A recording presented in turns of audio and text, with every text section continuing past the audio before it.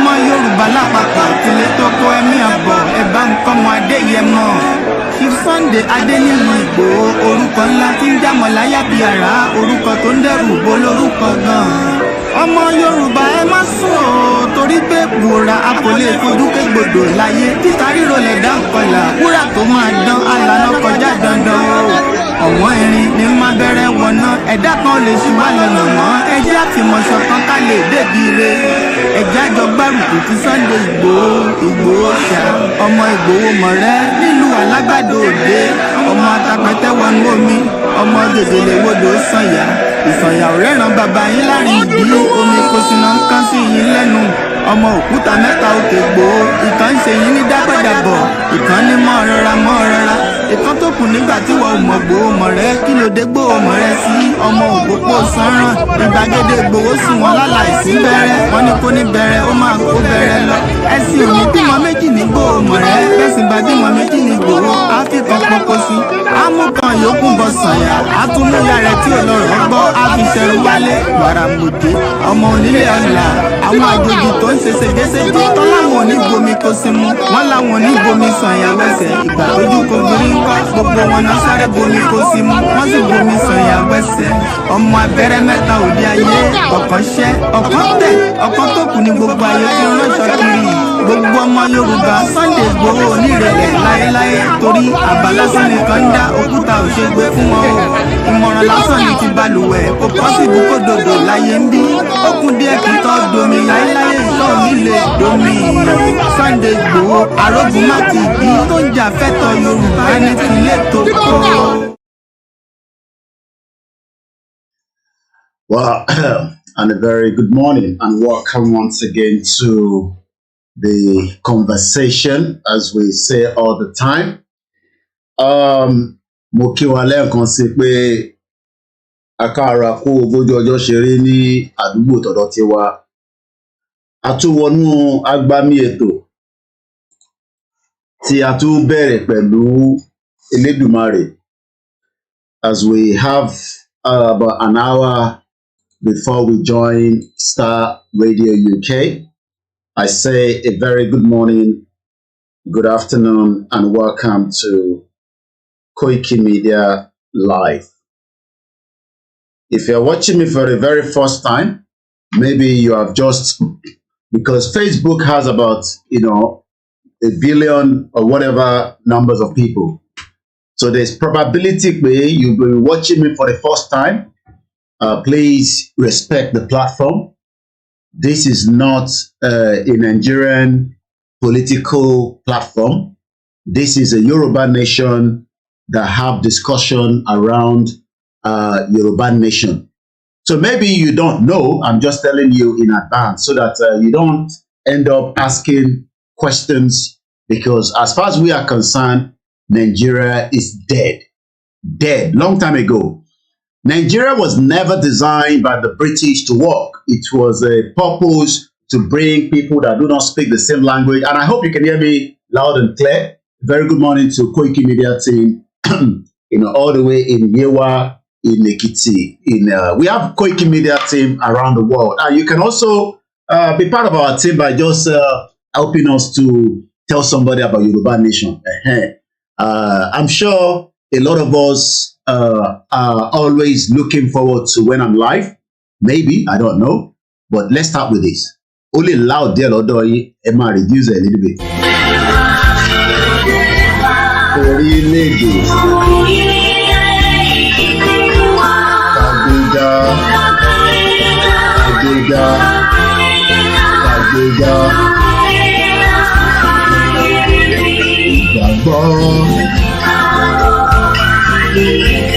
Batiberu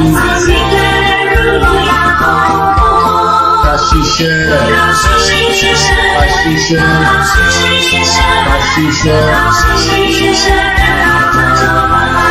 Ìṣọ̀kan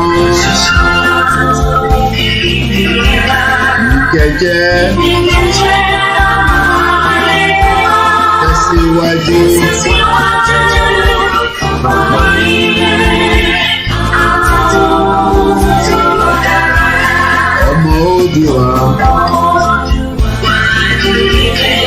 sípò. Ìwọ ni ìmọ́lẹ̀ ògo adúláwọ̀. Àwa ni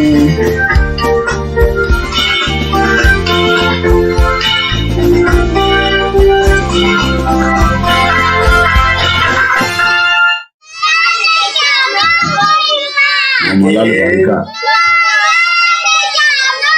Never make another no going back. Òòṣà Iṣẹ́ ń tẹ̀síwájú. Iṣẹ́ ń tẹ̀síwájú. Mr. Koiki ẹ ṣé o, àwọn ọmọ mi ló kí i o. Àwọn ọmọ mi ló kí i o. Lágbára Ọlọ́run, a máa délẹ̀ lérí o lórúkọ Jésù. Lórúkọ Jésù Kristi, a máa délẹ̀ lérí. Mo kí Pastor Mo, ẹ káàárọ̀, ìyàwó Elizabeth Ọ̀dẹ́lọ́lá, mo kí yín. Bámidélé Aliu, a very good morning. Ọ̀pẹ̀yẹmí, mo kí gbogbo ẹ̀yin ti Ìláró. Mo kí ẹ̀yin tèmi ní Ìjẹ̀bú Òde, mo kí ẹ̀yin tèmi ní Ògùn State. Mo wá lọ bẹ́ẹ̀, mo kí gbogbo àwọn tèmi ní Ondo State. Mo kí gbogbo yín ní gbogbo local government tó ń bẹ ní gbogbo Ondo pátápátá láìyọ ìkọ̀kan sílẹ̀. Mo kí ìyàwó Comfort Ológunjà. Mo kí ìyá mi Gbémilékè Ọlákúnlé tèmi nìkan. Mo kí yín dáadáa. Èmi náà ni àbúrò yín ni mo jẹ́ o. Èmi ò tí ì ṣe bàbá yín o. Àbúrò ni mo sì jẹ́. Mo wá lọ bẹ́ẹ̀, mo lọ sí bàbá wa Chief Imam. Mo kí yín assalamu alaikum, aku Ramadan. Mo kí ìyá Kogi dáadáa. Our views can be different, but she's a lovely mother and I love her so much. Mo kí ìyá Lẹ́kì, mo kí bàbá Lẹ́kìtì. Mo fẹ́ ní ìyá Lẹ́kìtì. Mo kí gbogbo ẹni tí ẹ ń bẹ Lẹ́kìtì. Mo kí àwọn Koikimedia team tó ń bẹ ní Èkìtì State. Mo lọ bẹ́ẹ̀, mo kí ìyàwó Afẹ́ David, Moses Abiodun Òjó, Rótìmí. Mo kí yín, mo kí ẹ̀yin tí ẹ ti darapọ̀ mọ́ wa. Mo kí gbogbo ẹ̀yin tí ẹ ń bẹ ní Ọ̀ṣun State. Mo kí Ọlágbémi Odúnáyọ̀, good morning. Mo kí bàbá wa Adéwùsì Owólabí, bàbá wa David Javid. Mo kí ìyá wa dáadáa Miriam. Mo kí ẹ̀yin beautiful sisters. We have a lot of beautiful, sisters that tó bá yẹ pé mo ti marry, wàhálà gbogbo yín ni bá marry. Tó bá yẹ pé mo ti marry nìyẹn o. But nígbà tí mo ti ní ìyàwó, but when you look at Yoruba, we have beauty. Wàá rí Yoruba, ọmọlélẹ́yìn. But unfortunately, Nigeria as it is, àwẹ̀ ń lọ, ó ti di mélòó báyìí lénìí.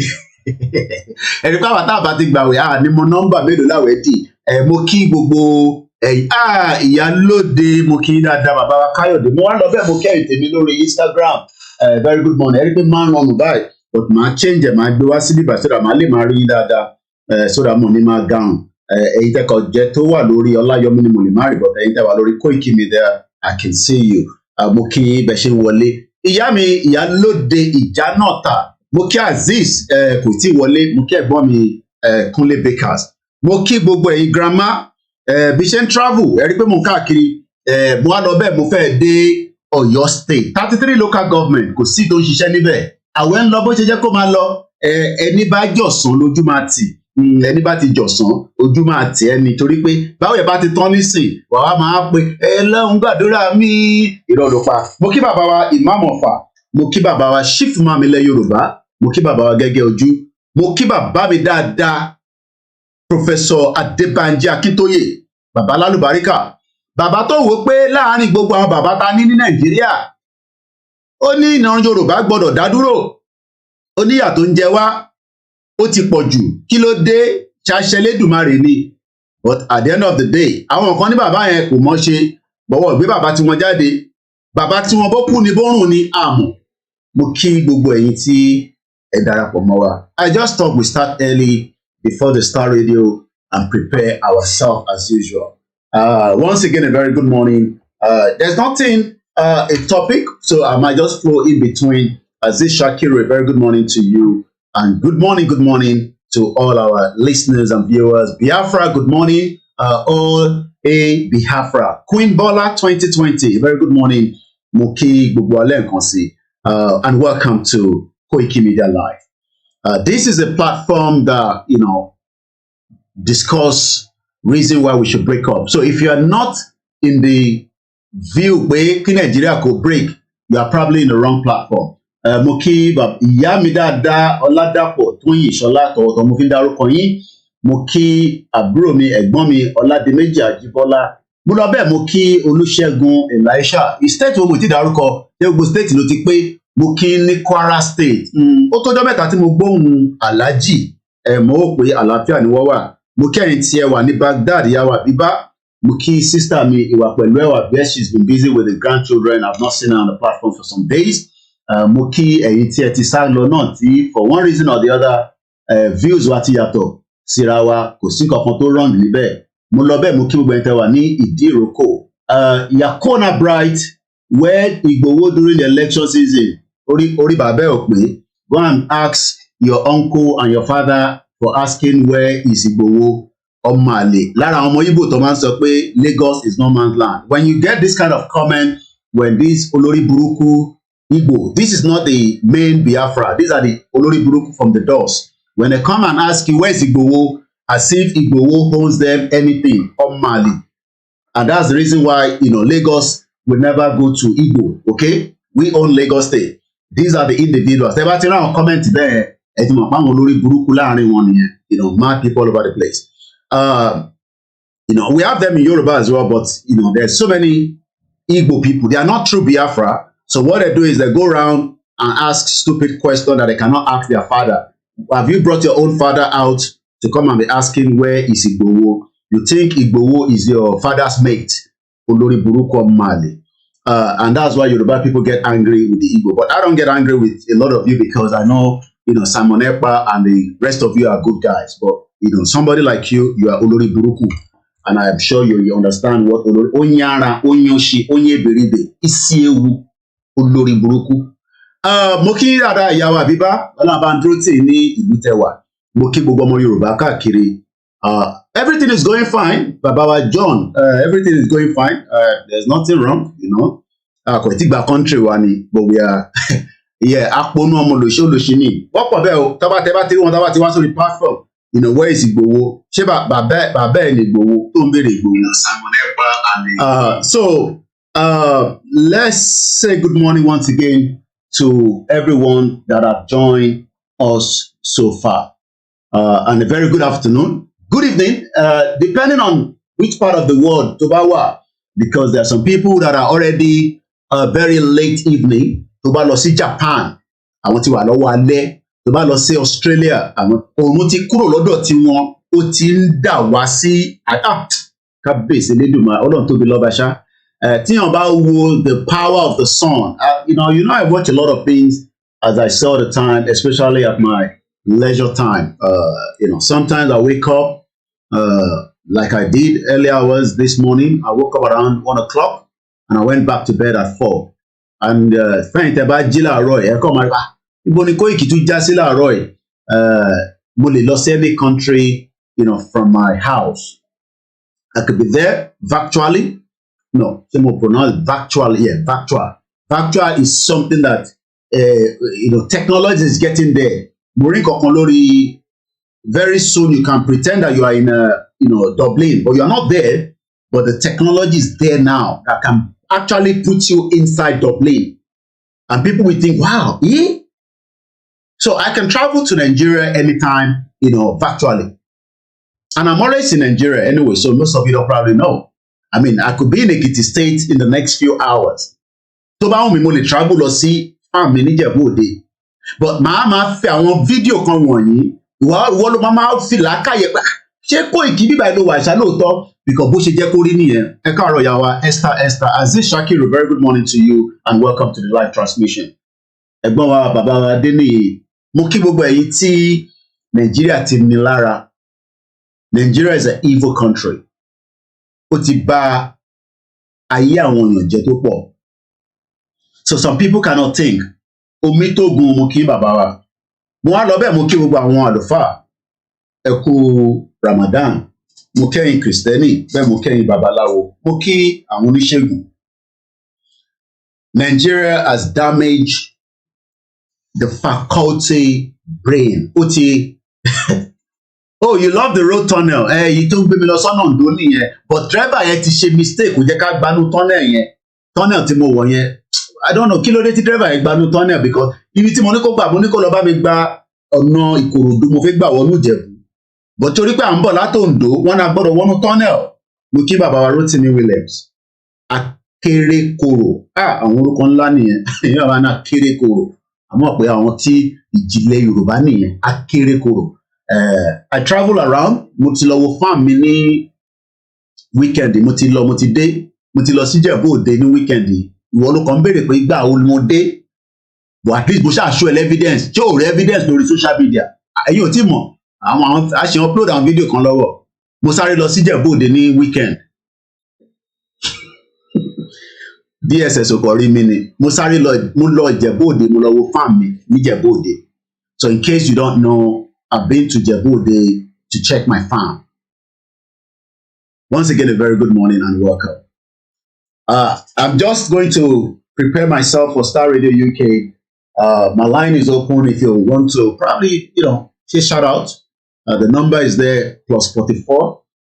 Tibati Pari program, man pa phone because, I can't deal with too many of the, so many messages. What I realize is we spend, our Yoruba la man spend time doing WhatsApp. We burn our energy on WhatsApp when we should be burning that energy. Ẹlòmíì tó bá bí lórí WhatsApp chat pé ṣe ní Twitter account. Òun dẹ̀ ló post lójoojúmọ́ lórí Twitter lórí WhatsApp. Kò ń ṣe pé kò sí kankan tó wrong níbẹ̀. You can post on the WhatsApp, but ẹni tó ń post lórí WhatsApp tó post lórí Twitter, waste of time. Twitter gangan ni ibi tíjà wà. Èmi àti Elon Musk àjọ wà lóru títí tó fi lọ sùn ni. Even though the time zone was different. I was still live when he was posting. Elon Musk handles his own, Twitter himself. And he has 134 million followers. Imagine pé kókò bá wa retweet kankan lásán. Do you know that the whole 134 million people will get to pick up that message? But we are there. I'm our WhatsApp chat. And they will bring all nonsense and jagbajantis. You go to different WhatsApp. And sometimes, Mr. Koiki said, video. Why do I need to see that video? And not trend there, lórí Twitter. We burn too many energy that is not necessary. When Muki Princess Omowumi, when somebody is princess and prince, a lot of Yoruba people don't know that it's not a pet name. It's a name that has the lineage. Bí a tó rá àwọn jẹ́ obìnrin tó bá yẹ pọ́kùnrin ni wọ́n ni probability wà pé ọmọ àdí ọba. So princess is not just a joke, it's a real name. Mr. Ṣọládèmí Ọláìwọlá. Mo kí bá ìyá wa Comrade Ṣọlá kò gbọdọ̀ pé ìyá Jagun mo kí dáadáa. Ẹ̀ntì bá ìyàn kan bẹ̀rẹ̀ pé how's Mr. CSI? CSI is fine, it's it's nothing wrong with him. Once again, ẹ̀gbọ́n mi Yẹmí Fátókẹ́. Mo kí gbogbo ẹ̀yin tẹ́ ń bẹ ní Lagos State. Mo pé everything is going properly, no problem after election. At least election ti tán.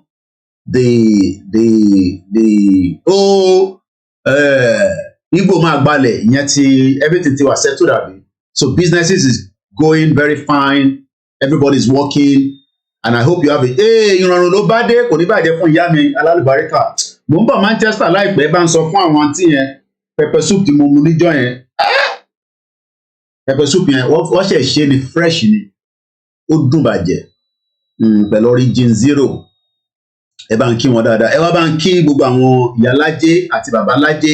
Mo kí ọ̀rẹ́ mi tó ń ta búrẹ́dì, ọ̀rẹ́ mi oní búrẹ́dì ní Manchester. Tó bá jẹ́ pé Nàìjíríà ló ti ń ṣerú bísínẹ́sì ẹni, bísínẹ́sì yẹn á ti collapse. Ọ̀rẹ́ mi tó ń ta búrẹ́dì ní Manchester, wàláì tó bá jẹ́ pé Nàìjíríà ló ti ń ta búrẹ́dì yẹn ni á ti collapse because a máa wá dísù tó fi run ní generator gbà tí kò sí ná. Ẹ bá ń kí gbogbo àwọn tó ń bẹ ní Manchester pátá, gbogbo businesses, gbogbo àwọn ọmọ Yorùbá tó ń ṣiṣẹ́ dáadáa. Aláwọn ọmọ Yorùbá kan náà criminal ni wọ́n fọwọ́ pawọ́dà ni o. But aláwọn kan dedicated bírú ìyá wa bí bá pè wọ́n ìyá wa àyàn kan fẹ́ dé ẹ bá mi wá bí kan tó lè dé sí tó máa fi settle wà láì ìyá yàn kò ń gbé yẹ̀wò kódà àwọn tó bá ṣe fún gan wọn ṣe thank you. Àwa Yorùbá tó bá ti gbà tó fẹ́ gbà lọ́wọ́ èèyàn bá ó yá dànù nìyẹn òun náà ti settle down. UK is not like Nigeria. Bó bá wọlé tó o bá sì gbọ́ràn tó fi pé o ti wà ní bíbá you will do a lot of mistake and you could run into problems.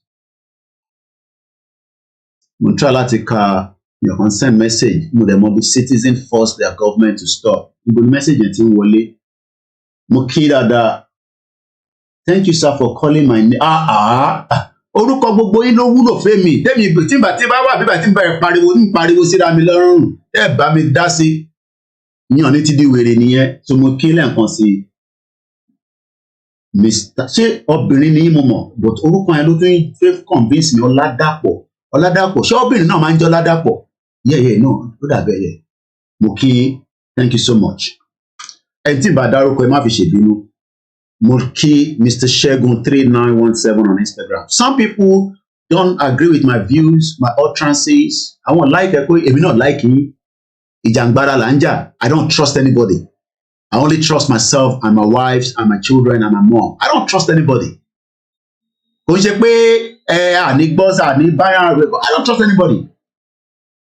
Because a meeting will feel to put you and people can be killed. Even not be later Shegun self. To buy a Shegun self, they can kill you. Federal government is ready to take you out. But I will continue to come to Nigeria. But video to cover my fish show you Nigeria and boy washer. Hello, video to my visitor. I was in Ijebu over the weekend to visit my farm. Fulani Koikimedia. Dari Emmanuel. You are looking good. If you don't look good, you don't look good. London name.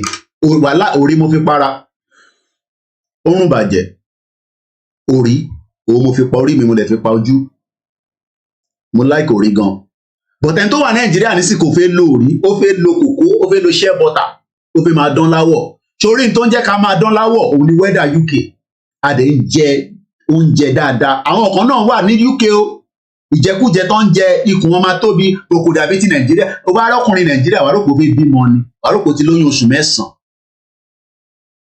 ẹ ṣe jàre yàwá alájà ìrànràn ló bá dé mo kí ó gbẹ̀yìn ti Glasgow mo kẹ́yìn ti Wales Ọládàpọ̀ is my husband name ẹ bá ń kí àwọn dádì dáadáa kò ní bàjẹ́ fún yàrá lálùbáríkà ẹ dẹ̀ bá ń kí àwọn ọmọ máa ń láìkí so that a lè ti mọ́ra wa àwọn kan náà mọ́ra wa but wọ́n ní Koiki support ìyá yẹn so àwọn ti fi ẹ́ sílẹ̀ no problem à ń pàdé níwájú àtẹni sọ̀tọ̀ àtẹni parọ́ but one thing is this platform will continue to educate you. Wàhálà ètò òrírí wàá bá pàdé lórí Koikimedia tó bá farabalẹ̀ ní o. Ọ̀pẹ̀yẹmí Òkìkí mo kí tó bá farabalẹ̀. Because this sorry èmi náà ṣe wàhálà. I slept probably before probably before 9 o'clock. Ẹ̀wọ̀n ká tètè parí program lánàá so I slept very early. But nǹkan kan wá pọ̀ sí àmì jí lóru nìkan bí 1 and I was up to 4 a.m. this morning again. So why tí wọ́n sùn èmi wà lórí ibi tí mò ń káàkiri àgbáyé tí mò ń wo kí ló ń lọ so that èmi náà lè mú kankan wá fún ẹ. Ẹ̀yin tẹ́ gbé l'Amẹ́ríkà ẹ kú rọ́jú ọmọ àlè kan tó wọnú school ó dẹ̀ pa àwọn 3 ó dẹ̀ pa teacher. 6 people were killed in America again yesterday. What a country. What any transgender ni bọ̀bọ̀ yẹn. Mo rí ẹ̀ńbẹ̀ Ọlánipẹ̀kun mo kí gbogbo ẹni tí Ifọ̀ 1 Ifọ̀ 2. Yoruba land is a very beautiful place but the problem is as beautiful as it is not working. As lovely as it is not working. Bẹ́ẹ̀ ni no retreat no surrender ni. Ọmọlúàbí olóríṣà lúàbí. Too much Fulani Malu is the reason for those gobelly of Zoo Nation. Tó bá rí ọkùnrin bíi ní Nàìjíríà, definitely they are sick inside but they don't know. Ìwọ náà máa wo ó mọ̀ kí mo lọ sí Ọ̀ṣun state ó mọ̀ mo ṣẹ̀ dé ní I was in Ọ̀ṣun state orí àwọn àpáta yẹn ó dà ń pé òkè ògùn làpáta pọ̀ sí. Not that we don't have what it takes but the system tí à ń operate pẹ̀lú Nàìjíríà kò lè jẹ́ kó flourish. I was looking at the governor of Osun State. Oníkun bẹ̀lẹ̀bẹ̀lẹ̀. Ojoju kí ló rẹ̀ lọ. And you listen carefully to what they say. In another 8 years, tó bá ṣì wà níbẹ̀, you will realize that it's the same problem tí Oyetola ṣe lòun náà máa ṣe because constitution Nigeria ò lè jẹ́ kó progress. Àfi tóun náà bá ń ṣe corner deals because Osun has a lot of gold. from what we are told. Abibeko Shemoparo. Osun State have a lot of gold. America, Prince Eze Eyinacho. If you don't know this man, please go and follow him on his Facebook. His name is called Prince Eze. Ezema Eyinacho.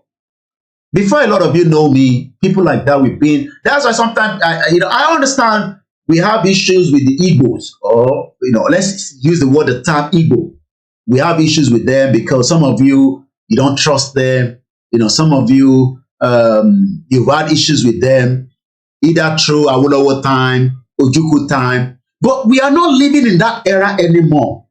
We are living in a new era. So how do you expect me to now dislike somebody like Prince Eze Eyinacho? Do you know how long we've known each other within the Nigerian community, that we have been fighting for the truth before Yoruba nation? So when I'm sitting down here, Tiban support and Igbo, because I believe that all the Igbos are good. No, we have Igbos that are criminals and they are ready to steal our land. But what about those that we have known each other within the Nigerian community context? And we have been very close for the last 10 years. How do you want me to? You want me to throw them away because we are doing Yoruba nation? Mad people over the place. You want me now because do you know that I know Prince Eze Eyinacho even before I know Simon Ekpa?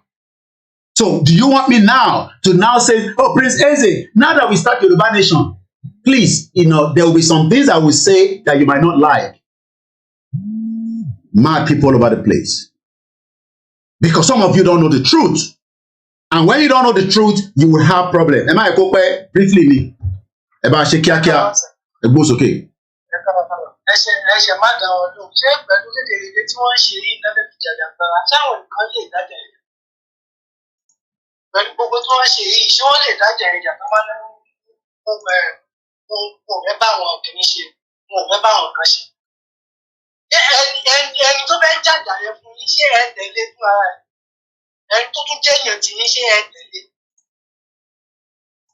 Wọ́n kàn ní ká máa fún àwọn ọba wa. Wọ́n sì bá ṣe máa fún àwọn ọba wa, á máa fún wọn. Ọba tó bá jẹ eku kébi eku, péye gbégbé ẹyẹ, wọ́n á sọ̀rọ̀ ẹ̀ lọ́jọ́ iwájú.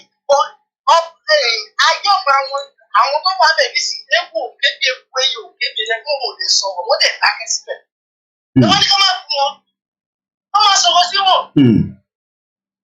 Báwo làwọn ọba ṣe máa jòkó pẹ̀lú gbogbo tó ń ṣẹlẹ̀ yìí?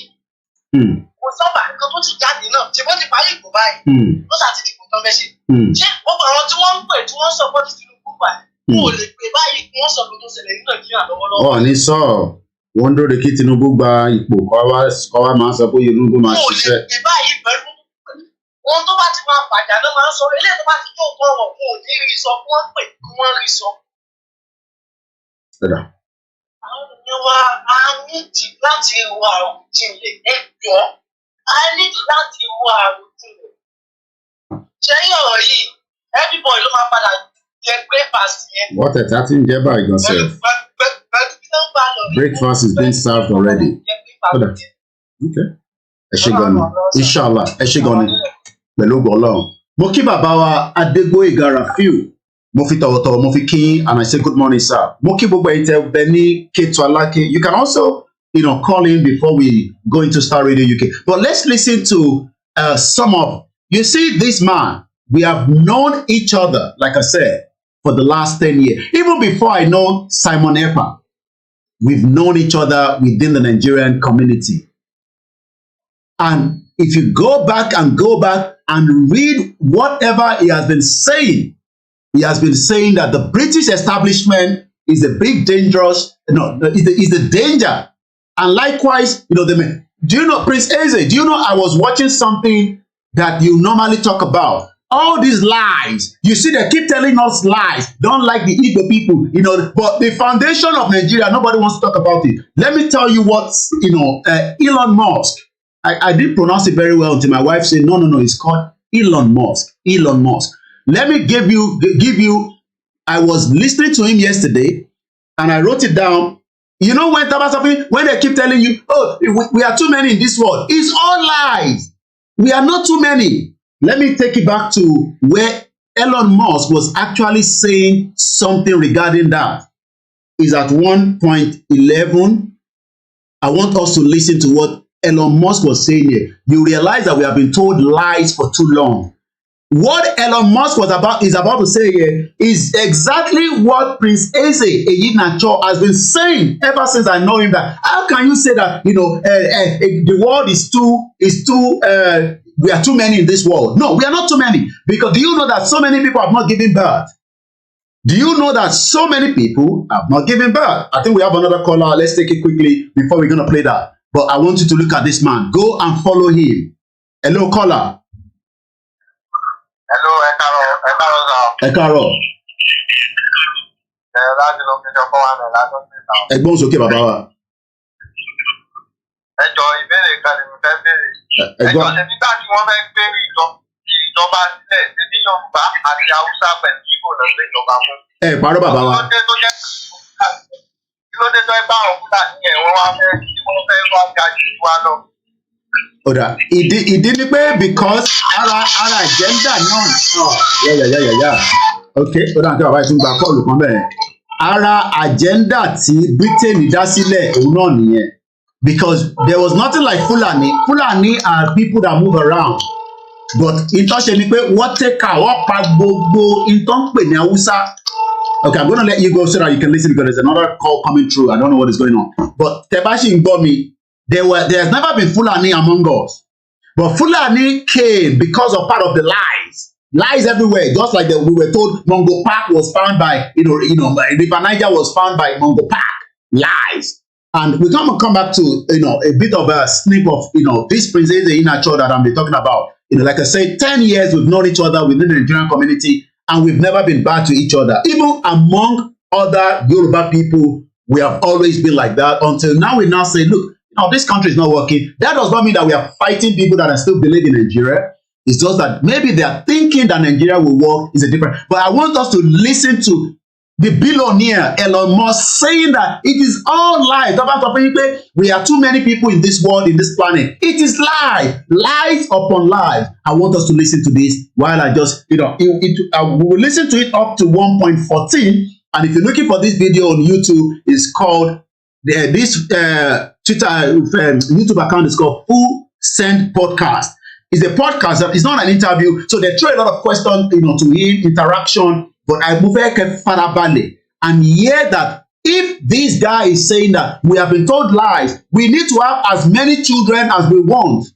But no, don't have too many children. No. Now I realize why somebody like my dad had a lot of children, because if he had one, they are in accident go to coup. Because I know that our firstborn have died. Imagine that imagine if my father gave birth to that only son. Today, I will not be here talking to you. So stop listening to all these lies. Let's listen to Elon Musk. What are we trying? Japan is pretty far along on that. Like Japan actually lost like 600,000, went down by 600,000 people last year. Did you hear that? Japan went down by 600,000 people. That means 600,000 people vanished out of Japan, and they are telling you that we are too many in this world. Oh, no. 4725 Let us now understand that we are not. Look, Africa as it is just too small. We need to increase the population, but they will tell you no. Most of it, when you come on Koikimedia, you must take something away.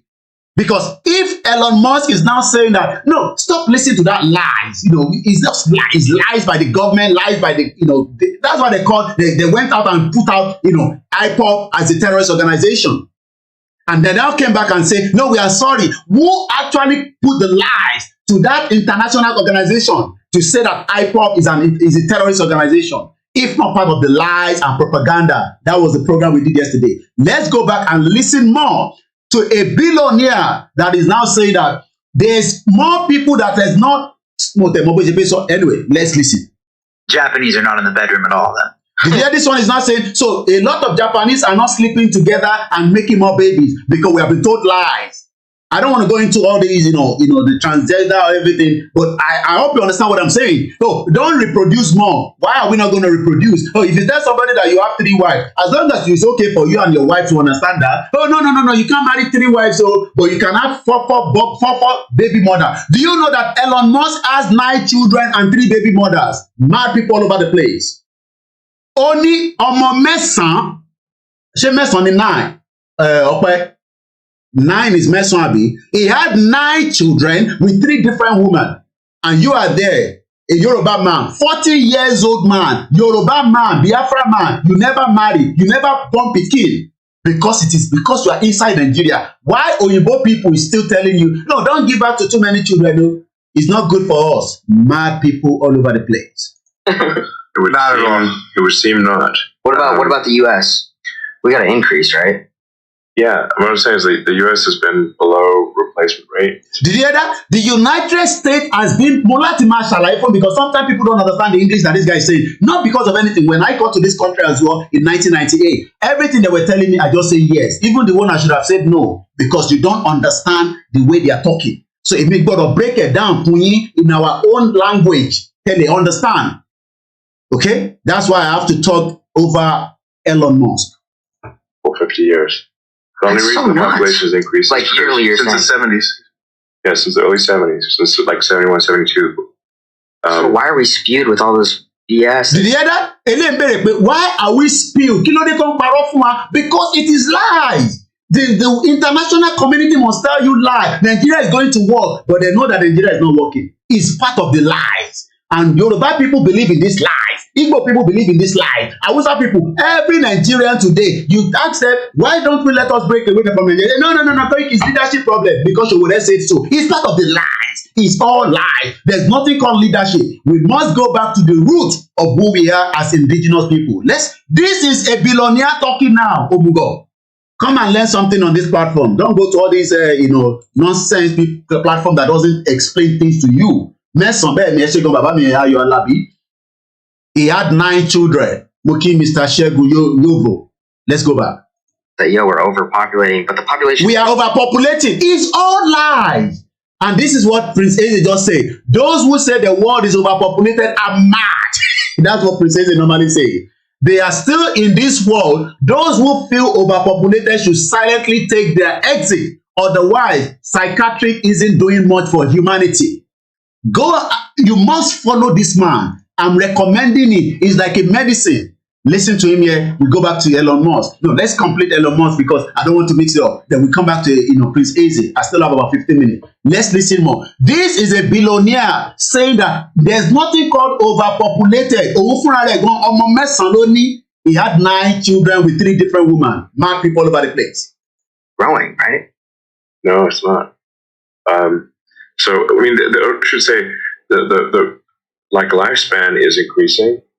Lifespan is increasing in the Western world. Though, let me explain what lifespan is. Maybe some of you don't understand. Lifespan. Talk about something on lifespan. How long do you think that we can live in Nigeria? Lifespan in Nigeria.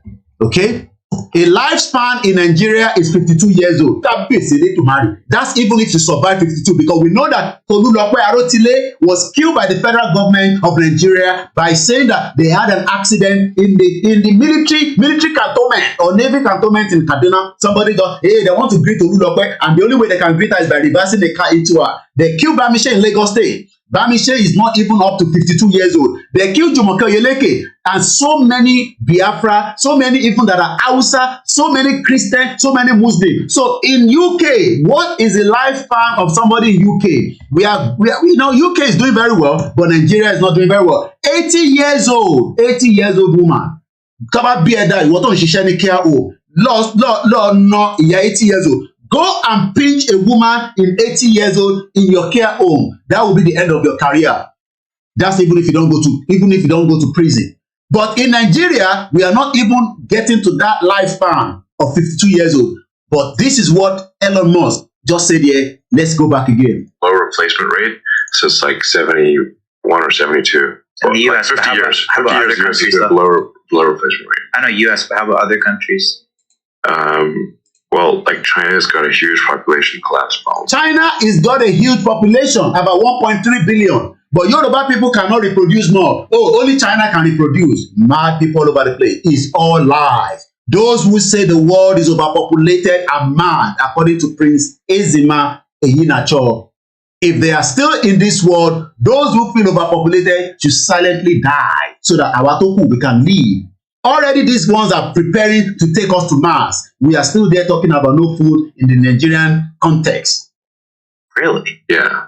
China, you actually get penalized if you have more than one kid. No, are you being serious? Do you know why people are not having children in America? Because they are scared of all this burden. Go and pay for your children. The same thing in UK. I think America is more strict than UK in terms of making sure that you pay for the children that you give birth to. Do you know that all these ones sitting here, none of them have got children? None of them. This one that is putting on white is the close friend to Elon Musk. He was the one that put the podcast together because it's been sometimes people you've known each other. Like I know Prince Eze now. If I need anything from him, I can easily reach out to him because we've known each other for a very long time. So that's who connected the others. But it's part of the podcast whatever. But it's about 40 something. It's already 40 something. Okay, see, this is so part of it is just we're operating on things that were true in the past but are no longer true. So we are operating on things that are true in the past but that they are not true. We have been told that Mongo Pa, Moki, Mr. Ademoye, Aruna. What if there is so many lies that even people do not know the difference between the truth and the lies anymore? And when we come here, we say Nigeria is not working. An idiot person will come and tell me, hey, yeah, with his chickeny MTN that he just borrowed. Hey, shut up, Koiki. Why don't you come and fight with us in Nigeria? Mm-hmm. China did have a one-child policy, but about 10 years ago, they changed it to a two-child policy. Then a few years ago, they changed it to a three-child policy. Did you hear that? They started with one-child policy. They changed it to two. Now they're changing it to three because there's a decline in the population. But they will tell you, no, I think for you. The world is just too big. We must break it down. In the next 10 minutes, I'll be joining the Star Radio UK for the morning show. Once again, a very, very good morning. Do you hear what this one just said now? I just saw this in Gazette. Prophecy have destroyed Nigeria. Estimate of the lifespan here in UK means that people that live longer is 80 years old. Whereas in Nigeria, God bless you if you reach 52 years old. I just saw something now because part of what I'm preparing for Star Radio. Did you see that? Prophecy of so-called men of God designed to destabilize Nigeria. Federal government. Nigeria is full of lies. Looking Mr. Abiodun Lexi. Let's go back to Elon Musk. And both were kept on. Called population collapse. So the population collapse. So the building. Remember that building that collapsed in Lagos State? Let me show you what is happening when they say something is collapsed. So remember that Lagos building. Lagos building. Lagos building collapsed. Remember that one that that building that collapsed? Not today. It was last year or somewhere. So the population collapse. So this is something like this. Imagine all these buildings just collapse. And everybody just died. This is the kind of nonsense they are building. But go and look at some of the videos I've just put out. You will see 22-story building and it's standing. Mad people all over the place. Let's quickly come and talk about this. Yeah, Femi Awobo now. Thank you so much. Moki Mr. Heritage. I know more than 1,200 Yoruba women looking for children currently. Chegbon for Baba Heritage so one more at least about 1,200 women that are looking for children, and they will tell you, oh, the world is overpopulated. Are we not crazy people? Is this not part of the lies? Elon Musk is a billionaire. He's telling us. I just got this yesterday during the Mike Tyson. You see, if we must start to understand that why have we been told lies? Heritage, and Yoruba nation. No, Yoruba nation. Yeah, like heritage is sonipa ìṣẹ̀ṣe. No, Baba heritage is not sonipa ìṣẹ̀ṣe. No. Jesu ni Konate Muhammad. Because it's part of the lies that we have been told, and we have been told this lie for. How can we have 1,200 Yoruba women looking for children? and they tell you the world is, is going to be, is overpopulated already. It's all lies. Prince Eze went on to say, strangers, visitors, and tenants to this world, we are all strangers. And do you know that the world has been existing for, according to what I read, what it says here, about 13 billion years. 13 billion years. And writing is about 5,000 years ago. But the world itself has been around for more than 13 billion years. And then somebody tell you, oh, the world is going to end. Mad people all over the place. My mom told me a long time ago that there's nothing called Ile Aye Ma Pare. People inside the world will die and more people will be born. But we are not giving back to more, and we are told that the world is overpopulated. Mad people all over the place. Heritage. Collapse. Like people have no idea how fast the population is going to collapse. What are we trying Japan is pretty far along on that. Like Japan actually lost like 600,000, went down by 600,000 people last year. The Japanese are not in the bedroom at all, then. It would not at all. It would seem. What about the Yoruba people? There's more Yoruba women that need children. Uncle Heritage went on to say, Germany, Canada are currently looking for manpower because there's not enough human being there. And then they tell you, no, don't reproduce more. He has 9 children with 3 different women. This man, Bobota Henry, 9 children. I was with him on Twitter up to midnight before he went to bed as well.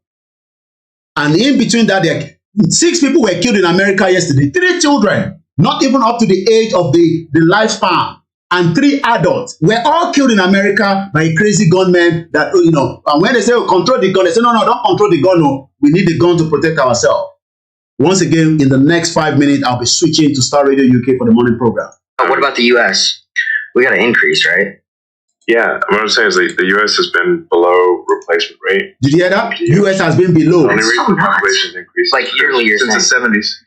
Yeah, since the early 70s, since like 71, 72.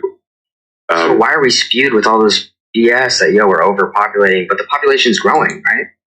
No, it's not. Did you hear that? Population is not growing. It's not. But we have been told by scientists, by climate changer and all this nonsense that it is changing. We are not growing. Manpower, heritage, produce a motor.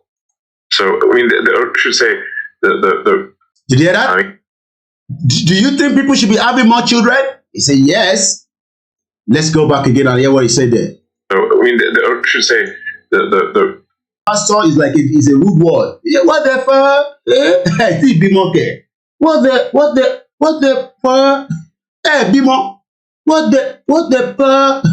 When this full interview is not my own video, and I've used too many of it. I hope they're not even going to remove this particular section. I'm going to switch to Star Radio, but let me just give you just 30-second snip of Prince Eze. But we come back, we're going to discuss more about it.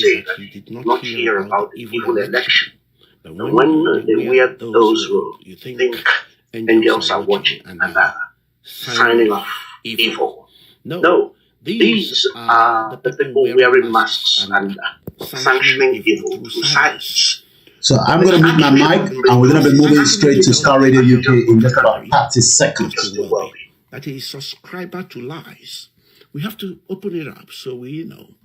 The truth tells me to tell the Archbishop of Canterbury that he is part of the evil going on in Nigeria. Because at one point, not too long ago, he was apologizing for previous slavery, whilst trying to use that to pretend that he's not seeing the current slavery going on, the evil going on.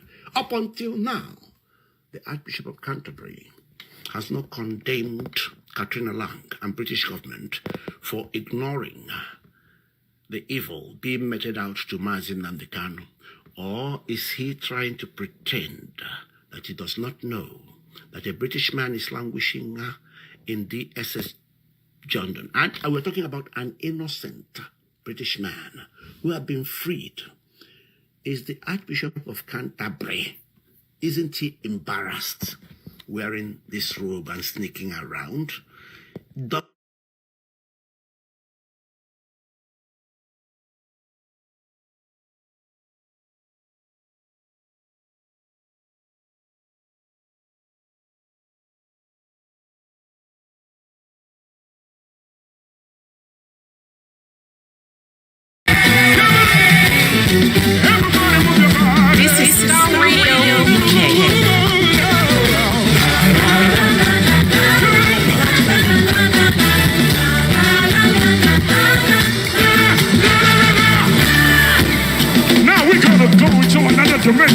Well. Samuel Foso. Yes, I know for sure that he delivers. And the late Samuel Foso. And I continue to say, may his soul rest in perfect peace. 4 minutes past the top of the hour at a time. Star Radio UK, the station, the morning show, the program.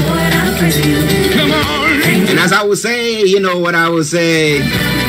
Welcome on board. Lord, I thank you. Lord, I praise you. That is my singular honor once again to welcome the White Lion. I know Mr. Frank Davis is there. He'll be joining us in a moment. But let's welcome the White Lion to the house once again. Let's say good morning to you, Yummy. Well, a very good morning to you back in the studio, Mr. Archie. Good morning, Frank. Good morning to all our listeners and viewers from around the globe. Good morning to all our viewers from the sister broadcast as well. And welcome once again to Star Radio UK. It is the finest African and Caribbean radio station. And a very, very good morning to one of our, very good brother watching us right now, Prince Ezema Iyinacho. I'm sure you remember, when we had Amoyele show in the studio. Yeah. Prince Eze was with us as well during that, program, and is actually watching us from the state as well, even though it's quite a bit early right now. But we say good morning and thank you for being part of Star Radio UK this morning. Yes, Prince Eze, good morning to you. Thank you very much to you and to every one of you who watch us. And we know that the time differences, but you still continue to watch us, and we are so grateful to you for doing so there as well. But Yomi, how are you? How are you doing, and how is the family? Well, I'm doing very great. The family is fine, but like you always ask the question, the family, then you look at what happened yesterday in America. A whole family, about 6 different families have been affected. A nation has been affected. But as long as, we can still say no to gun control, say no to gun in UK, I think, even though we know that some of these ammunitions are not to be used, but we still find them within the, the UK, system as well. But not like in America where you can just easily walk into the shop with a license and you can buy one. But eventually, we don't know who is at the end of buying such, very, very, weapon as well. But we're doing very well, and the family is great. We couldn't join yesterday, but we're doing great, and we're good to be back again this morning. Wow, listeners, that is the one and only Mr. Olayomi Koiki once again coming your way. We're going to be looking at some of the stories making the rounds in Nigeria. Now, yesterday, I know you were not live on, but some of the stories that you posted that we had to look at was the fact that the NLC decided were pondering as to whether they should back off with the demonstrate or the sit at home or the strike that was supposed to take place tomorrow. Now, what has been the outcome of that? Well, Mr. Archie, if you believe, some of these organizations or, like Nigerian Labour Congress, you probably have to believe everything that comes out again from the federal government as well. They work hand in hand, when it comes to, some of these NLC. Remember that, when the president came in February, he actually promised that, they will be going on strike straight away. But that didn't happen. And then later on, they came back to say there might be, strike as well. I mean, this has been around, since 1978. The Nigerian Labour Congress has been around. And they're meant to be part of those that would, literally support, the population, the citizens that are crying out loud. I can confirm that, from what we are hearing right now, like you said, the NLC may call up the planned strike, which is meant to be today. And the reason for that, again, is the Nigerian Labour Congress will likely call up the planned nationwide strike today. This follows a meeting on Monday between the NLC new president Joe Ajero, the Central Bank of Nigeria Governor Emefiele, and the Labour Minister Chris Ngege.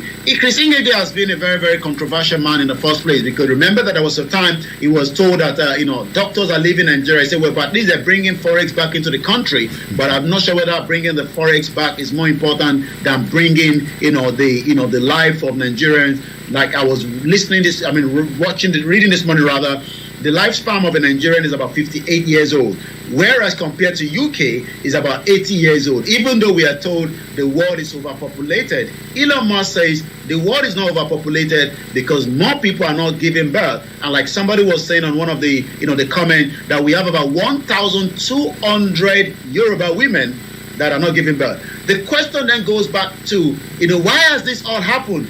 It's just because the federal government and the Emefiele believe that they might be able to change the narrative with the Naira, and that would take me back to one of the headlines that I was going to touch on this morning that's got to do with deposit money banks are set to raise their cash withdrawal limit from 20,000 Naira to guess what, 50,000 Naira, ranging to cover 80,000 to 100,000 according to different banks. The move, it was learned, will help bank branches to tackle lingering queues in some cities across the country.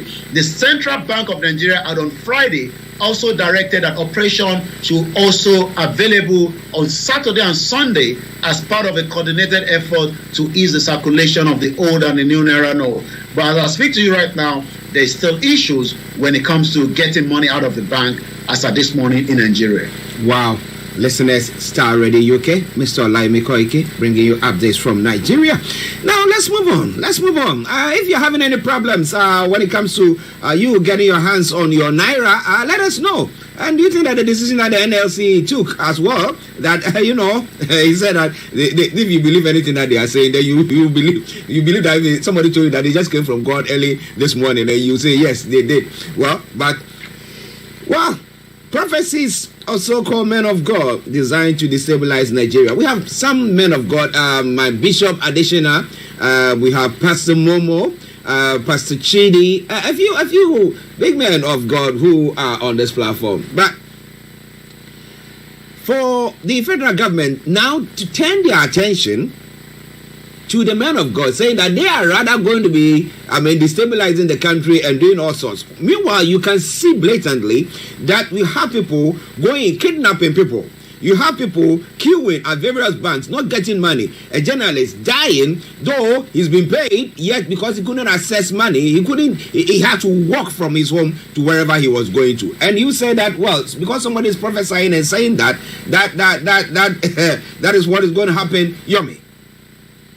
Well, it's not the first time that, there's always, problem between, the government and likewise, the men of God as well. It is, one of the most important aspects of Nigeria because we believe in miracles. Miracles has always been part of us. And we have a number of churches in Nigeria, and across, some of their branches outside Nigeria. But the headline says, prophecies of the so-called men of God designed to destabilize Nigeria. This is coming from the federal government. Some Nigerians who claim to hear from God now oxygenate, escalate, and poison the social, economic, and political space with laughable and troubling positions. What could make the federal government talk like this? We know that before the election, there was quite a lot of, prophecies that was coming out. Some of those prophecies were probably not yet, maybe we still have to wait to see because until Tinubu gets the battle on May 29, maybe some of those prophecies might still come true. Let me give us an example of some of the prophecies that I've listened to that, there will not be, and this is not coming from me, this is coming from, one of the men of God in Nigeria saying that Buhari is not going to hand over power on May 29. There will be an interim government. That interim government will probably be by Osibajo. Osibajo is currently with us in London, right here in King's Cross where he was having a discussion yesterday. And eventually, Peter Obi is going to win the court case. And Peter Obi will be sworn in, but not on the May 29 because Tinubu will be arrested before May 29. These are just some of those prophecies that is out there in the public domain. It has become evident that predictions are not prophecy at the new game in town, Mr. Russell said on Monday. Mr. Russell stated that he was worried by strange predictions and hype religious ventilation over political issues in the country, and that the nation will be running into crisis if the trend was not properly checked. Now it's quite interesting. It's quite interesting. But I'm looking at it from this point of view that look, if people are making such prophecies, okay, you and I are not there to ascertain whether God was actually speaking to them. Now let's take it that maybe the person had actually seen something. All right, actually, all that we have to do is to wait. The screen agencies have to just wait and see when, if the date that this individual who has been prophesying gave, the May whatever, if it doesn't come to pass, then how we can then apprehend the person. So for the federal government to go on to be saying all those things, they might be thinking that he's trying to put the cart before the horse. Virtually, if in the case that is in court already, somebody can charge him for contempt, right?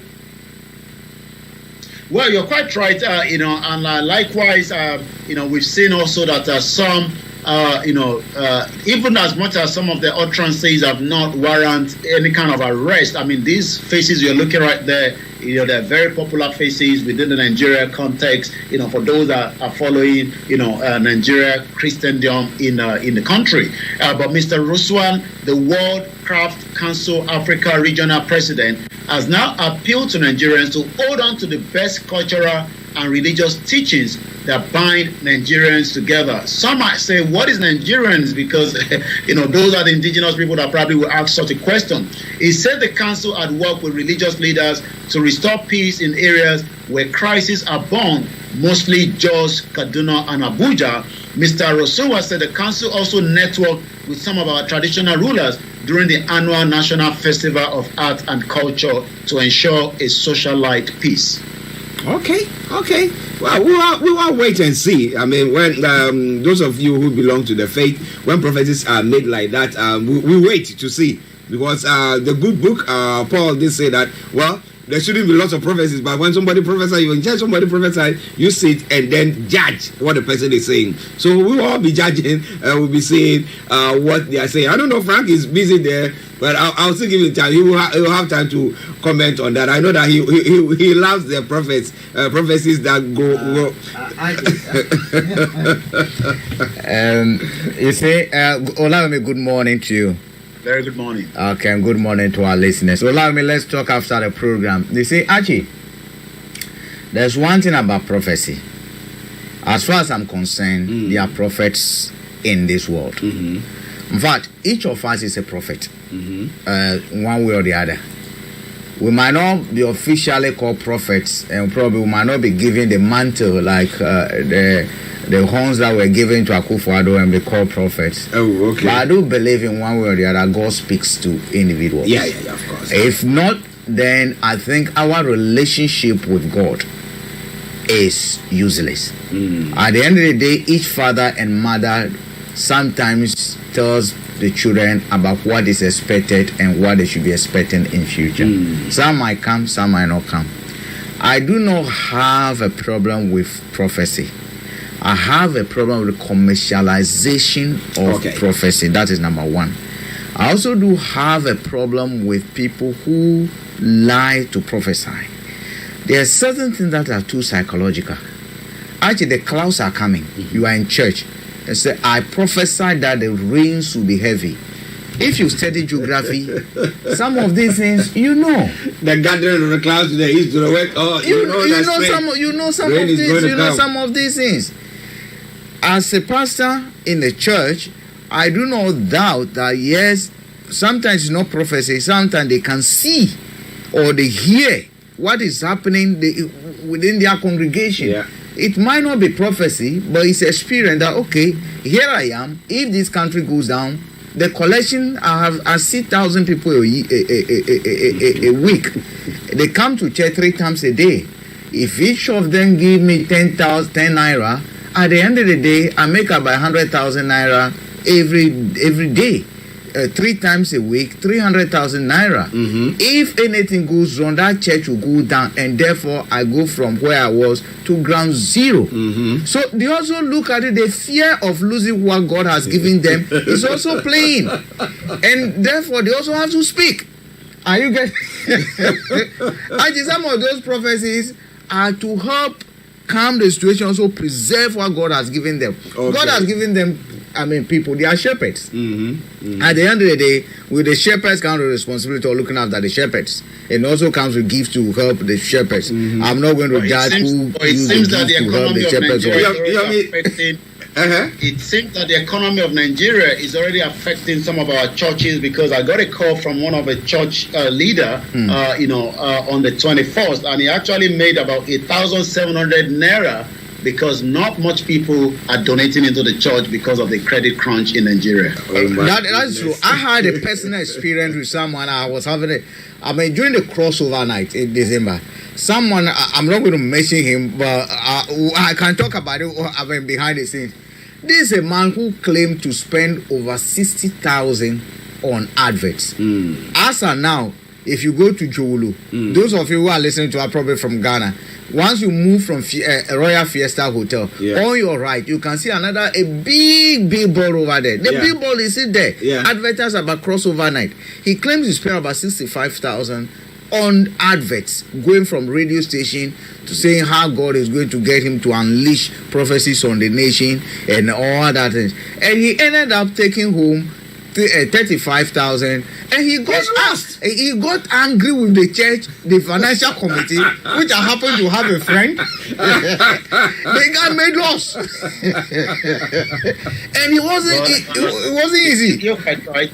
And just like a comment said, Olatunji says, well, forget about all those pastors of doom. Buy yourself a Bible and pray for yourself. Amen. Of course. Amen. So I think the government going after the prophets or the church, I think that's not their responsibility. They should leave the church alone. At the end of the day, whatever has happened in Nigeria, even a fool knows that there are going to be repercussions. Even a fool knows that there's going to be revolt. At the end of the day, if they don't revolt, if Nigerians don't revolt, then they also do not know what they want.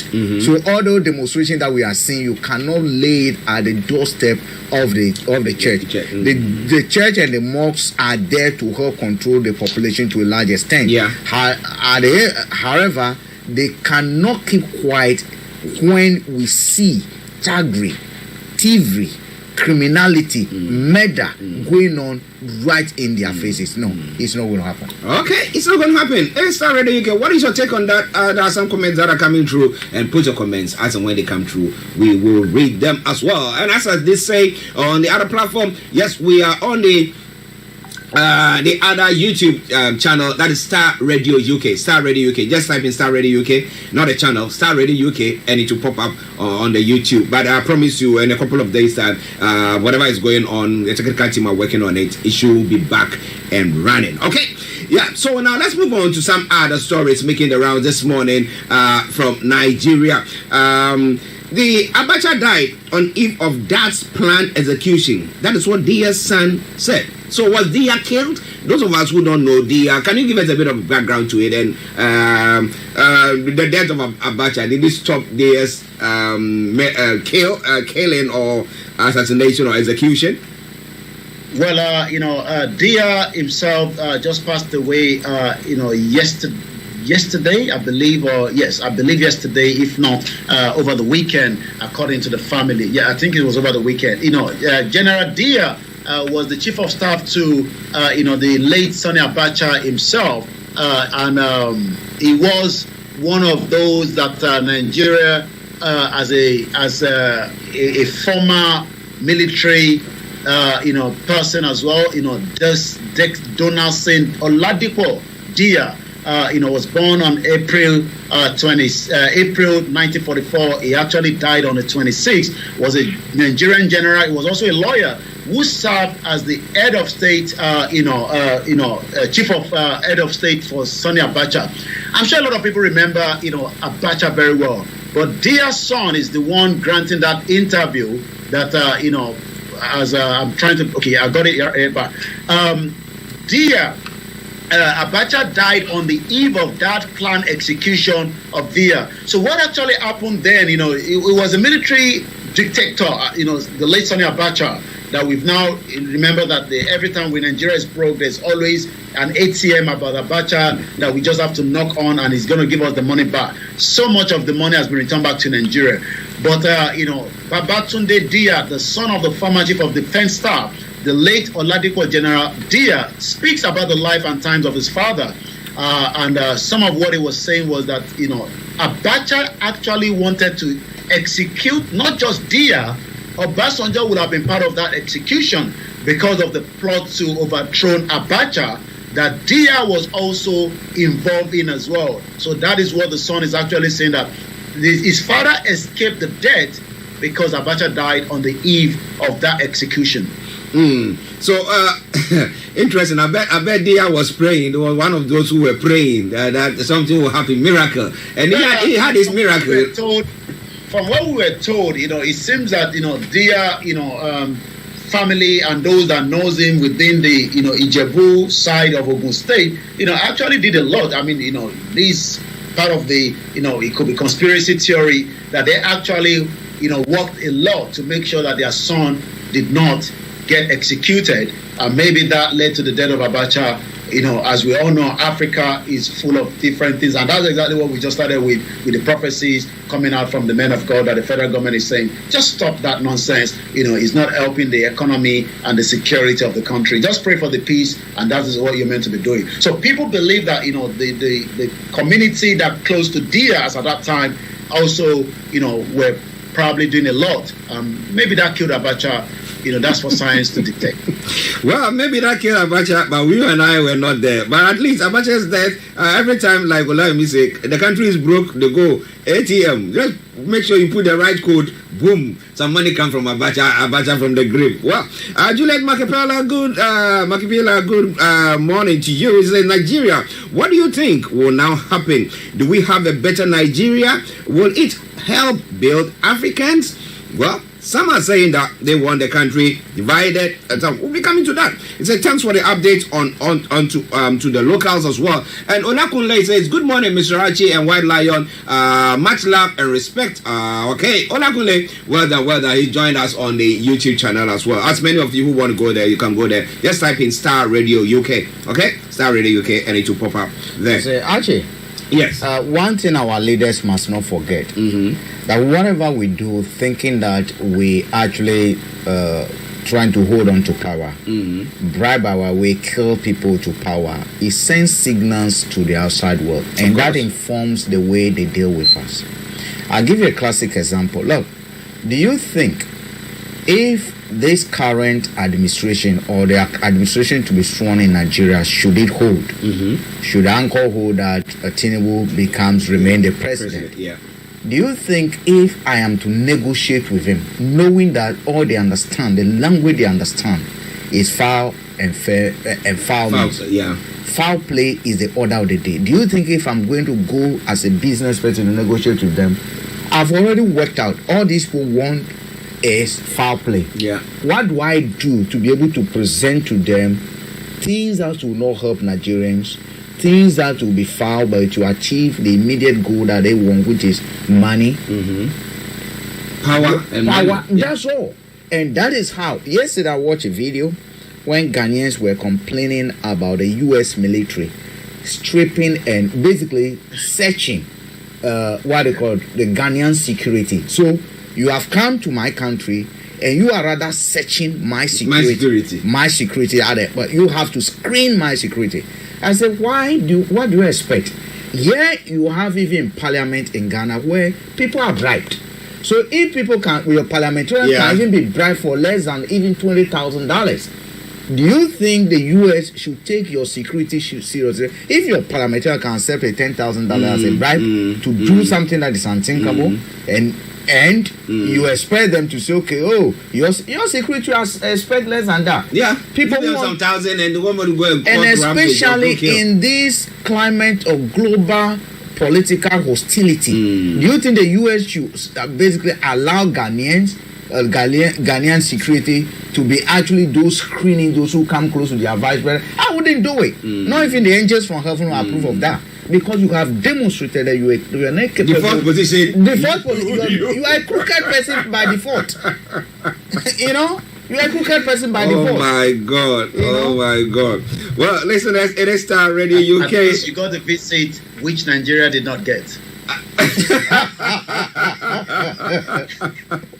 Well, maybe she will come on the next trip when Tinubu becomes the president. But whatever we are, we didn't get Obama. You got Obama. Yeah. You got Harris, Kamala Harris. So you should be grateful. I saw the video as well.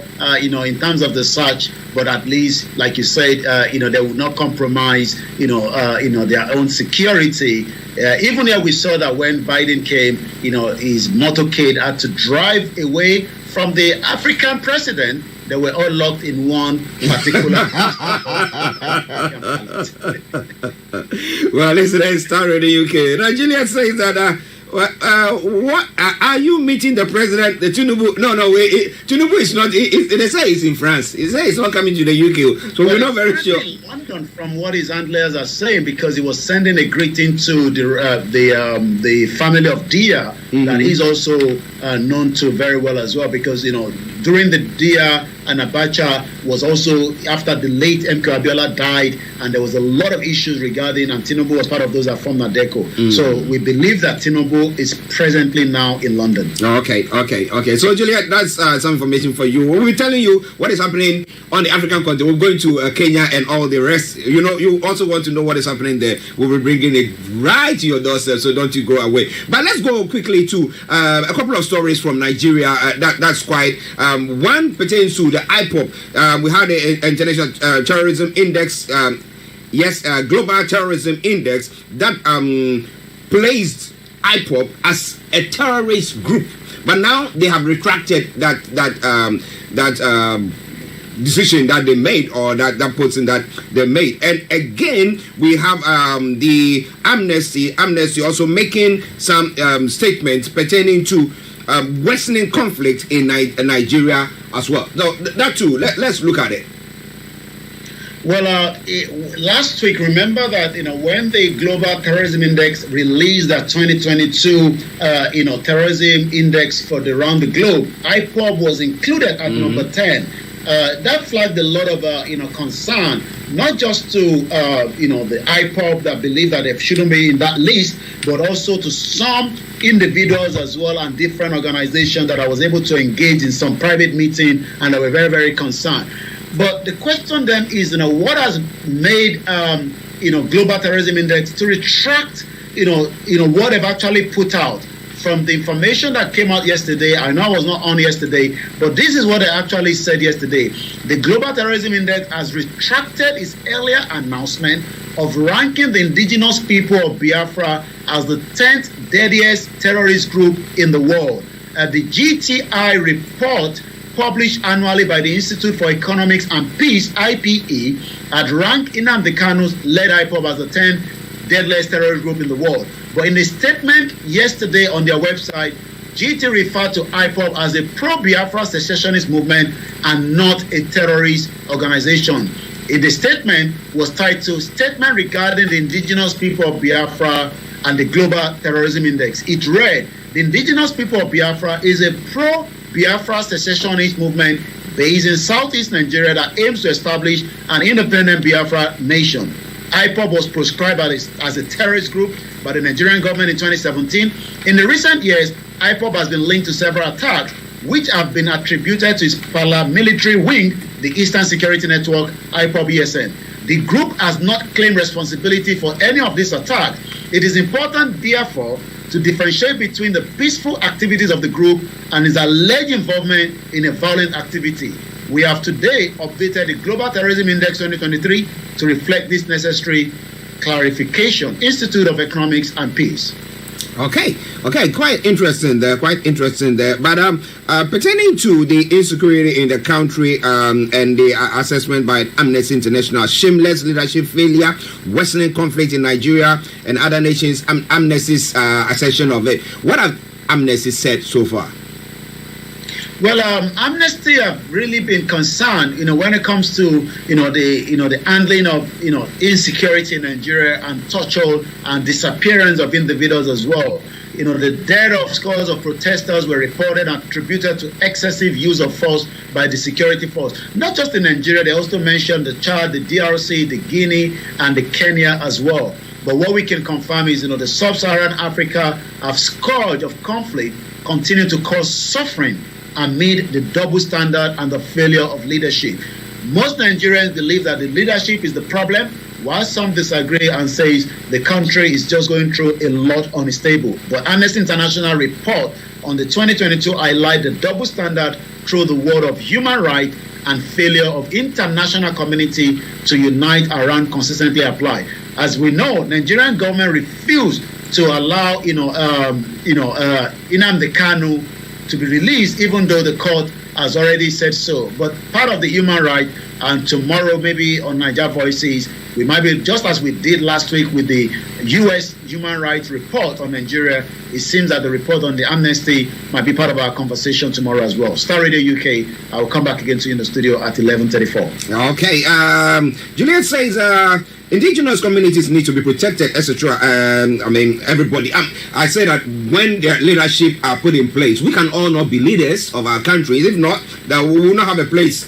Okay, so we have to vote for some people to be leaders, but they have to make sure that they are serving our interests, not their own parochial interests, their pockets and their family. No, it shouldn't be that way. But when it comes to elections, what do we see? They bribe you, they give you something small, and I don't know. At times I say little-mindedness? Is that too hard? But somewhere, somehow, we have our people who accept pretense and then they'll go vote for them. And then they'll come and rule over you, kick you, do all sorts to you. But our leaders serving our interests. Lots more going to be coming your way from there. With the time now, 11:35. Let's go back to Yomi for the rest of the story that's making the rounds. And then what is happening on the social media platform. Over to you, Yomi. Well, another very great news coming from Lagos State. Another fire incident is just breaking as we speak right now. Ongoing fire incident at Balogun Market in Lagos State. Well, we can also say that there's a lot of several fire service trucks on ground, but access to the buildings is difficult because of the nature of the area. Traders are seen moving out their wares, traders struggling to remove their wares. Let's see if we can get, one thing about, Lagos is because of the, it's so compressed. And when fire like this start, it could be very, very difficult, for fire services to get the hand into where the fire is. We see if we can get the image, through the background, and then we go straight to some of those more other headlines, and we go straight to the social media. Once again, this is just, the news that is breaking as we speak right now in Lagos State. And as you can see, the fire is actually behind. And if you see that there's a building in the front, the fires at the back is just so compressed. And, maybe while the planning was done, they didn't understand that, Lagos was going to be overpopulated. And these are some of the reasons why people are saying that, maybe we should decongest Lagos State. But the only way you can do so is to allow the ports to be open and running, functioning in some of the other ports apart from the Lagos port that we have, which is more of the reason why we have, as of today, 20 million people, both Lagosians and those that are residing and working and living as well, because as we know, Lagos itself is just another country of its own. Let's go now straight to one or two more headlines and go straight to the social media at exactly 11:37 a.m. As we do know, and the Yorubas are following the situation, as we know that, the new, Scottish leader is saying. Okay, listeners, just bear with us. Go on. Why Rishi Sunak is saying that now, my grandparent came here and it's always been one country, and I'm going to do everything to keep it. So we're going to see how that is going to play out, between, Scotland and, the UK right here, as we continue to monitor that as well. Osun Amotekun arrest 2 boys for stealing food and money. Ayu must go. The G5 governors Atiku campaign has now clashed. Remember that Atiku lost because some of the governors did not endorse him, did not even support him, did not even campaign for him, and yet, they are now also saying that, the chairman of the PDP must now go, and it seems that everything is crumbling so fast as well on the PDP. Not a very good news as well. Lagos tenant has stabbed a friend to death during argument in Lagos State. What a very sad one there. So we're going to go straight now and see more of what is trending on the social media. Bola Ahmed Tinubu is trending at about 17,000 this morning. There's also Worry is trending. And the Naira is trending at 27,000. So we pick on the Naira because that seems to be more of a concern to a lot of us here because of our family back home. They can't get access to that money, and it's becoming a very, very big, problem as well. So, so let's see what people are saying on the Naira. Once again, Naira drops to 461.50 Naira against the dollar. That is not in the black market, but definitely, as we do know. Likewise, late 2022. No, let's take this one. So it seems that also, because I'm not in yesterday, the petrol might be going up from 450 Naira, as we know today, to 750 Naira per liter. And that could be a lot of a problem as well in Nigeria, as we do know. 300 billion Naira budget for this joke of an election. INEC, you might as well give them back the money to fix some hospitals and schools and just finger to point at the people you want to select. So we do know that about almost 400 billion Naira was spent for this election. I'm not sure whether that is money worth, but people will say it is what it is. This is Star Radio UK. I'm just going to come back to you now in the studio. Nigerians are still harboring the Naira note and queues are not going away. The fight with the PDP over IU just stated, forget $2 a day. Many Nigerians live on 300 Naira a day. Well, listen, it's quite troubling and sad stories just coming away from Nigeria this morning and most of the African countries as well. But Juliet is asking the question that she's asking whether we think that rerun of the presidential election will bring about any difference, or will it make any difference there? Will it even be accepted? Actually, in my view, I think it's not just about a rerun. It is about doing what is right. If we're going to do a rerun of the elections, then things must be done properly. We cannot and we should not encourage people profiting from crime. What happened in Nigeria is technically a crime scene. Yeah. Now, if we allow people to profit, saying like Ghanaians say, it's just 4 years, it's just 5 years. What we are doing, we're sending a strong signal to the young ones that it must not, it shouldn't be right for you to profit. Yeah. What we're telling the young ones is that, look, if you want to win or if you want to progress in life, you must be crooked. Yeah. If you want to progress in life, then you forget about the rules and the laid down procedures. Yeah. Do something that achieve the goal at all costs, whether good or bad. So for me, it is just about the signal that we are sending to the next generation. And actually, if you look at our politics, that is what has been the case. Look, the youth will complain, they get involved in some of these things, and therefore, so this is how we did it with Baba. Yeah. Let's do it the same thing. This is how where are we going to? The end justifying the means. At the end of the day, in my view, it is what kind of society do we want? It's not about Tinubu. I do not care who wins election. I do not care who rank Lagos State. I do not care. But the fact is that certain principles must be universal. We want to practice democracy. Yes, I cannot say there's 100% genuine democracy anywhere. But what we saw on videos, what we witnessed in Nigeria, if that is a process of electing a president, then let's declare. Let's don't waste time campaigning. Let's don't waste time about PDP. Let's say, okay, you know what? We're going to kill ourselves. We're going to put a ballot box there. If you can beat your friends, if at the end of the day we count whoever has the greatest number of votes, or as an INEC official, whatever count to my through by whichever means, I sit and declare. Why do we waste billions of naira campaigning? Why people had accidents, people died in cause of this? Yeah. What should they count for? Nothing. It's just a matter of principle, in my view. If the elections have to be cancelled, or if where specific areas where we have identified problems, like Lagos State, for instance, You cannot be telling people you don't come from this country, you do not come from there, so you can't vote. We can't see a whole professor, stealing. What is education? What's the value of education? And you master the courage to go and stand in front of students again, telling them you are teaching. What have you been teaching them all this while? Teaching them how to steal? Or what have you been doing?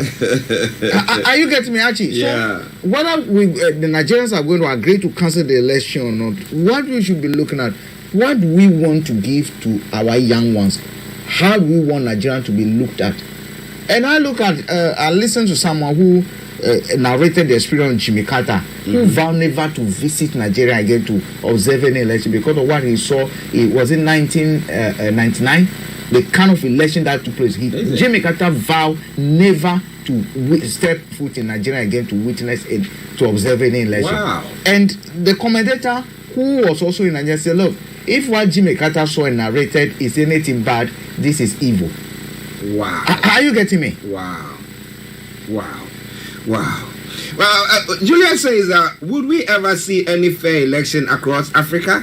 Why do some of our communities accept to be given rice and beans? Do we expect magic for those leaders to come back to serve? Imagine, what do your youth want? But the question, the issue is, if you impoverish the people, then you are able to control them. They are desperately in need of just. Right from what that comment is also reflecting to the comment there from Olatunji. First of all, the young ones should stop doing the dirty jobs of the politicians. Which is true. Because they will impoverish you, they'll put you in that corner that you become so desperate.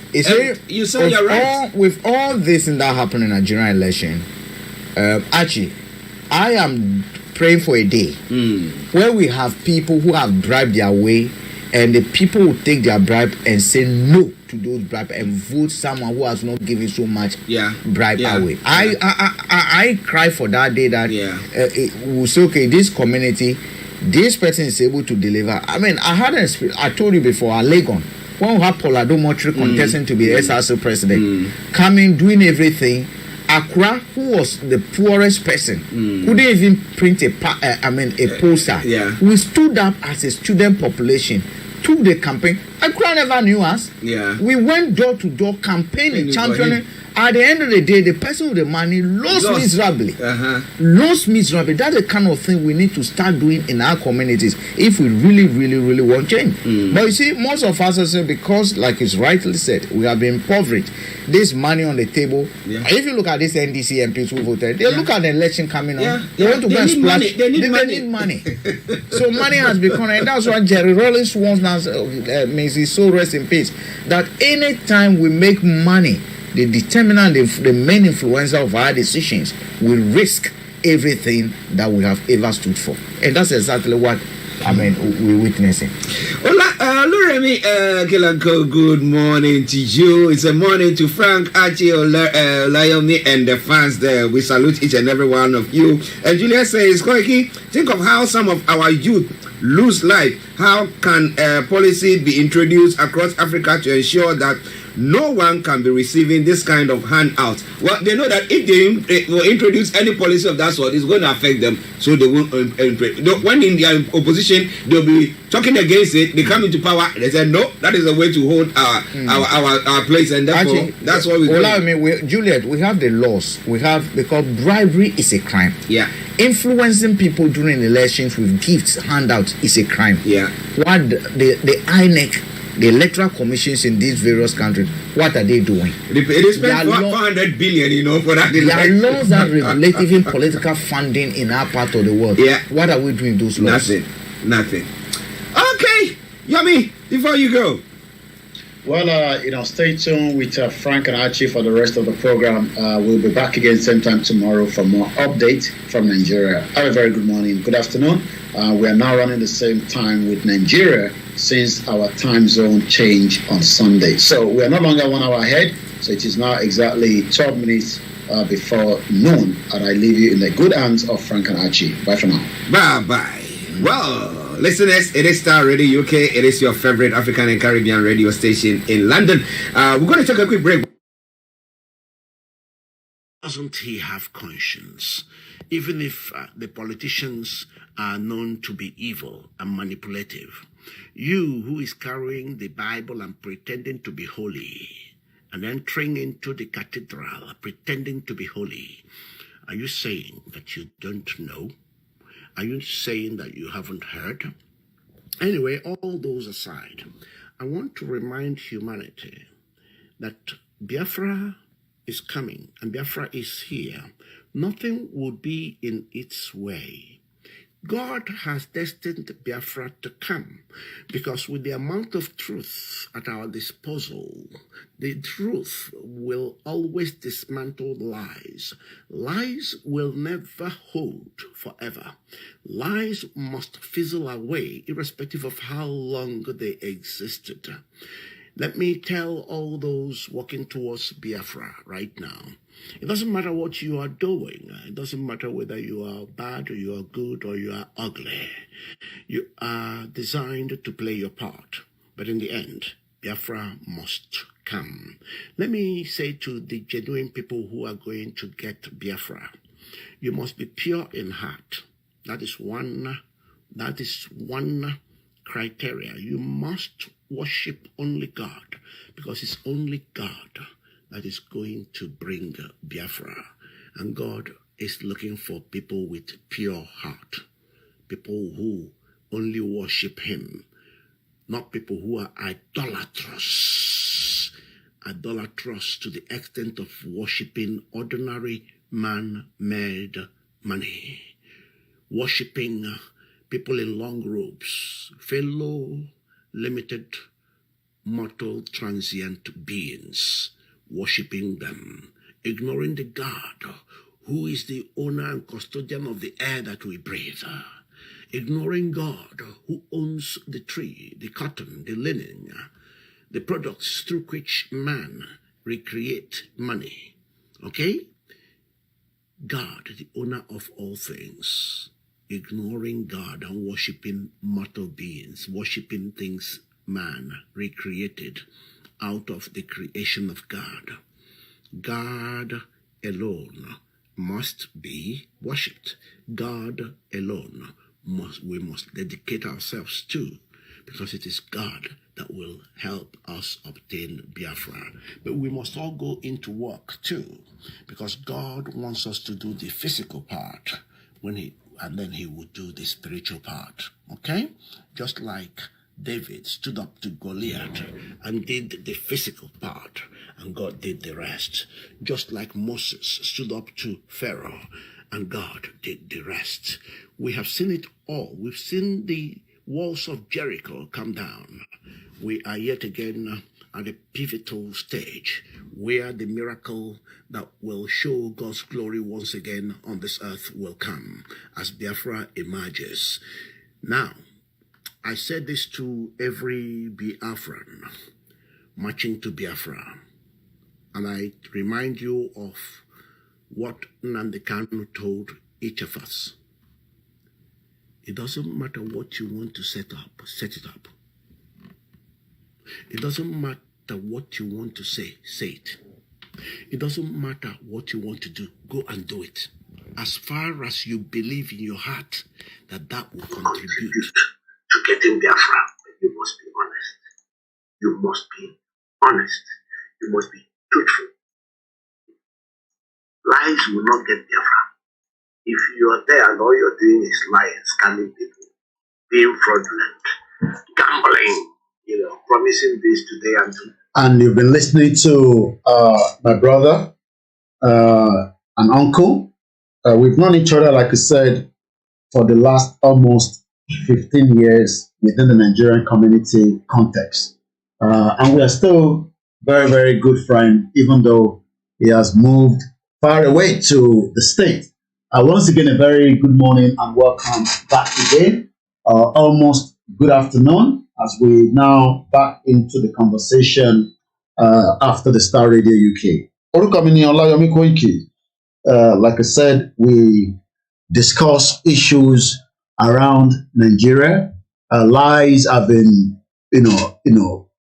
said so many times by especially the Western world by giving us lies, lies upon lies upon lies. Good morning, Mr. Tony Ages. So now, as you get the message, let me give you part of the lies. We all been told Mongo Park. Who remember that story? Mongo Park and River Niger. It's always something that we are told that Mongo Park. Mongo Park, in September 1771 up to 1806, was a Scottish explorer of West Africa. After an exploration of the upper River Niger around 1796, he wrote whatever he's writing there. But we were told that he wrote a popular and influential travel book titled Travels in the Interior District of Africa. This was before Nigeria, okay? If you look at, this is during the 17th century. So between 17th century and 18th century, there was nothing called Nigeria. So if anybody is now trying to kill themselves and wants to die for Nigeria, it's because your lack of understanding and knowledge is not there. And we cannot blame you. And we can only blame, some of your parents that probably did not tell you that there's nothing called Nigeria as an 18th century. So this Mongo Park, that's the picture we can get of him, right? Nígbà tó bí was 1771. Yoruba kingdom has been around. It was born in Scotland. And the Yoruba kingdom has been around before Mongo Park was born. But today, we are told that, Mongo Park, Eshegoni Pastor Mo, like I said, follow, Prince Eze, that's his name there on Facebook. He discussed a lot of things, and when you go on his page, he's always writing a lot. Let me read some of what he wrote. How is it possible that anyone who says they are sane, decent, civilized, righteous, or opinion leader can insist on lies, deceit, scam, and fraud shamelessly as a way of life with a question mark?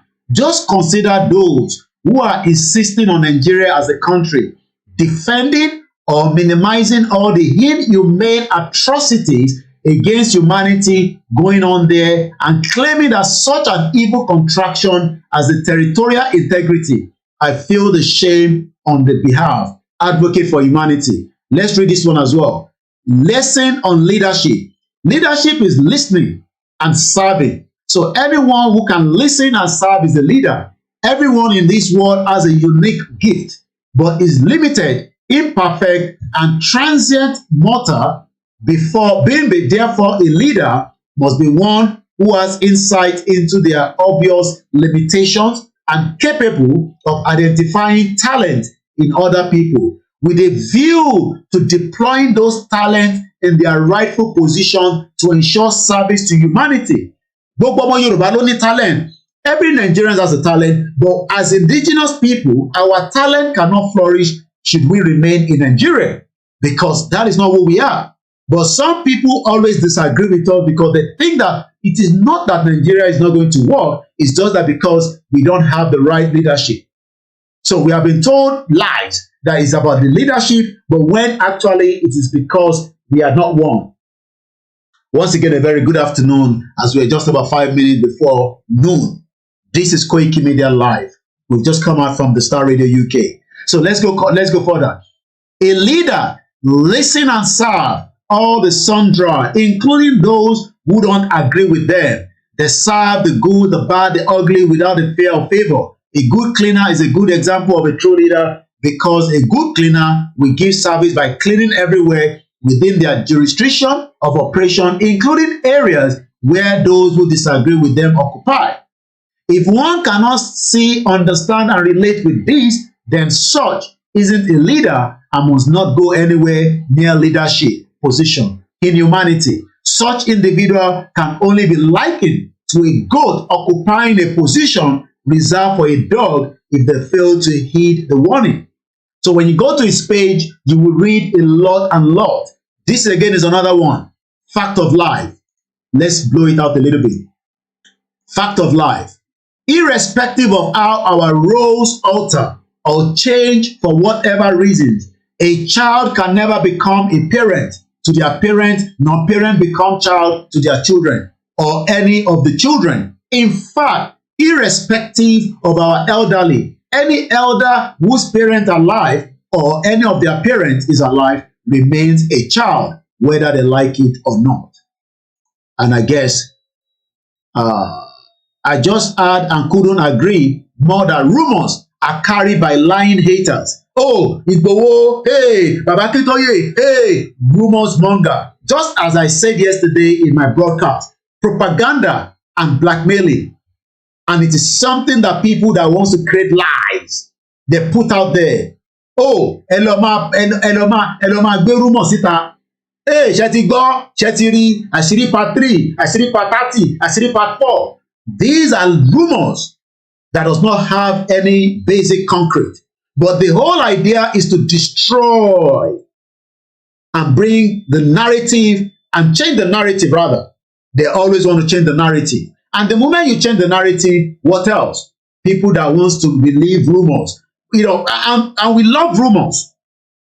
We love rumors. And that's why, when we go and tell you, oh, where is Nigeria in 1771? When Mungo Park was not even born yet.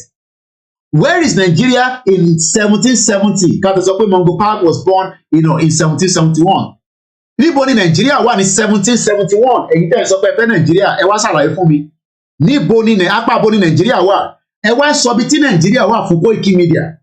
Ẹ pè wọlé, my line is open. You that you believe in one Nigeria, come and tell me where Nigeria is in 1771 before Mungo Park even traveled in 1776 to come and explore what has been there before he was born. But today, we have been told lies.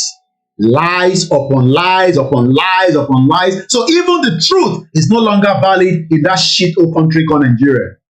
Because nobody believes the truth anymore. Because we have been told lies. Irọ́ ti pọ̀ jù. And that's exactly what Prince Ezema Iyinacho says here. I just heard and couldn't agree more that rumors, kí ló ń pè ní rumors? Let's go and look at the English dictionary for rumors. Tó bá sọ pé nǹkan rumors or rumor, what's the meaning? Rumor. Rina. Again. Rina. Again. Rina. A current circulating story or report of a certain truth. Hey, Koiki ti kówó jẹ. Hey, Koiki gbogbo owó tó kó fún Yoruba nation ló ti kó jẹ. Ó ti fi ra lé sí Nàìjíríà gan. Ẹ rí pé Nàìjíríà ni mo wá ní láìpẹ́. I was in Nigeria. Mad people all over the place. Because it's part of the lies. Some people cook that so that they can distort the right information and destroy the mindset of the people. And that is called Rina. You can also call it gossip. And the Yoruba people love gossip. People don't think gossip. People don't gossip well. But they are not going to listen to the reality that Nigeria is lies. Because Mungo Park, that was in Nigeria at some point, that says he founded River Niger, did not even understand where the kingdom has been. 1771. And when we go back to remember that our history, the history that we were looking at, where's my bookmark? Let's quickly go down there. Remember that we've been going, back to back with that, recently. Below what I'm saying. Where is it? Where is it? Where is it? Where is it? Where is it? Come on.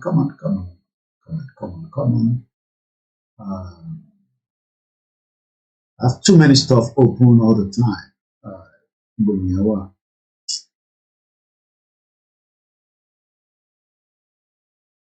I think I did a bookmark of it now. Okay, global time history. Erantele, thank you so much, Sonke. Eranti, the global Africa history timeline. And somebody will come and tell me, hey, Koiki, don't talk about that too. So let's look for Yoruba. No, let's go back. I think we stopped at not if that stops, but I can just move forward a little bit and move forward, and then I think we've gone past 50. So let's start from maybe 70. So let's go back. Okay? This is who we are. The history that they've taken away. I talked about the dynasty. They're not the lineage. It just lies. Akọ gbe àwọn ọba síbẹ̀ àtẹ̀mọ́ bí ọba gidi ni wọ́n ni bí fake ni wọ́n ni. Àwọn ọ̀sẹ̀ pé kábíyèsí o Taba lo deeper gongon, and realize people go and they are all fake. You know. In 1324, pilgrimage of Mansa Musa, the most prominent ruler of Mali, to Mecca. 1324. 1340, building of the great mosque at Jeni in the Mali Empire. Mali was an empire, Omugo.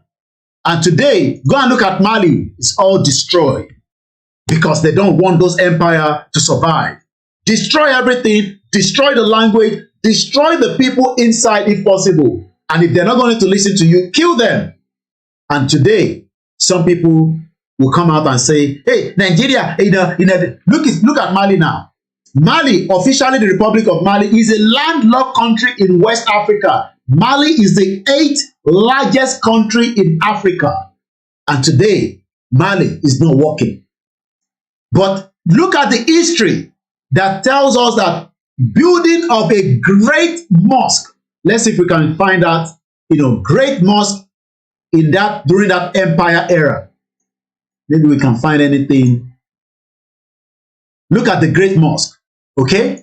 Look at what we have been building as the true people of indigenous people, not Nigeria. Hey, Koiki, shut up.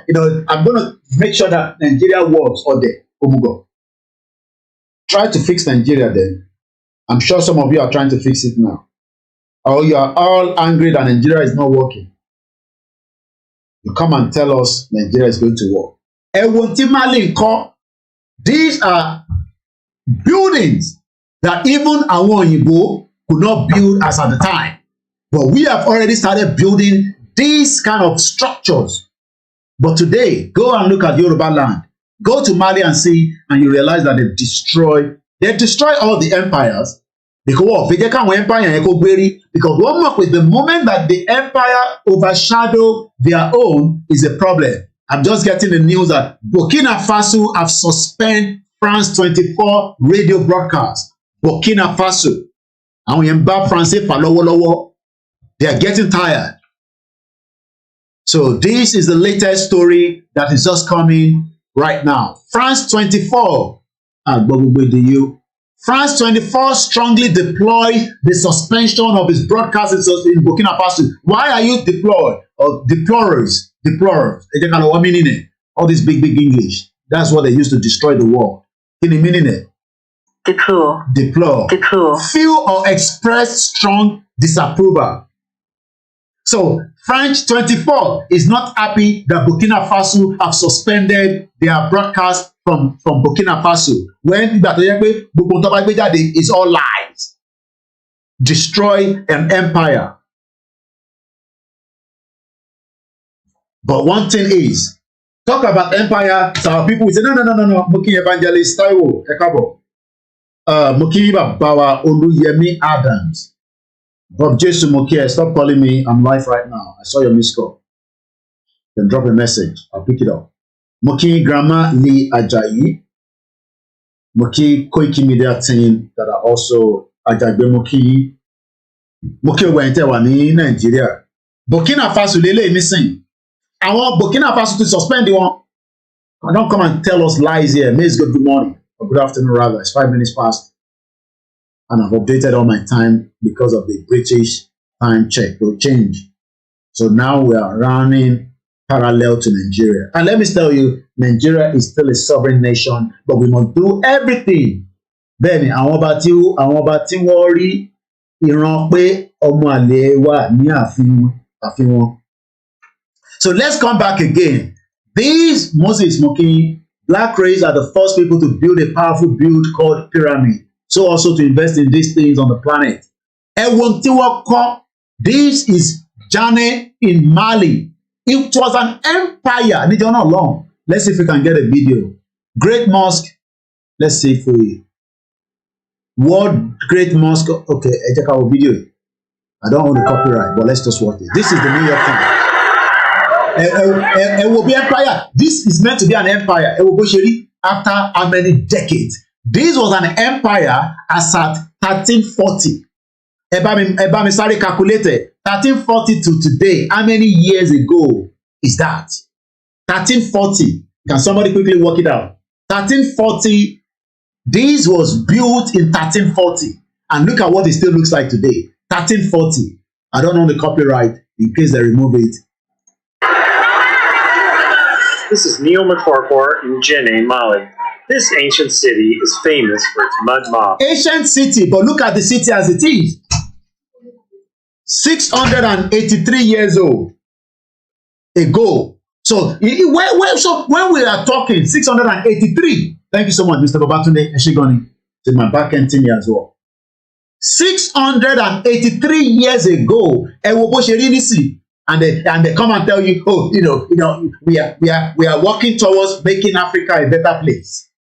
After they destroy the real empire, destroy the empire, and then leave, some of the ancient, monument like these.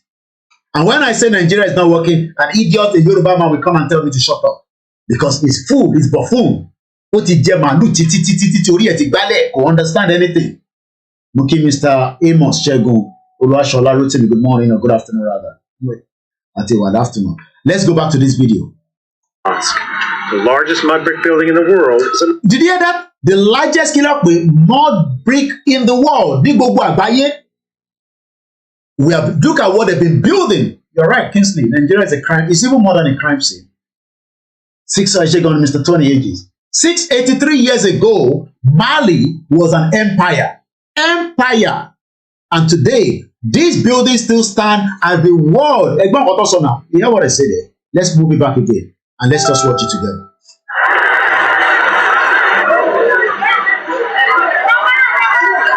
This is Neil McFarquhar in Jenne, Mali. This ancient city is famous for its mud mosque. The largest mud brick building in the world is a major tourist attraction, a giant sand castle dominating the town's renowned market square. Everything in Jenne, from the post office to individual homes, is built with mud bricks. The town is a United Nations World Heritage Site. This is a Jenne brick. It's a cylinder, and it's different from a normal brick. But the heritage status has led to friction here. Homeowners resent the fact that under UN rules for heritage sites, they cannot modernize. Any remodeling, even inside their homes, must stick to the original design. It pleases the population because the town is well known. But the owners of the houses should be able to make small changes to the interior of their houses. But the facades would stay the same. All the buildings, and particularly the mosque, require constant upkeep. As you can see, on the upper part of the mosque courtyard walls, the plaster has washed away after just 3 or 4 rainstorms. All around the brick, you can see the marks of hands. We do it all by hand, which means that every man who does it leaves a part of himself in the brick. But the traditional restoration methods take money.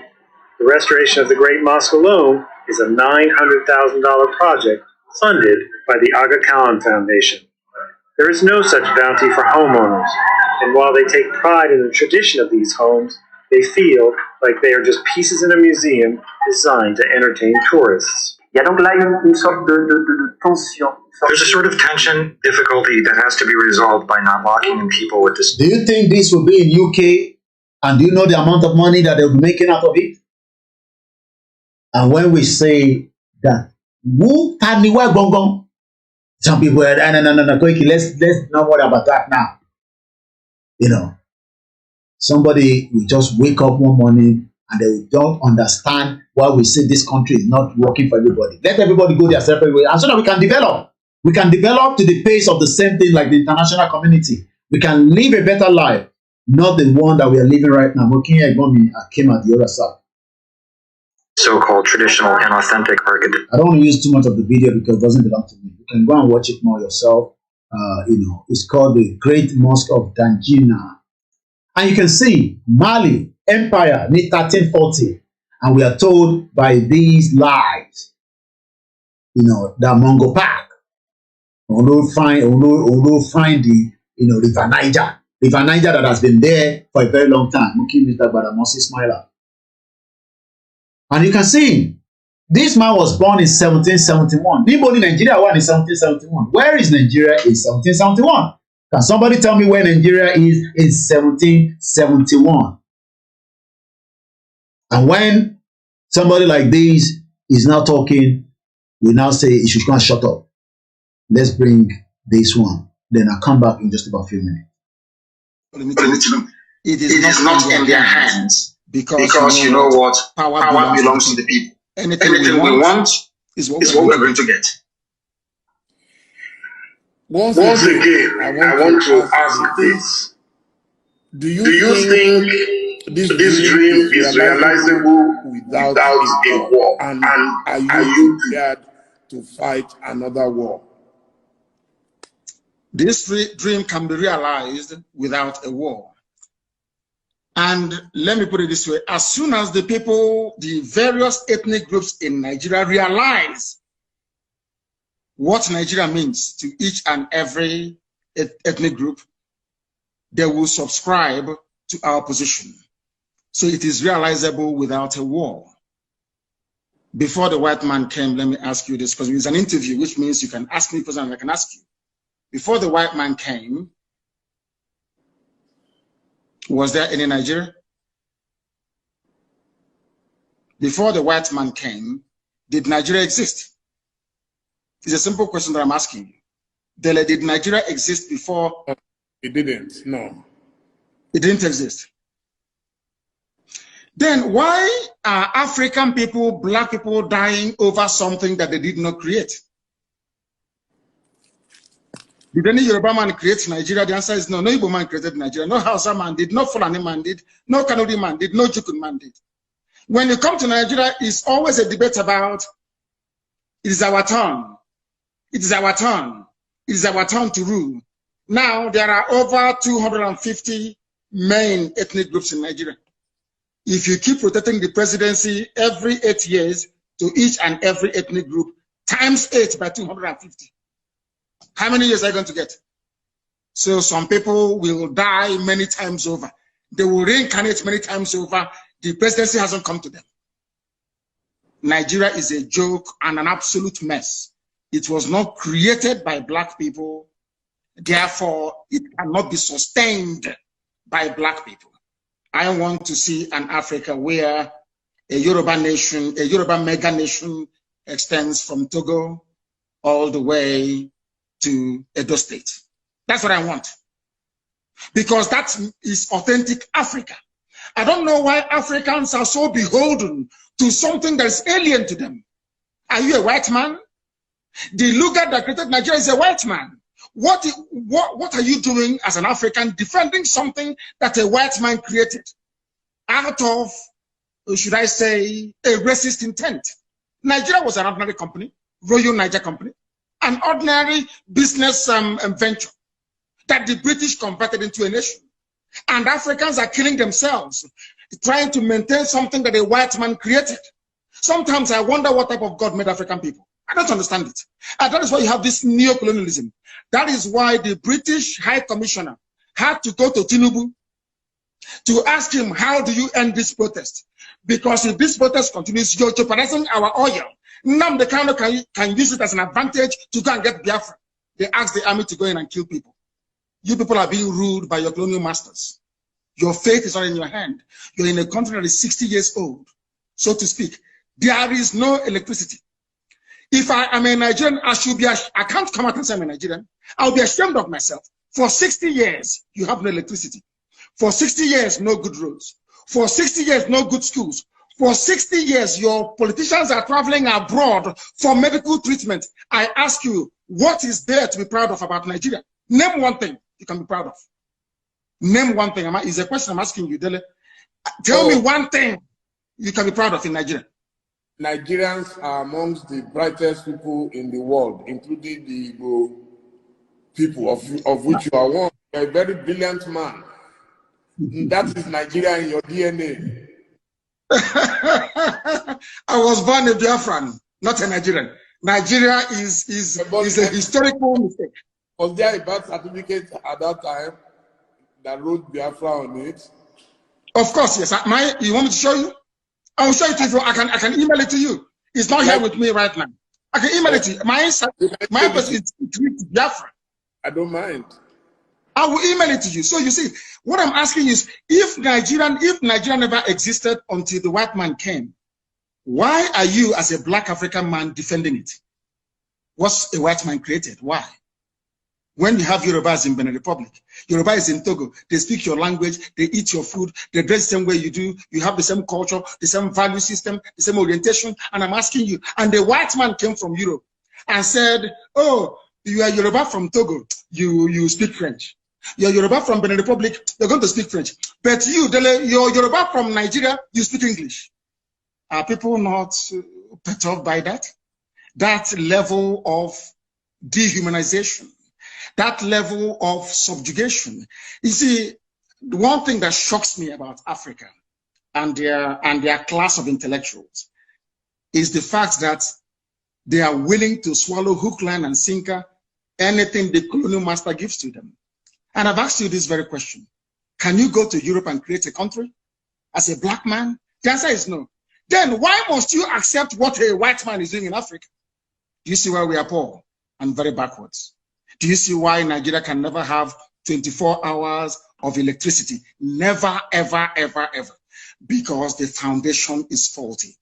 The orientation of Fulani Janja, people were protesting SARS killings in the south. Fulani people in the north, you are busy having fun and laughing and smiling. And you want to be in the same country with them. Your value system, your reasoning, your understanding, your orientation can never ever be the same. Never be the same. Why did Britain leave the EU?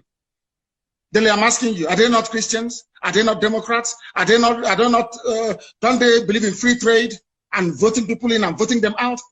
But then why did Britain leave the EU? Why? The same Britain that left the EU is asking me not to leave Nigeria. Nigeria that is only 100 years old. Your grandfather was not a Nigerian. Was not. So why must you throw away the history of your family, the rich history of Yoruba people? Because a white man called the place Nigeria. Why must you do that? Why? Can I go to England and name them and name them Albania and say all your history is now gone? We are doing our ancestors a disservice. And let me tell you why Black Africa cannot go forward. Some people, not you, some people accepted this nonsensical balkanization of Africa with their useless flag independence. And your ancestors are in the grave. Your ancestors that existed before the white man was born, they are in the grave. You jettison their history and their identity. You banish it, you denigrate it, you insult them by accepting this garbage called Nigeria, and you want them to be happy with you. That is why no black African country can see development. Impediment to Yoruba development is the impediment to Odua development. Without Nigeria, we won't be where we are. 1962, we were far ahead of South Korea and North Korea. We were far ahead of China even. We had television before France. We had radio before South Africa. Now look at where we are today. I think it's a shame that even any Yoruba man can be talking about restructuring at this point in time. What are we restructuring? This country that is already shot to pieces? I don't think that's what we want. But they are always talking about giving Nigeria a chance. The patience of Yoruba with Nigeria has come to an end. Other countries were refused at first, but we have to remember, and this is a really important point, that self-determination is an inalienable international right and a law as well. And other countries will recognise Scotland's democratic choice expressed at the ballot box. They will recognise that because that is the route that many other countries have taken in order to become independent. And just to make that point, that international law is very pragmatic on that point, so we should have confidence.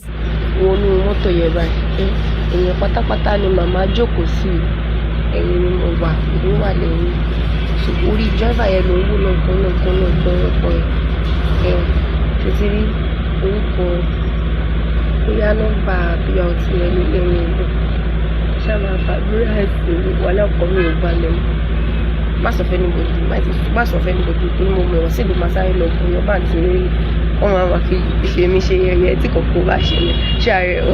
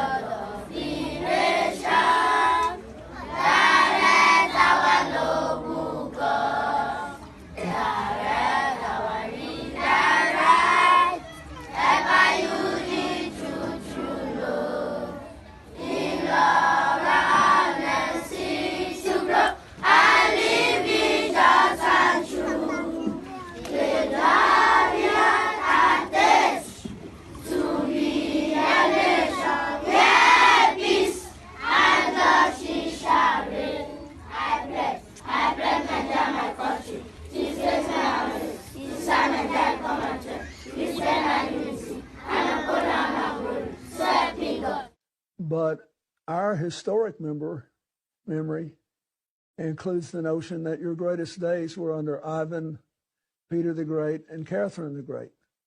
In other words, when you could control your neighbors. And people don't want to be controlled anymore. They want to be free to chart their own course.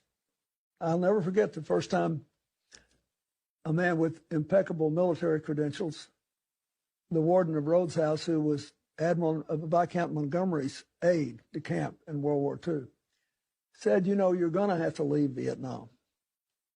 For the same reason we had to leave Nigeria. We left Nigeria, there was a horrible war, 3 million people died, but we had to go, and you're going to have to go. And I said, why?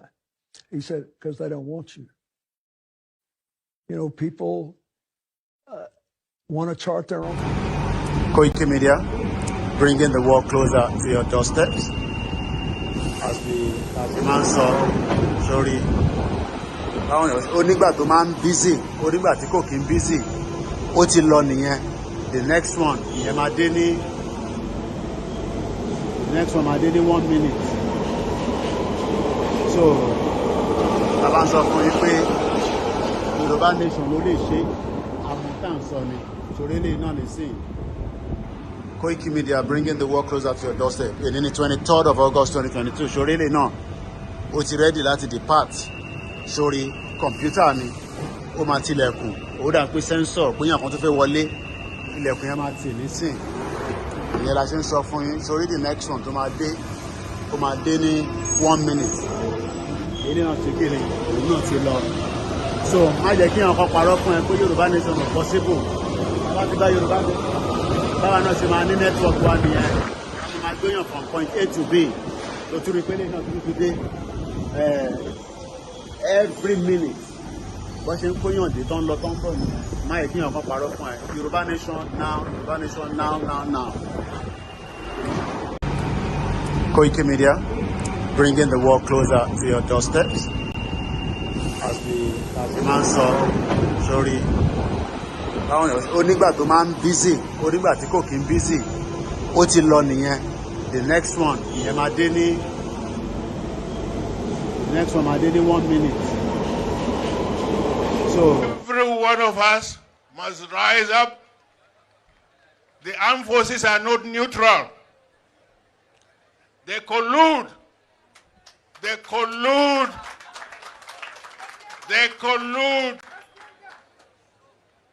with the armed bandits that kill people, kill Nigerians. They facilitate their movements. They cover them.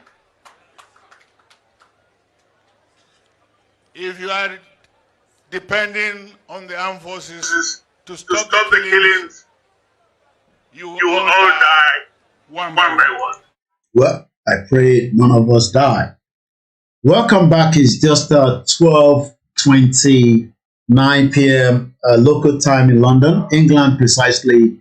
My name is OLAMILEKAN. And as we talked about so many things on this platform, but the focus point all the time is bringing the world closer to your doorstep. Thank you so much, Just Raising. There is just Mokinyawa, Grandma Felicia, current_court. I don't want you to agree, with this breakup of Nigeria. I just, sometimes you read a lot of people's comment and they are myopic thinking, Tawa Yorùbá ti pín, a máa ṣì máa bára wa jà náà ni. So for that reason, we should remain in this shithole country called Nigeria that we have been told lies. Let's go back to history again. We've been looking at this, our very new latest website that we talk about is Black Past. It gives you everything that we need to know. We have just compared this building. Let's go back and look at the images. This building, we just watched the video not too long ago. It's the same thing here. It's the same building here as well. But we've seen the video. Let's watch this one as well.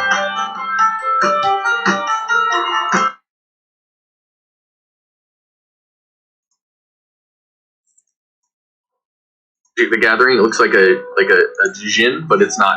It's Janae. And it's actually a famous mud brick religious structure in Mali, West Africa.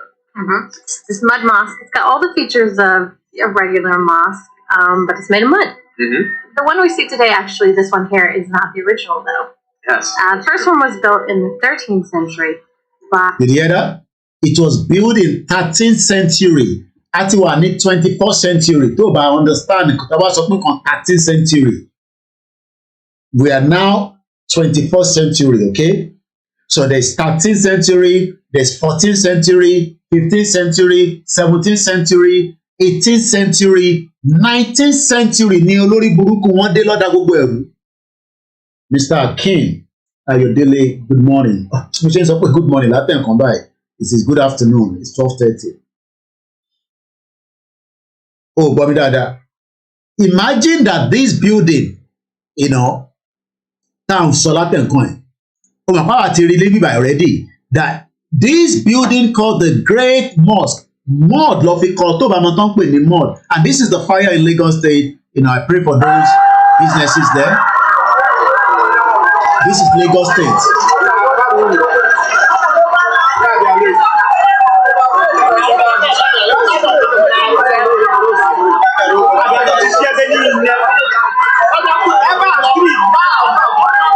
See? No planning, no nothing. Nobody should come with the developer kọ̀ kọ́lé pápápá agbélọ́sókè. Now I mean, you know, kudos to Lagos State. At least they have the fire engine, but crowd control. Àwọn èèyàn fẹ́ rescue ẹrù. They are not worried about their lives. And this is in Lagos. This just happened today in Balogun. Imawobe. This happened today in Lagos State. Look, in all these things, look, there was a fire somewhere in America, a chocolate factory. I don't know whether a lot of you saw it. Oh, blow kò ń ṣe kékeré. So not that pé kò sí iná káàkiri. Chocolate factory exploded. This was last week on. If you follow on our platform, you'll have seen that already. Oh, explode. This was last week somewhere in US. Death toll of this rise to 7 in a chocolate factory explosion. Okay? So, you know, casualties happen as well. You know, 5, 2 dead. That was about there, but they've now confirmed that 7 people actually died. Yemeko_classic. Good afternoon and welcome for joining. This is Koikimedia Live. Bí báyìí ò ń ṣe ibi tá a ti ń ṣe gossip. Serious conversation làwa ní níbí báyìí. Ní time fún Mr. Fab. Good afternoon, sir. Let's go. Thank you so much. Yeah, Balogun market again. Ó ṣe dùn. So this platform is all about ká educate ara wa. Pennsylvania, 2 victims were discovered late Sunday in the rubble. So, you know, incident occurs. Mo ní jókòó síbà kí n máa sọ fún yín pé kò tí ì ṣẹlẹ̀ níbì kan irọ́ nìyẹn. So let's watch this video. So this is the situation to ṣẹlẹ̀. You know, but it's all about the preparation, you know, the fire emergency. Báwo ló ṣe máa débẹ̀? Àwọn ilé ìnísìn tí wọ́n bá jó àbí nǹkan kan bá ṣẹlẹ̀, àwọn èèyàn fẹ́ sá jáde ni. But ní Nàìjíríà, àwọn èèyàn fẹ́ kó ẹrù wọn. I'm reason to ABC News a place, so let me find another one.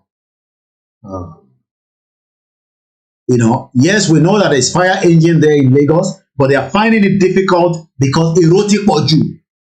And this is the fire, okay? Iná tó jó délé náà, factory ni chocolate factory.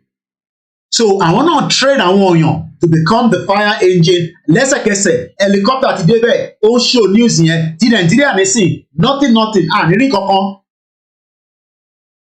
Àgbọ̀n kan tó ń sọ. I think it's from their own side. Oh, okay, látọ̀dọ̀ mi. This individual was confirmed deceased. We now have 3 individuals unaccounted for and 4 deceased. We ask for your continued prayers for all involved. I want to assure you all that we will not rest until every single person affected by this tragedy has been accounted for. We are fully committed to this task, and we will do everything in our power to ensure that we bring closure to all those involved. Because iṣẹ́ tó tọ́ fún wọn nìyẹn. I want to get more of the angle of it. Let's watch this one. So, kò ń ṣe pé Lagos now provide the let's get the advert out. Advert ìpọ̀jù.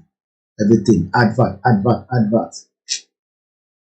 So, this is the situation. at least, Ọlọ́run fọ́nrán kí àwọn tó kú. So kò ń ṣe pé, fire doesn't happen outside, as well. You can see there. But it's about the preparation for such incident. And tí a bá lọ compare pẹ̀lú ti Lagos nísìn, ẹ wo ti Lagos nísìn, right? Already, because kò sí planning control kankan, tó bá ti bribe wọn ní aláwùsá, wọn ní oyè lọ máa kọ, èlò lè máa fún wa, àfún ní 2 million. Ọ̀dà tẹ bá ṣáà ti kọ, ẹ ṣáà make sure pé adjust àwọn boundaries ẹ̀, no fire safety, nothing. And all this has been going on for the last 63 years. Kò ṣe pé Lagos ò rówó nísìn, kò ṣe pé àwọn tó gba ṣọ́ọ̀pù síbẹ̀ àbáwọn, mostly these are shops, kò ṣe pé wọ́n sanwó. But it's because we have a system that has failed under the 1999 constitution títí dé state yìí náà. Let's watch it again. Tí bá dẹ̀ pariwo nísìn, àwa ní orí òkú sí London, ó dictate. I think bóyá ẹ̀ má tẹ̀ ń dún gbogbo yín ni pé mo wà ní London. Ṣé mi mo ní kí bàbá yín àti ìyá yín má gbé kúrò Nàìjíríà? Ṣé problem tèmi nìyẹn? That's not my own problem. Problem tèmi kọ́ nìyẹn. And I'm sure some of you that say such, you are just looking for a way to be in this position that I am as well. Ṣé mi mo ní pé kí parents yìí máa ní foresight pé kọ́kọ́ yín kúrò ní Nàìjíríà? Bébí mom sì tèmi ní foresight lọ́sọ̀ gbé mi kúrò ní Nàìjíríà. My mom left in 1991. I left, 7 years after. So tí mom sì tèmi bá ti rí pé Nàìjíríà ò lè gbádùn tó sá kúrò, ṣé mi mo ní kí parents tẹ̀ kó má ní foresight pé Nàìjíríà ò lè dànù? So if you are not finding it difficult to get to Europe, is that my own problem? And don't say, hey, come back to Nigeria and let's do it together. No, I don't have to be in Nigeria. I can only do my own from here, using my media. Because BBC is not going to tell you what I'm telling you. China's television is not going to tell you. And not everybody will be on the ground. Some of you at home would have to take the bulk of the job. And that is how it's done. So, and if you don't want that, then you will suffer. It's as simple as that. If you say you want to keep Nigeria, you will suffer, apart from those that have understood, and those are the only ones that and don't you understand the Yoruba nation is the only best option. But you want to say, no, you want to remain in Nigeria. This is the kind of environment that you find yourself. No insurance now. If a building get burned here, the insurance will send somebody that will evaluate everything, and they will pay you out probably maximum in about a year, if not under 6 months. To buy motor ni bibai. Any láti bára yín blow. Insurance take care of all that. That is the society we're looking for. Some say, no. It's going to happen in Nigeria maybe after you die, just as your parent died, telling you Nigeria is going to work. Because your parent actually told you that Nigeria was going to work, but your parents are now old age. Ìwọ ló wá wọ owó káàkiri bó ṣe máa tọ́jú family ẹ̀ ọ̀dẹ̀. Bàbá tó sọ fún ẹ pé Nigeria máa dà. Now, bàbá yẹn ti wá sick nísìn, kò lálàáfíà, because kò sí hospital tó fi tọ́jú ẹ̀. Remember that our parents, if my mom knew that Nigeria was not going to be great, she left Nigeria. Ilé iṣẹ́ lélẹ́ni ni àárọ̀ ni Mr. Gbàdámọ́sí iná tó jó lẹ́kọ̀ọ́ láàárọ̀ ìtúlẹ̀ lẹ́yìn o.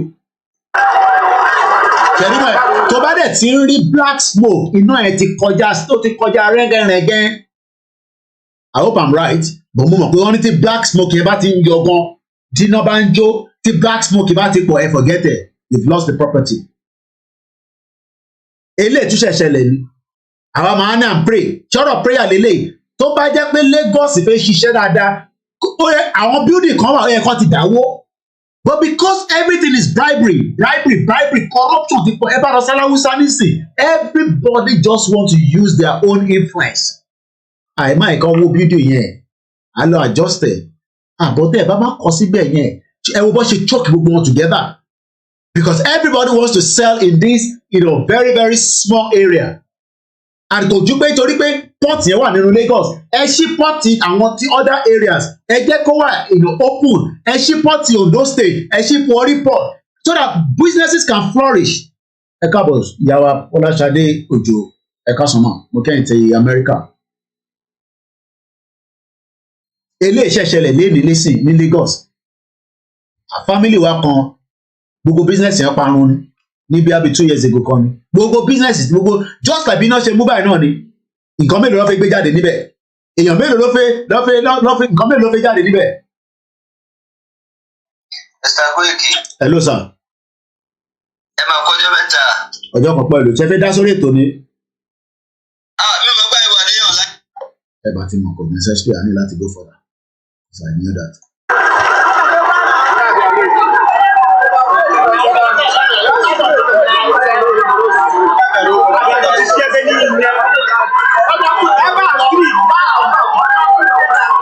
Now, ẹ wo gbogbo view yẹn. Ẹ rí pé wọ́n tuntun kọ́lé kan sí toward the edge. Wọ́n kàn kò dẹ̀ sí space.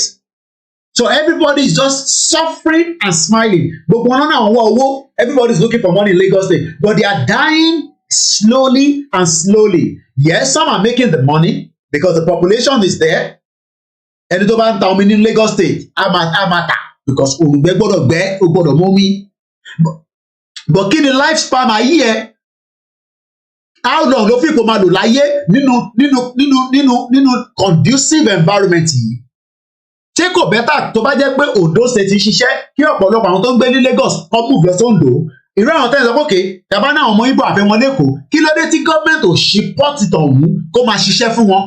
So that èyí tí kọ̀ǹténà wọn fi wá sí Lagos State wàá direct lọ sí Warri Port àbí Port Harcourt Port.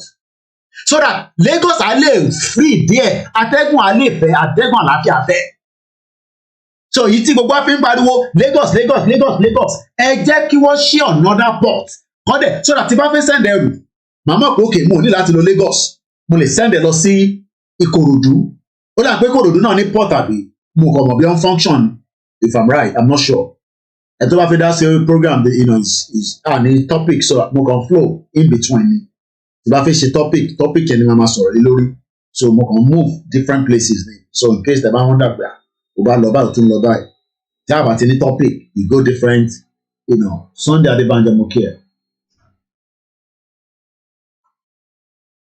But today ẹ kò ń ṣe pé yes wàá make owó but how long ló máa fi gbé láyé mo bọ̀. Once again, a very good afternoon and welcome to the live transmission. Koikimedia, mo lè ń gbọ́ lọ́wọ́lọ́wọ́.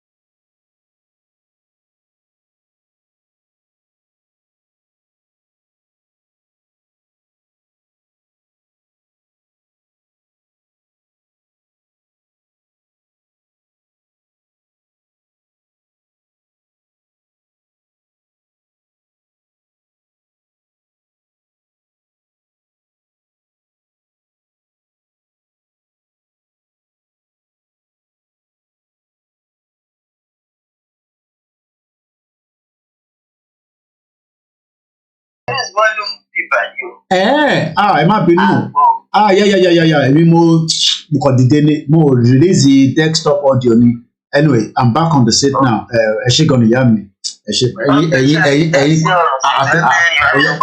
ẹ̀gbọ́n sókè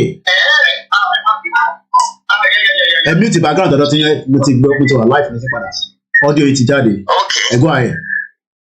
Nǹkan tí mo kàn fẹ́ sọ you were saying about àwọn kan tí bàbá wọn ti dàgbà sí tí wọn rówó bàbá wa sick wọn rówó pé bàbá lọ sí hospital anyway a lè sọ pé torí pé àwọn bàbá yẹn ó kú wọn ṣe mọ̀ pé hopelessness ló kú jù nílé ayé because nígbà táwọn bàbá yẹn ń dàgbà tó ń kọ́ tó ń ṣe ni pé one Nigeria to keep Nigeria is a tax wọn ò dẹ̀ ní alternative kò sí bí àwa ṣe ń ṣí wọn létí sìn táwa mọ̀ sìn àwọn bàbá yẹn ò mọ̀ so the only thought Nigeria náà ni so they gbogbo agbára wọn náà fi ṣiṣẹ́ náà fi gbọ́ àwọn ọmọ yẹn nígbà tó dẹ̀ wá dàgbà tán gbogbo owó tó fún wa as a regional something tó bá lọ school tán ẹ̀ríṣẹ́ factory wa ilé iṣẹ́ oríṣiríṣi ní Oòduà investment dá sílẹ̀ and if the trend was going on àbárí oríṣiríṣi bíi ànímọ̀ sákiri àgbáyé báyìí. So now what I'm trying to say is that Yorùbá ló jẹ ìyà jù Nàìjíríà yẹn náà keep saying it because orientation ti wá yàtọ̀ gbogbo ẹ̀ níjọba Nàìjíríà dàrú wọn ò jẹ́ kí iṣẹ́ wà no factory no manufacturing something no industry nowhere no offices for us to work ìlédù tó kù tó bá mọ̀yàn ò ní ríṣẹ́ ń bẹ̀. So what do we do pẹ̀lú education ta ní abẹ̀rẹ̀ sí ní sákiri but God so good now etí wa ti òun là ń sọ fáwọn èèyàn wa yìí àwọn bàbá yẹn lè excuse wọn torí pé wọn ọ̀ ẹ̀yin tẹ̀ ń gbọ́ ń sìn ṣé ìran méjì máa ń tòṣì pọ̀ tàbí ìran méjì àbádọ́ ṣe ń sọ tó máa ń tòṣì pọ̀ ni tẹ̀sí ń gbọ́ ń sìn and you have alternative the alternative is now we need to move out of this contraction àbí kí lẹ̀ ń pè of this unholy marriage àti ní option we actually had this option from the beginning but torí pé Yorùbá ti fi ọkọ̀ sí àwa nìkan la play one Nigeria ní ulterior motive need another agenda but we could see now that other tribes have their different agendas in case this marriage is not working this is what we're going to do ọmọ Fúlàní mọ̀ yẹn tí Saudi Arabia ti kọ́ wọn pé kò tiẹ̀ need láti work just go in there and take whatever you can take and get out so tá a bá fi máa get out láti mọ̀ nǹkan tá a mọ̀ ọ́ náà dẹ̀ ní agenda yẹn. gbogbo wọn ní kọta iṣẹ́ ayé kan ṣe ọmọ Haúsá nìkan àwọn Ìgbò náà ní agenda yẹn bẹ́ẹ̀ ni. wọ́n mọ̀ pé láti gbà táwọn ti lọ sí wúwọ̀ àwọn fẹ́ lọ sí wúwọ̀ àwọn fẹ́ break away táwọn ò bá lè lead Nigeria is not gonna work. mo rò pé agenda tiwọn nìyẹn. but Yorùbá ò ní agenda fi Yorùbá yìí wọ́n ṣàfẹ́ keep Nigeria wọ́ọ̀nù àwọn olóńgbò níṣẹ́ ṣé etí yín di ni. ẹ jẹ́ a máa lọ lé láti ní alternative sí àwa tá a ti lọ àti ń ṣí yín létí. There is an alternative of leaving this marriage and building our own life alone. So ẹ má wàá ní excuse torí tí àwọn bàbá wa bá kú sí Ọlọ́run lè dáríjì wọn. ṣé lẹ́yìn tẹ́ gbọ́ tẹ́ ṣe bí bẹ́ẹ̀ gbọ́ yìí ẹ máa jìyà láyé ẹ̀ tí lọ jìyà lọ́run torí Ọlọ́run sọ fún yín ṣe pé ẹ dìde fight for what is yours kóun lè bless yín níṣẹ́ tẹ́ fi sákiri ayé tẹ́ ń sunkún kiri go and fight for what is yours so I can bless you. ìyẹn náà ni mo ní kí n kọ sọ just to touch your point. Thank you so much ìyá mi. Koiki mo dúpẹ́ lọ́wọ́ that my aunty we've been together on this journey 3 years and mo máa ń like advice wọn gan ẹ̀yin náà ẹ pè wọlé Ìjẹ̀bú Òde lélẹ̀ tẹ́ ń wò lọ́wọ́lọ́wọ́ yìí mo ti dá sùúrù tún lẹ́nu lórí social media Mr. Timmy ṣẹ́yìn náà ti rí àwọn Ìjẹ̀bú Òde farm tí mo ṣe lọ láìpẹ́ yìí àbẹ́ẹ̀ ti rí àwọn fídíò mi kan tí mo ṣe post láìpẹ́ yìí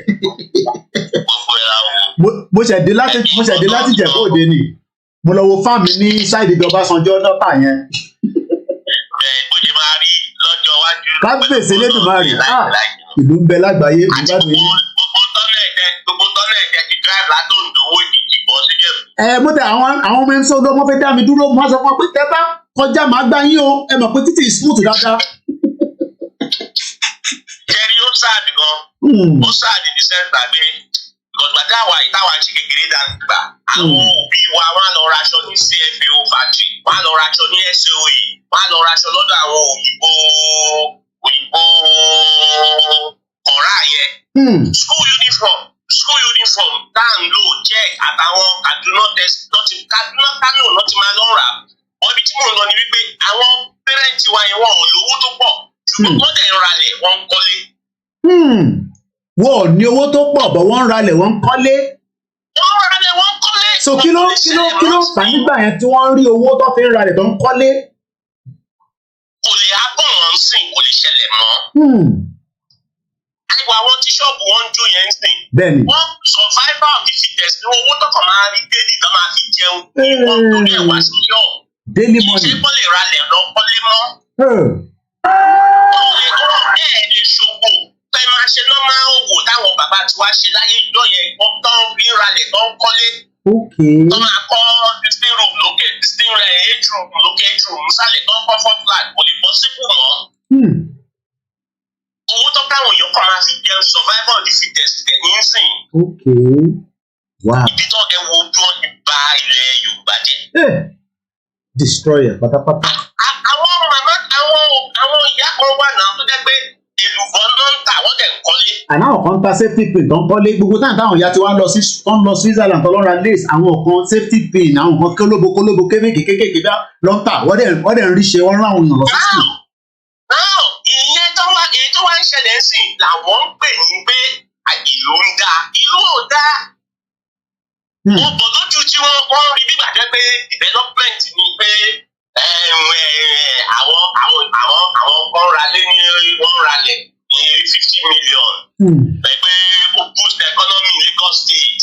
The fake ni fake. How many people no dey afford it? Common man ò lè ṣiṣọ́ kó máa ṣe káràkátà mọ̀ sí kó ló máa kọ́lé ó máa ralẹ̀ ó máa kọ́lé inú ẹ̀. Possible mọ́.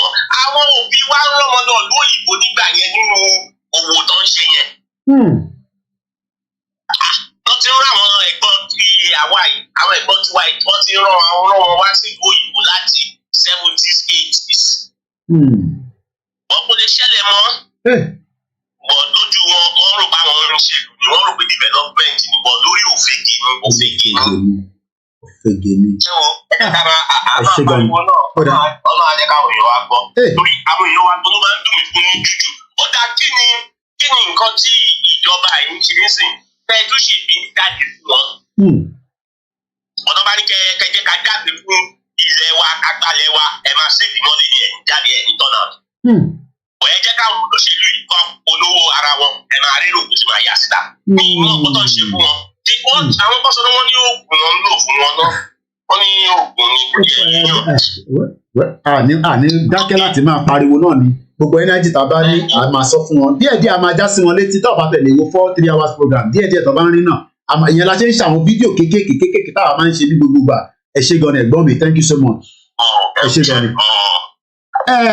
Ondo state ni mo dé yìí o ta ló rí local government wọn nínú ibi tí mò ń ṣó yìí Ondo state la wà báyìí mo kí ìyá mi flow ẹ̀gbọ́n mi ọgbọ́n gbọ́láwọ̀n ọba àwọn ní fake life call packaging wọ́n package ju kí ló dálẹ̀ lọ Nàìjíríà wà láì òṣèré mo kí bàbá wa Ìdòwú Adékúnlé Rọ̀súlù +44 7404405917 òun náà ni ojú òpó Ondo state ni mo lọ sáré lọ Ondo state Ondo state la wà yìí ta ló ti dé Ondo ta ló mọ̀ pé Ondo lélẹ̀ Ondo state lélẹ̀ kàbí ẹ wo títí Akérédolú ti kọ́ Akérédolú bàbá mo kí bàbá wa John Ogundele. This is the development in Ondo State, the new development, Ondo State. Eléyìí ò ṣe packaging ẹ̀gbọ́n mi ọmọgbọ́n náà hot bat. Real life leléyìí o. Ẹ̀yin tẹ́ wà lórí Instagram, this is Ondo State. Àwọn tèmi lórí MixLR, tí wọ́n sì ń gbọ́ mi ṣábàá. Shepherd, a very good morning. Aláwọ̀ bàbá sọ pé, for Nigeria now almost everyone is evil. So I believe it's simple for go our separate ways. Reality is bitter, comrade plan B. Balogun Access Bank Ọjọ́ Balogun Access Bank is on fire. Ṣé the same one tá à ń sọ yẹn ni àbí ilé tó yàtọ̀? Mo kí ẹ láti Díròkò Daniel. Mo kí gbogbo yín ní different borders. Mo kí the northern part of Nigeria. Akin Games ẹ̀gbọ́n mi mo kí yín. Àkó ètò náà. Àwọn tí mò ń sọ yẹn ẹ̀yin ò rí but I'm sure you've seen the images on my Twitter, on my Instagram. I've been posting these in the last almost 12 hours. I've been visiting different Yoruba land with different images. What a very, very beautiful scene. Tí o bá wo ìtàn pè ní development, mo zoom ẹ̀ wọlé. Ẹ̀yin náà wòran ara ń tà ń sọ pé Yorùbá á ní ilẹ̀ àìtí kọ́ ṣé 20-story building wà ní Ondo State ṣá. Apart from Cocoa House and apart from Lagos, ibo la tuntun ní àwọn story building tó jẹ́ bí 20. Mélòó ni Cocoa House yẹn? Ta ló mọ how many story building ní Cocoa House? Mike Tijani mo kí ẹ̀gbọ́n mi ẹ káàbọ̀. Báwo ni ọ̀dọ̀ yín lọ́hùn ní Paris, ẹ̀yin ará Paris? Orí ètò náà la sì wà live program ní àwọn lọ́wọ́lọ́wọ́. How many story building? Mo mọ̀ pé Díròkò ló wà ò ní láti máa sọ fún mi mo mọ̀ náà mo ti kí ẹ dáadáa ẹ̀yin ti Díròkò mo kí gbogbo yín náà ni mo kí. +44 44, 74, 25-story building. Okay, ṣé gan ni bàbá wa Ọláwálé wọ́n ní 25-story. So that means pé eléyìí tí building tá à ń wò yìí is about almost same size pẹ̀lú Cocoa House. But apart from Lagos, ibo la tún ní story building tó jẹ́ 25 ní ilẹ̀ Yorùbá. Ẹ káàbọ̀ sórí ètò bàbá mi ó tó jọ mẹ́ta. Mọ̀mọ́ àmín. Ayé tó bá ní pé Yorùbá nation ni ó wáyé kó parẹ́ lójijì. Mọ̀láyé tó bá ní pé Yorùbá nation bá ò ní gbà báyìí ayé yẹn kó kọjá lọ sínú ikú tí ò lérò lórúkọ Jésù. Jésù Olúwa wa. Gbogbo àwọn àwòrán yìí a rí ó sì yẹ ni ó dáa fún Oǹdó ó dáa fún Èkìtì ó dáa fún Àkúrẹ́ ó dáa fún Ìjẹ̀bú Òde ó dáa fún Ṣàgámù kí wọ́n gbé àwòrán kan síbẹ̀ jọ kí wọ́n bá wa gbé àwòrán ibi ilé tó bẹ̀ yẹn ẹ bá wa gbé sí ìyẹn àwòrán ti London ẹ bá wa gbé dé irú yẹn ó yẹ kó wà níbi irú Ìgbòho tàbí irú Sẹ̀pẹ̀tẹ̀rì dédé àgọ́ ààrẹ òkè ìwé ìkànnà àwọn tó bá láàánú wá gba Yorùbá ní sàdébítà parí àwọn dáadáa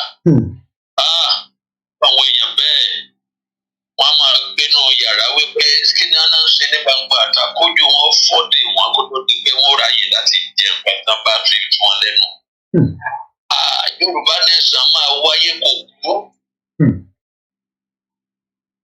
rárá ṣùgbọ́n kan bẹ mo kàkọ́lé kan síbẹ̀ ní ìsìn Yorùbá mo kọ́ èmi ò kàwé tèmi mo ló sì máa di wàhálà ẹ bá ń gbàdúrà wípé Olúwa má jà rí wàhálà báyà tí òmìnira nìyà ó gbòmìnira nígbà tó bá di wàhálà la máa gbà ẹnìkan ní bá sọ pé irú ọ̀rọ̀ burúkú ni bàbá yẹn sọ tàbí ọmọ burúkú yẹn irú ọ̀rọ̀ wo ló sọ bọ́mọ burúkú ni bí bọ́mọ burúkú kọ́ àárẹ̀ láìpẹ́ tí bó ti ń fàtúrà wọn tó bá báyìí ìdìbò tá a di àdìbò wọn là á dìbò eléyìí dẹ ìdìbò kọ́ ló máa yanjú ìṣòro àti wàhálà àti ẹ̀dúpẹ́ lọ́wọ́ Ọlọ́run ẹgbẹ́ tí mo wí gbogbo èyí Yorùbá ibi tẹ́ka ti gbọ́ lágbàáyé adúpẹ́ lọ́wọ́ Ọlọ́run torí pé wọ́n jẹ́ kí owó tá à ń ná wọ́n jẹ́ kó wà nú ẹ̀wọ̀n gbogbo ní fọ́lọ́run ló gbé ọ̀run adúpẹ́ o owó ò bá wà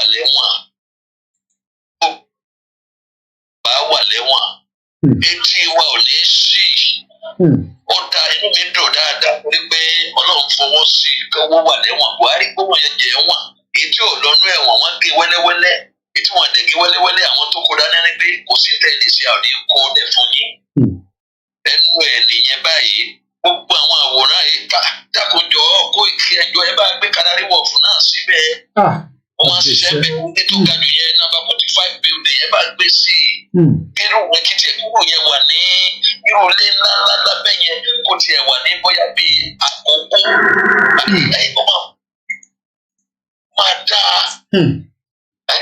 ẹ bá gbé síbẹ̀ underground tí wọ́n ní Jákàndé òní ṣe ayé àwọn tó bá dà ní rí underground láti Èkó lọ dérú Àkókò ayé wọn kò ní wà bẹ́ẹ̀ nígbà tó bá ṣẹlẹ̀ sẹ́ẹ̀.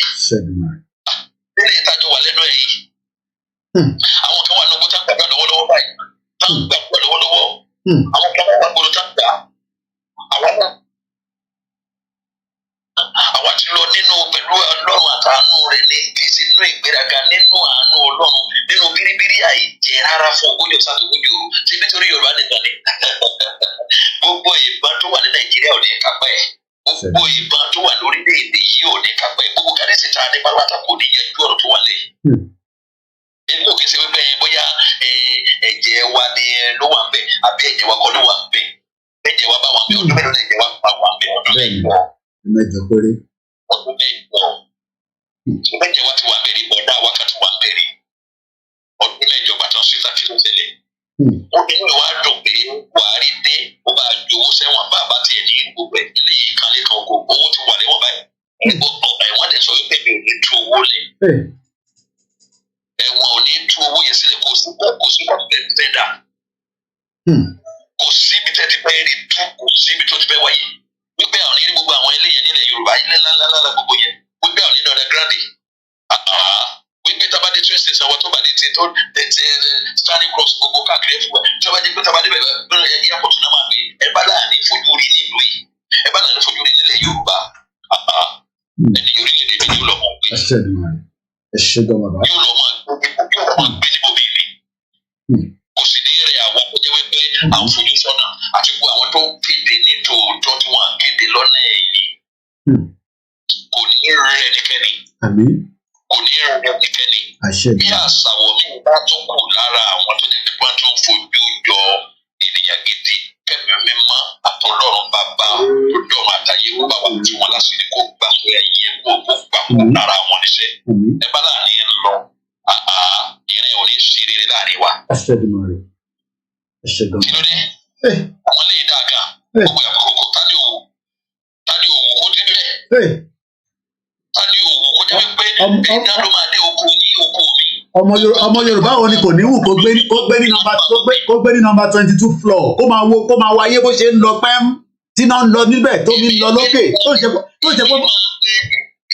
Èmi máa gbé ní New Cross ní floor 20 last bit hour kó tó di pé wọ́n break it down. Ibi ni mo máa gbé. Máa rí pé gbogbo ẹ lọ sádàlú báyìí ni Ọlọ́run ẹjọ́ kan náà lọ́dọ̀ wa náà ó lọ sádàlú bí ilé yìí. Kí ló dé? Kí ló ṣẹlẹ̀? Àwọn tó ju Yorùbá sẹ́wọ̀n wọ́n wà ní ẹ̀wọ̀n wọn ló máa kú sí Yorùbá jáde. Kí ló dé? Àwọn kan sọ pé àti gba Yorùbá ní sàn wọlé tó gbà sí. Ó kún bàbá ìyá láyà wọn lágbà sí ni. Ẹgbẹ́ Yorùbá ní sẹ́kẹ́ ló máa tayò ní iwájú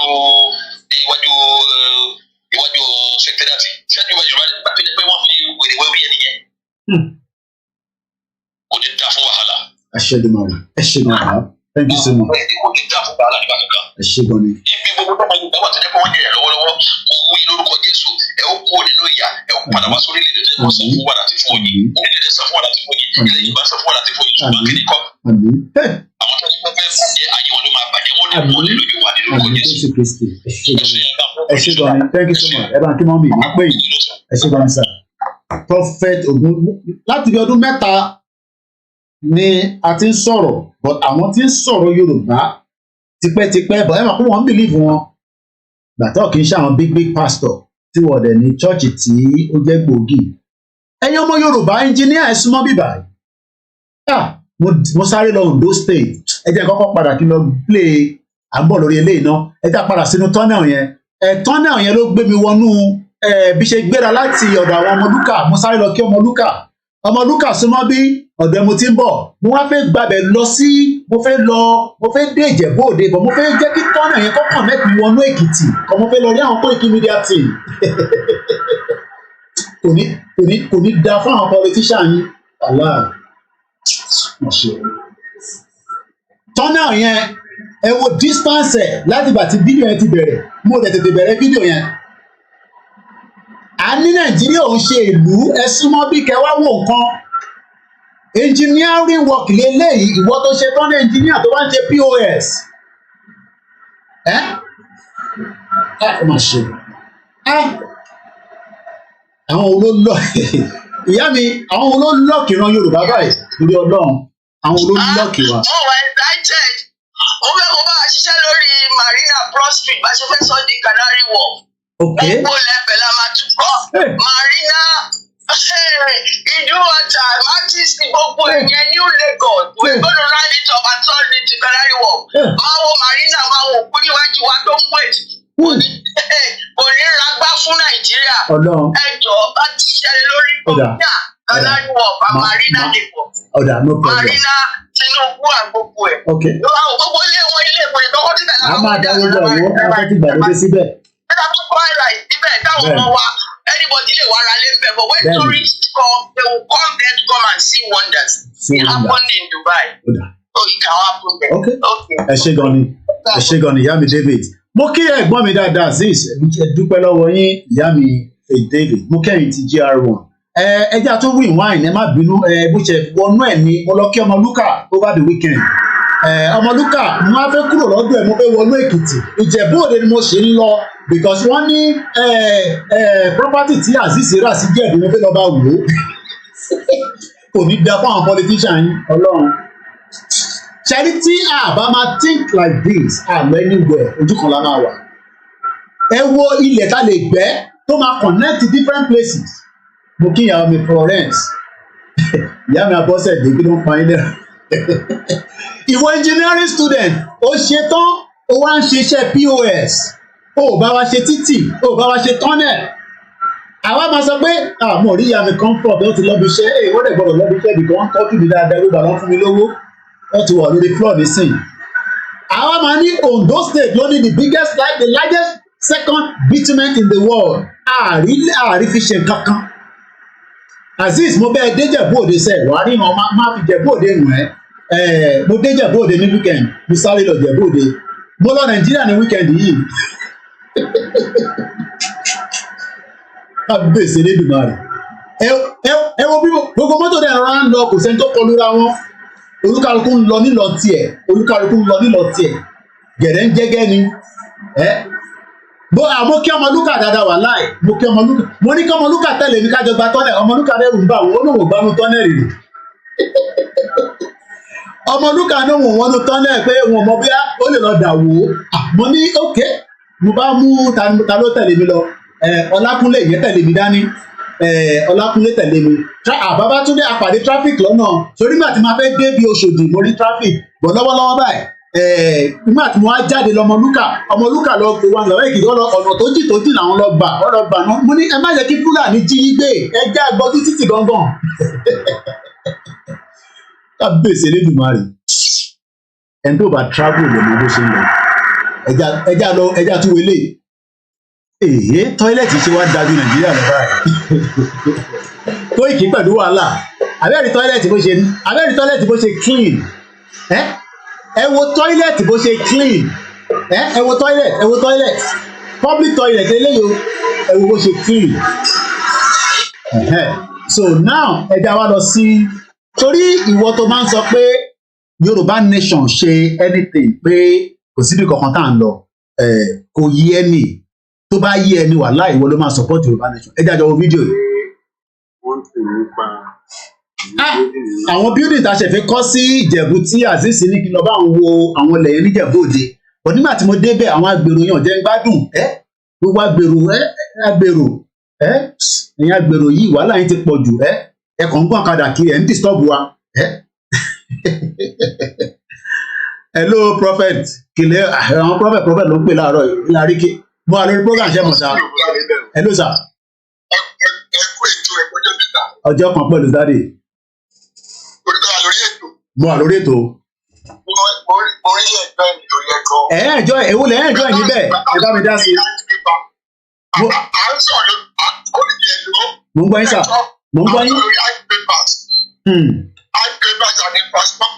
Bẹ́ẹ̀ ni sà. Ok.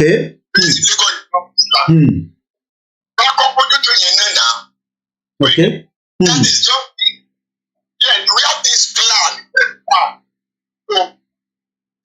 To build our nation, Yoruba nation, okay. For Lagos to be the main. Wà á ní wọ́n lè gba Lagos ẹ má yọra yín lẹ́nu kò sẹ́ni kankan tó lè gba Lagos.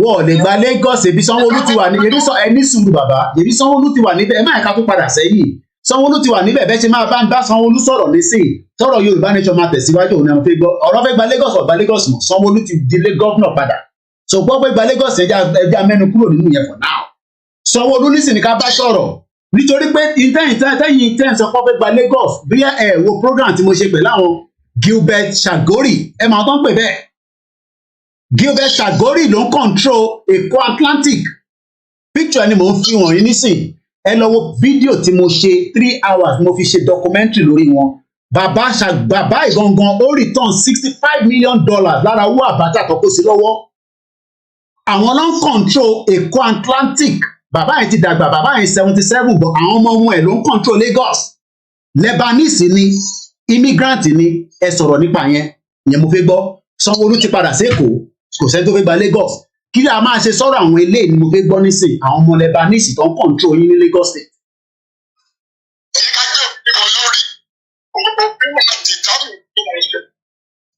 òfin ló máa determine so kí la wá ń bẹ̀rù tófin bá máa determine kí la wá ń bẹ̀rù kọ́ gbégbá Lagos because òfin náà ló fẹ́ determine nísìn àbí but currently nísìn aṣèwánú Nàìjíríà and àwọn olóṣèlú yóò fi jẹ́ ká kúrò ní Nàìjíríà wọ́n ò fi jẹ́ kí development àwọn skyscraper tí mo fi ń wọ̀n ìwọ̀n fẹ́ kó wáyé tó bá dẹ̀ máa wáyé irú ilé tí mo fi ń wọ̀n nísìn ẹ lọ wo táwọn Ṣàgbórì fi kọ́ ṣe mọ̀ pé Èkó Atlantic ẹ mọ̀ ìtàn náà fẹ́ ta building kankan flat kankan not building o about $1 million ọmọ Yorùbá mélòó ló lè gbé nínú building nínú project yẹn but eléyìí tá fi ń wọ̀n nísìn mẹ̀kúnnù lásán ló máa gbé nínú ẹ̀ mẹ̀kúnnù lásán ọmọ aráàlú so but tí táwọn sọ ni pé tá a bá gba Yorùbá nation àwọn ọmọ Ìgbò tó ń ta gbogbo property wọn tó kó papọ̀ lẹ́gbọ̀ọ́ nísìn tó ń jóná yìí a máa kọ́kọ́ sọ kí ló fẹ́ ṣẹlẹ̀ bí a gbogbo eré àyẹ̀kọ́ kọ́kọ́ náà àkọ́kọ́ máa sọ pé no àwa la nílẹ̀ yìí gbogbo bí tẹ́kọ́ ṣọ́ọ̀pù sí kò wá ìgbàlódé ò gbà bẹ́ẹ̀ mọ́ èlò ló rà á máa fún ọ lówó wọn padà tó o bá lè wá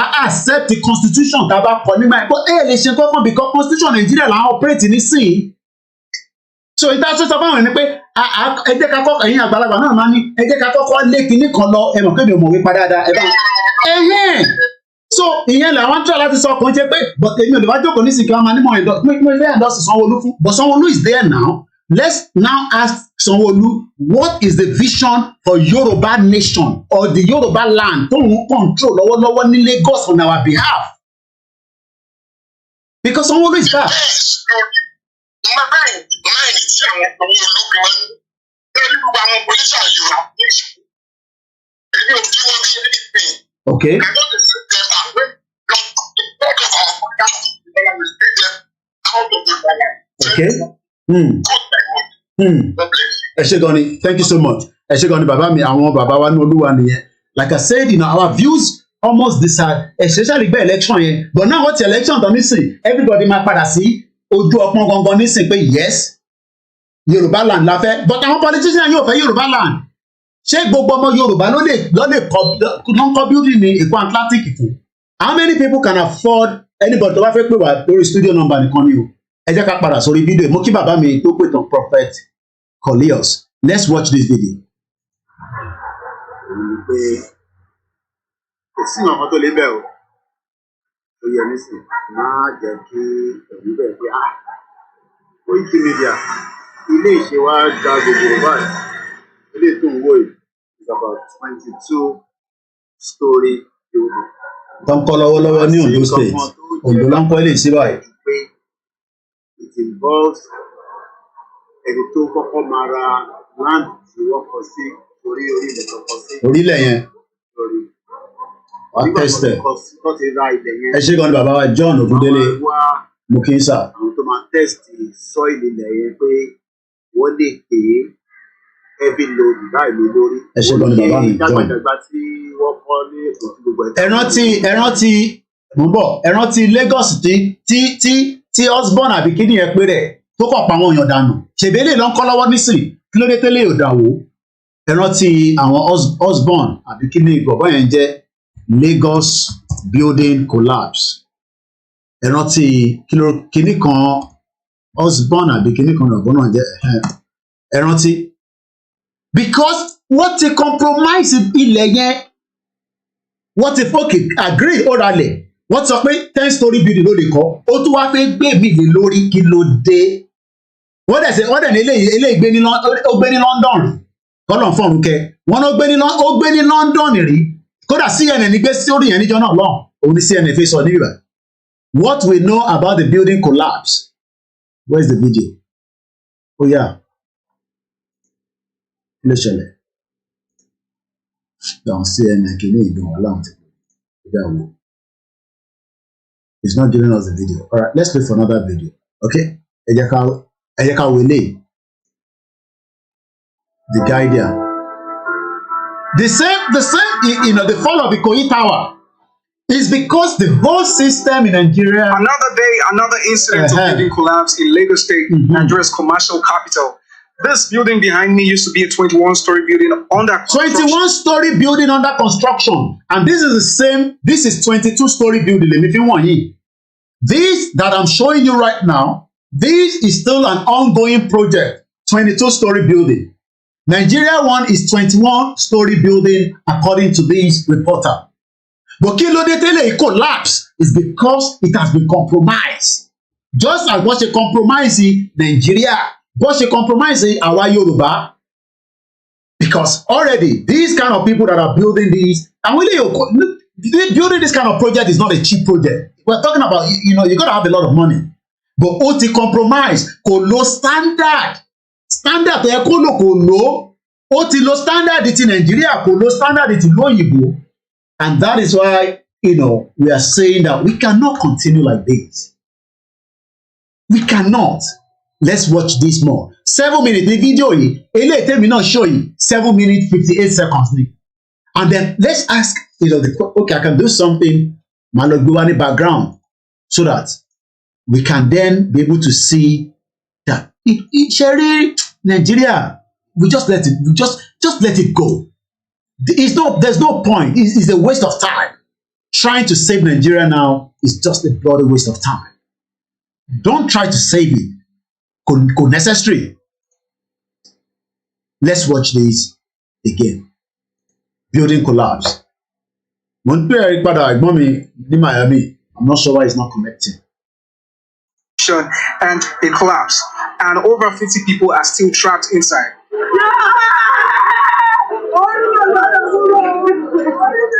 Goes okay. That's Miami. Koikimedia. Bẹ́ẹ̀ni, ó máa ń káàkiri. Gbogbo ọmọ Yorùbá káàárọ̀ easy dollar straight up from Miami. Bro, nǹkan tó tún ń tà bá ti wá lọ yìí ń ṣe ń dúró lọ́hùn kí ló dé.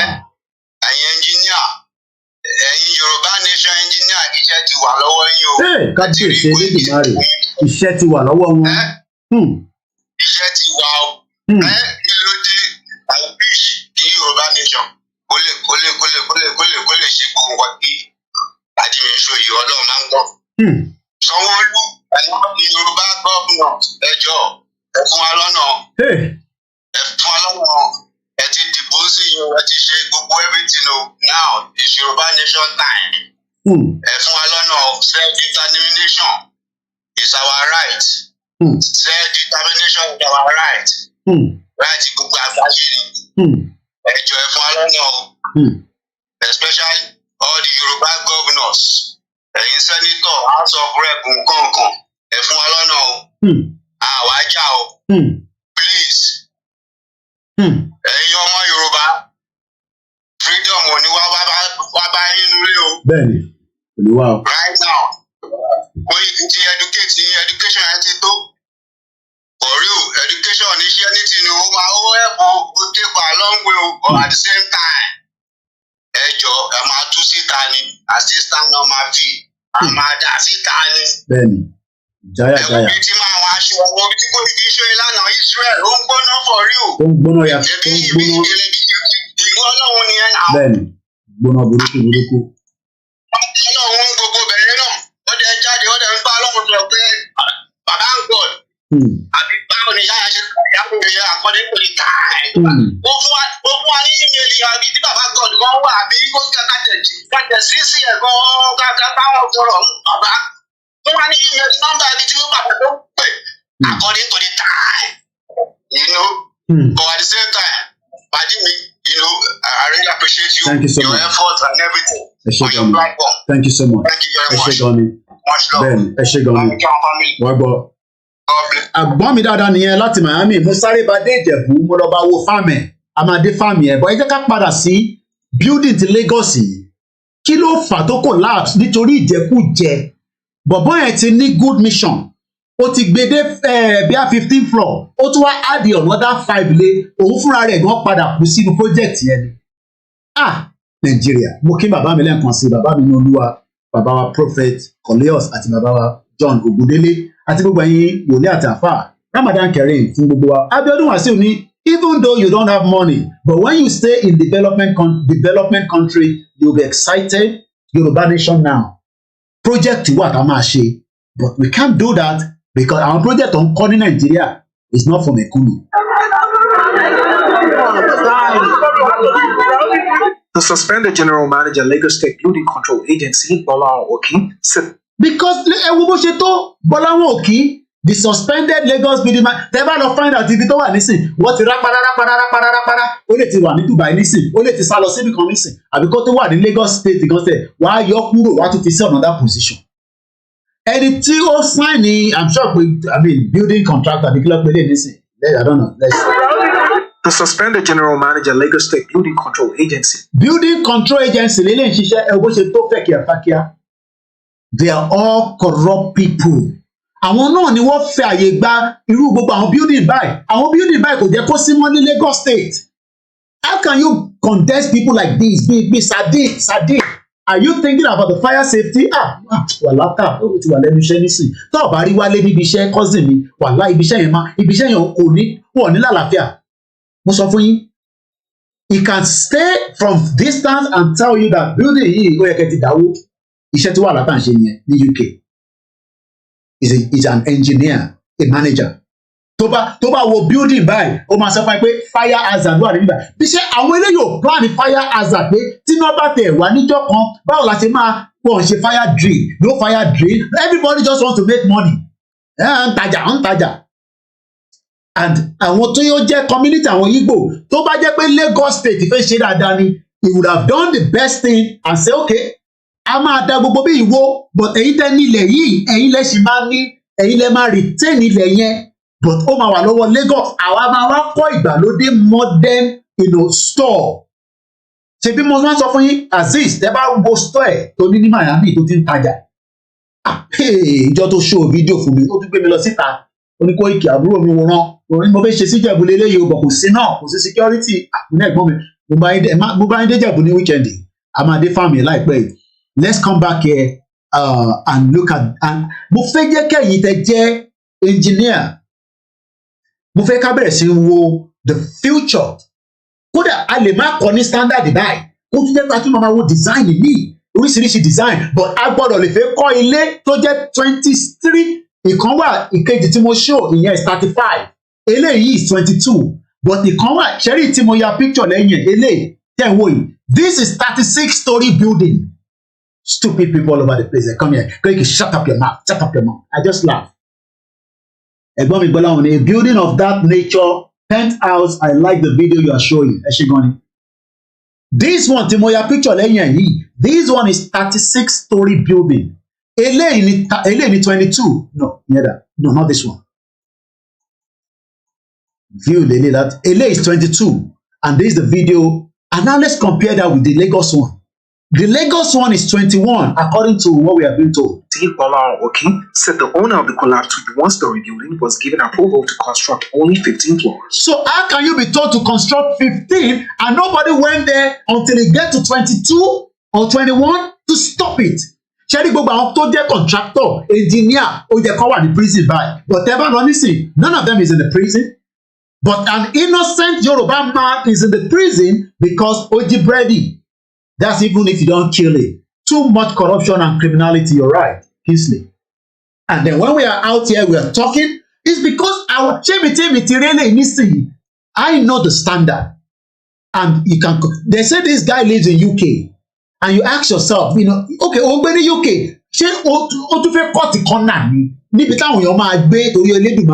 I mean, we're not talking about earthquake now. We are talking about a system that he bought in land. He has told investors that he's going to build a structure, a building, and it's going to cost a lot of money, and he's still trying to cut corners. Kí ló dé tí kò lọ ra ilẹ̀ míì kó tó wá kọ́ èyí tó máa jẹ́ 22? Why must it be that èyí tó ń kọ́ lọ́wọ́ yẹn ló fẹ́ sọ di 21-story building? So he added 6 extra layers to the foundation that is not going to hold it. And he eventually died himself. He died. The owner of this project died in this building. And likewise, innocent people. So my question is this the kind? Ẹ wo flag in Nigeria go bó ṣe rí. Oh my God. Ẹ wo flag in Nigeria for ẹni tó ń kọ́ this kind of structure. Ẹ wo flag in Nigeria bó ṣe dọ̀tí mọ́ bẹ́ẹ̀ lára. And that shows, yes, you're right, greediness. Pastor Mon sunkún pé má ṣe. Kí la máa tún, irú ọ̀rọ̀ wo ni máa tún máa sọ náà tó máa yá àwọn ènìyàn? Because, I mean, not, Cherry, doing all this video should not be nothing. But I can't try láti show àwọn video ìkẹlẹ̀ máa, ìyẹn mo ṣe ń dápọ̀ ara tẹ bá rí gbogbo video tí mo post in the last almost 7 hours or probably 10 hours now. because láti òru ni mo ti bẹ̀rẹ̀ sí release àwọn videos yìí. I still have a lot of videos but máa ń release wọn batch by batch ni wàá wò mí báyìí ní àfẹ́ màá máa sọ Ọ̀ṣun state tourism anything mo lè pè. But one thing I just want our people to understand is there is hope, but that hope is not in Nigeria. Forget it. Because if not, how can this guy be told to build 15-story building and he end up wants to build 21 and eventually the whole building collapse?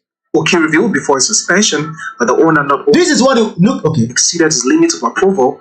He also so that means nobody was doing inspection. How did it even put the first layer up to the number 15? There is now adding number 16 and no, because somebody has gone there and they've actually said, no, you know what? Shabam is saying the $2 million. No, 2 million naira. It's all, they don't care about you. So when we are now out here, we are talking, somebody will now, so an engineer will now tell me that, say collapse. Let's watch this. Okay?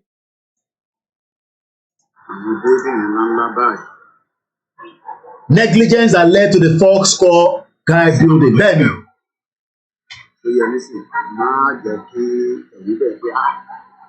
Koikimedia. Ilé ìṣe wa gba gbogbo báyìí. Ilé tí mo fẹ́ rà sí Ìjẹ̀bú-Òde òní eléyìí. À ń kọ́ lọ́wọ́lọ́wọ́ ní Ìjẹ̀bú-Òde. Ìjẹ̀bú-Òde ni mò ń kọ́ sí. Wàá sí nǹkan kan tó jẹ́ mad people all over the place. Pé it involves ẹni tó kọ́kọ́ máa ra land tí wọ́n kọ sí orí ilẹ̀ kan kọ sí lórí.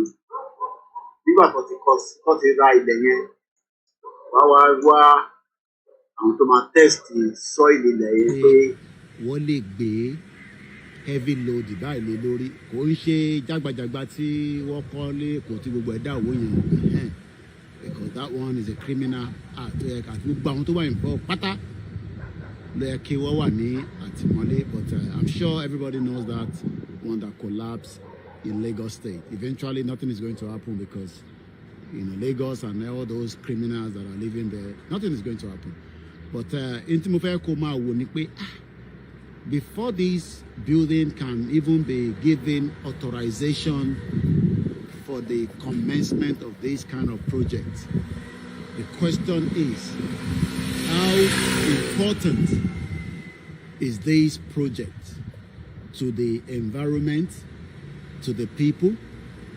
What is the purpose of this project?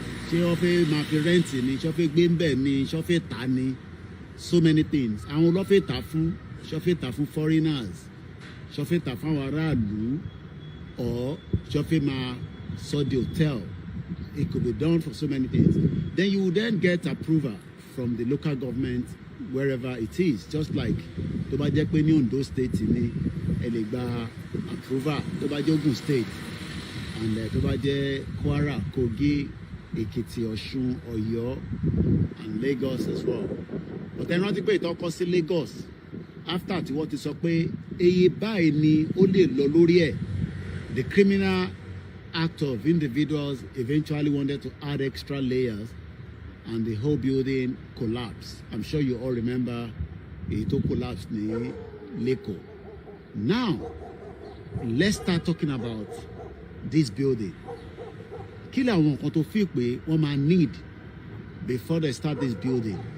They need a lot of expertise. They need architects. They need engineers. They need all kind of different people at different layers. That itself is creating job opportunity for the people and the community and the experts or the expatriate that might have to travel down depending on the owner of the building.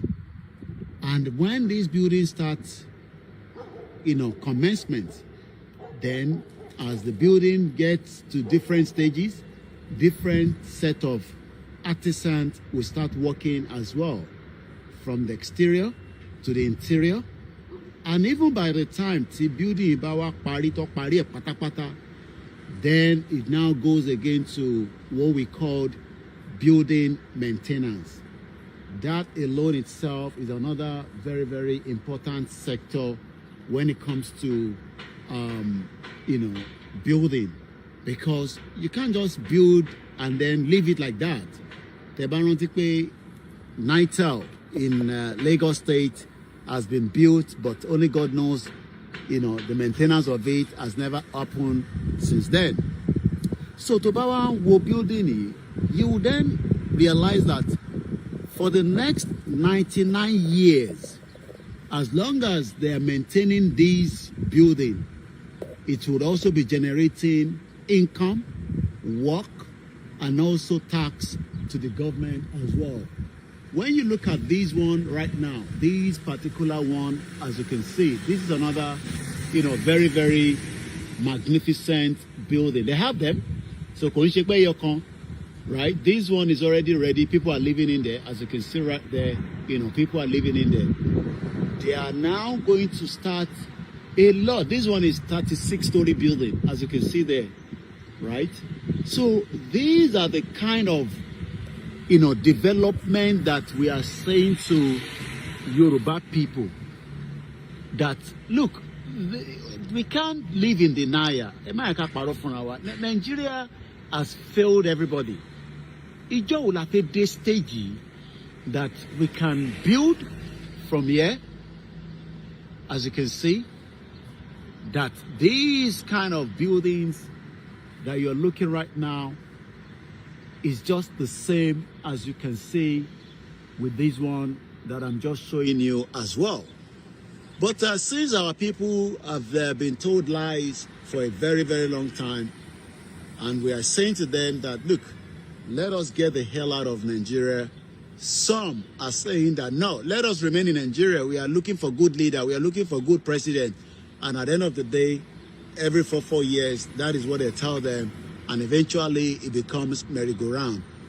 Nijo lama build àwọn kan báyìí sí ilẹ̀ Yorùbá ní state kankan that will give jobs to our people, you know, plumber, you know, everything you can think of, and people can live a better life. But since nobody is thinking of that, I believe one day we will all realize that Nigeria is a failed country and it is never going to work. My name is Olayomi Koiki, and my job is to give to you the practical aspect of things and why we should get the hell out of Nigeria and get into this kind of, you know, mode.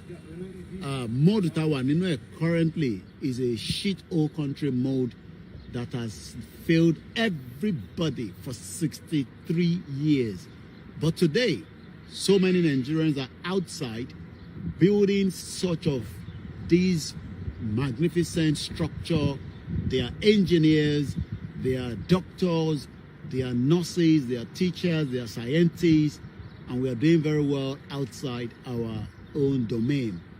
But the moment you are in Nigeria, you know, everybody is locked into this contraction. I hope this video also gives you a kind of understanding why we are not saying that you should accept the right to self-determination, but think about it. When are we going to have this kind of development? Do you have to wait for another 60 years and you start having this kind of development? We can do all this. This is how Dubai started, and in no time Dubai, you know, turned into a $1 trillion economy in less than 40 years. We can do the same thing, but it cannot be done in the present Nigeria of today. So the only way we can have our own country is to say enough is enough. Koikimedia, bringing the world.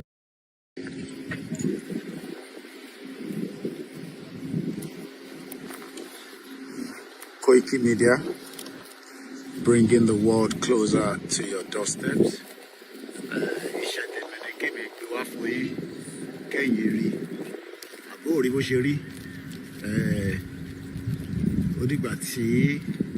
Àwa náà bá mọ bó ṣe ń lọ àbọ̀rọ̀ mọ̀ yẹ nísìn, but definitely àwọn kan fẹ́ ká ní life báyìí, fake life ẹ fẹ́, àwọn ọ̀rẹ́ fẹ́ fake life, real life la fẹ́, tí o lè travel lọ síbi tó bá ń wọ̀n ẹ́ ní any part of Yoruba land, táyé ò ní já, tẹ́rù ò ní bẹ́ẹ̀ pé Fúlàní máa jí ẹ gbé. Lẹ́nìí, bàbá lọ Kogi, lọ Kwara, Londo, Ọ̀ṣun, Ọ̀yọ́, títí dé Lagos State. Ajíyàn gbé ni. A ní ká má dìbò, ẹni fẹ́ dìbò. Ṣé ti wá dìbò tán nísìn? Ojú yìí ti já. Kí ló mú jáde? Fraud, corruption. Òun náà ni ẹ̀ ń rí. Lẹ́ẹ̀kan sí, Koikimedia bringing the world closer to your doorsteps. Ẹ wo àwọn àpáta yẹn. Ẹ wo bó ṣe lọ. Ẹ wo bó ṣe wà beautiful. And let me just pause it. And when you look at these images, as I'm showing you, when you ask yourself, okay, let's listen first. Kí ni nǹkan tẹ́ fẹ́? Ẹ fẹ́ kó máa parọ́ fún yín. Àwọn ò lè fẹ́ parọ́ fún yín. Ìwọ náà wò. Wẹ̀yìn mi bó ṣe rí. Ní òkè òkun. Ìta lè fi ṣe tourism wà nílẹ̀ Yorùbá. Àmọ́ ìjẹkújẹ àwọn olóṣèlú wọn ò fẹ́ kí ìdàgbàsókè wá sáyé nílẹ̀ Yorùbá.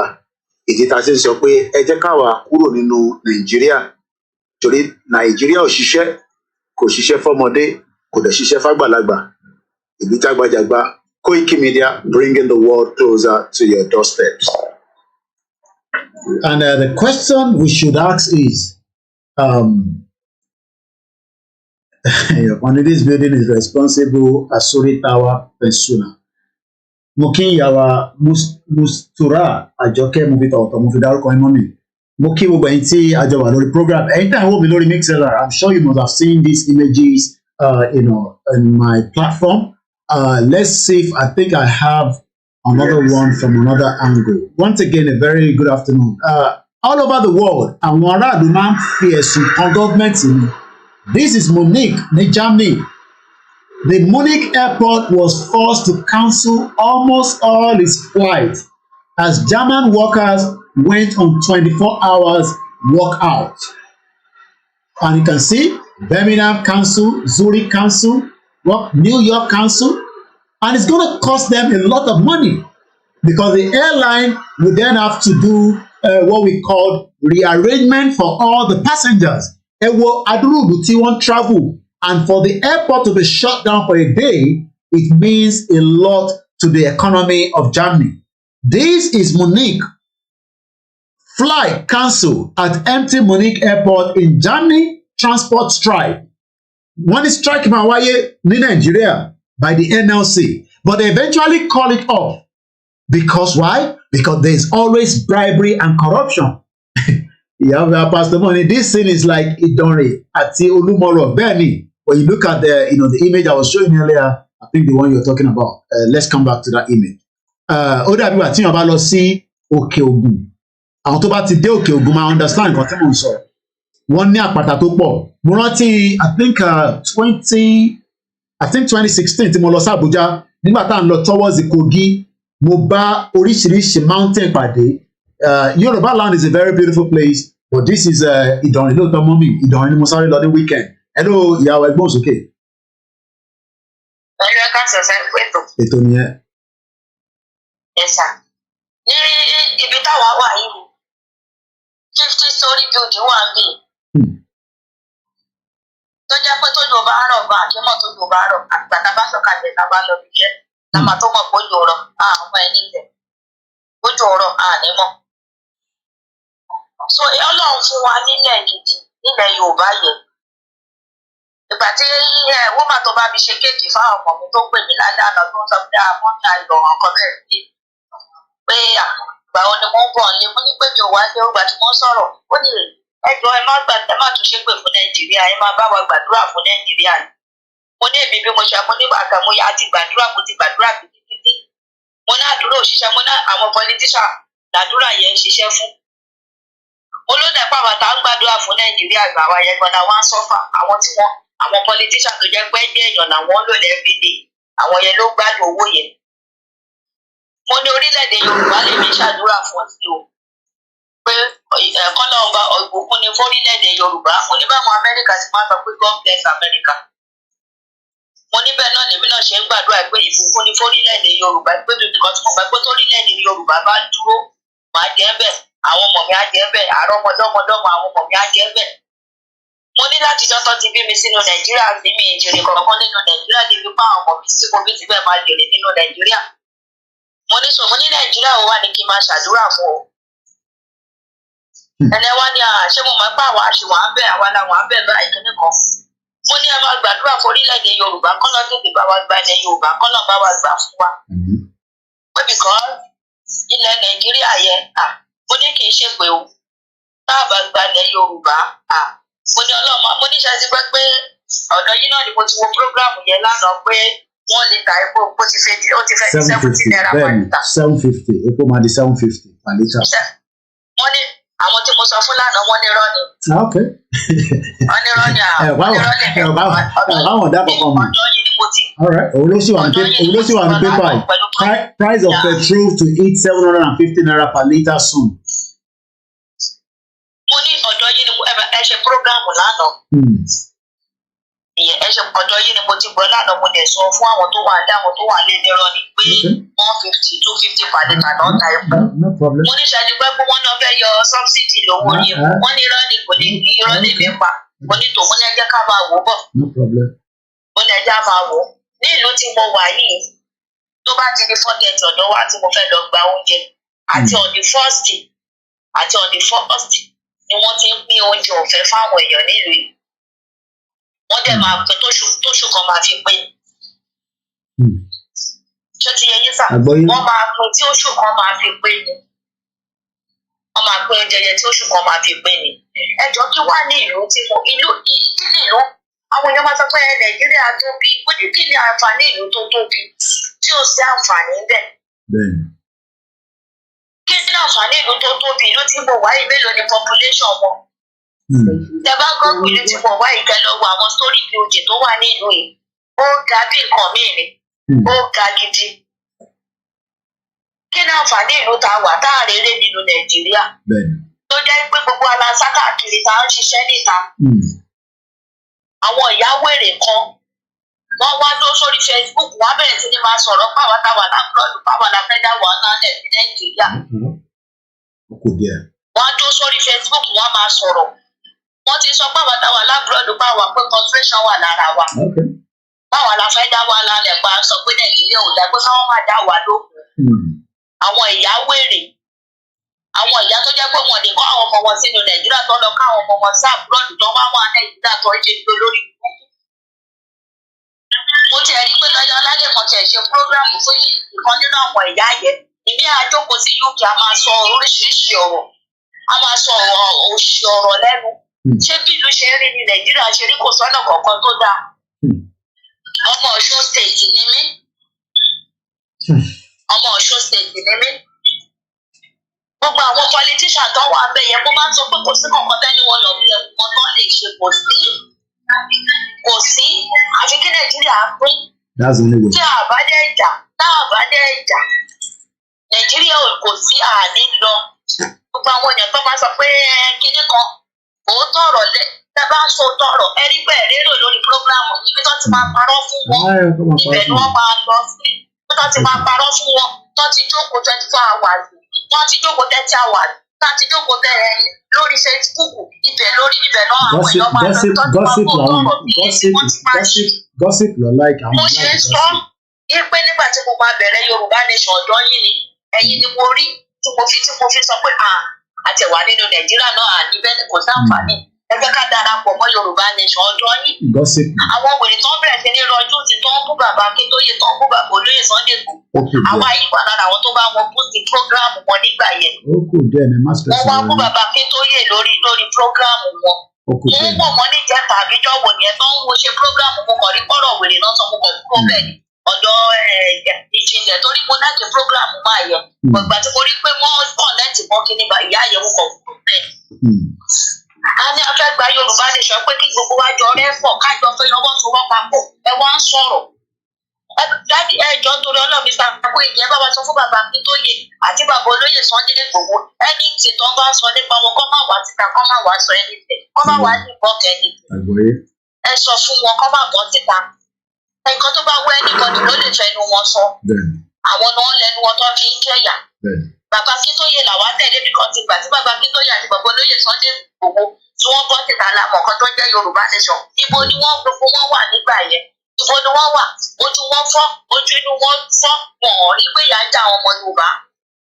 Bàbá yìí wá jí jáde bàbá yìí wá jáde síta ẹ wá bẹ̀rẹ̀ sí ní bú bàbá yìí ẹ wá bẹ̀rẹ̀ sí ní sọ ọ̀rọ̀ sí ẹni tó bá ti ń bẹnu àtẹ́lu bàbá Akíntóyè ẹni yẹn ò ní dàgbà kò ní dàgbà ẹni yẹn ò ní dàgbà kò ní nìkan dàgbà ni. Bàbá àgbàlagbà tó ń jáde ìbá rẹ àwọn bàbá ìyá Adébánjọ àwọn bàbá yẹn bẹ̀ tó ọ̀dá sọ̀rọ̀ Yorùbá nation. Ẹ kú ètò sá ẹ máa bẹ́ sọ̀rọ̀ Ọlọ́run àgbàlẹ̀ wa fún alágbára náà. Gbogbo ẹnikẹ́ni tó bá sọ pé ká má gbalẹ̀ Yorùbá tẹ̀ kò ní sojú ẹ̀ lágbára náà. Gbogbo ẹnikẹ́ni tó ń dènà ìran Yorùbá tó fẹ́ ká tètè nílẹ̀ yẹn kò ní débẹ̀.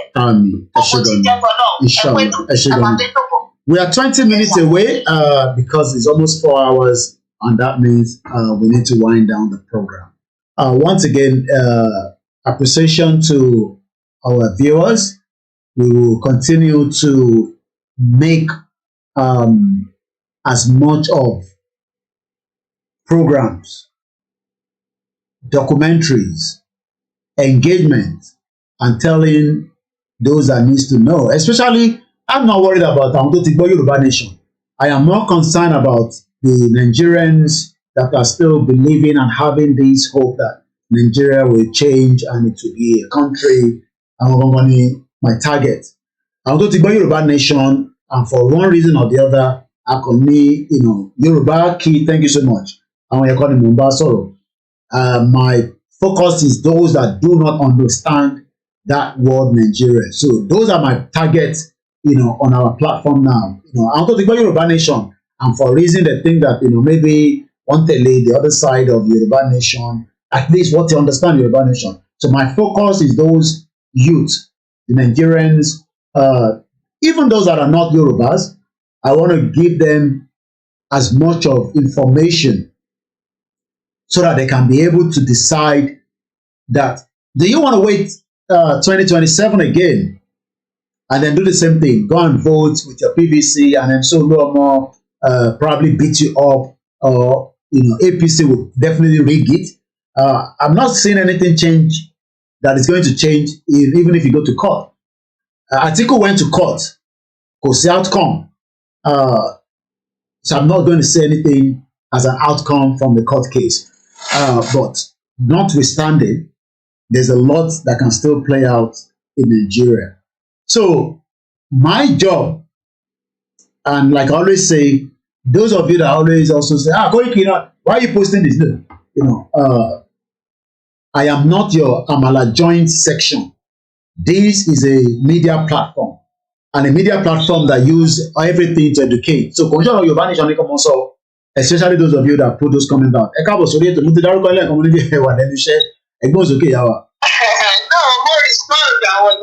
Okay. Actually, I'm on annual leave. Okay. Enjoy it. For 2 weeks here. So, we share.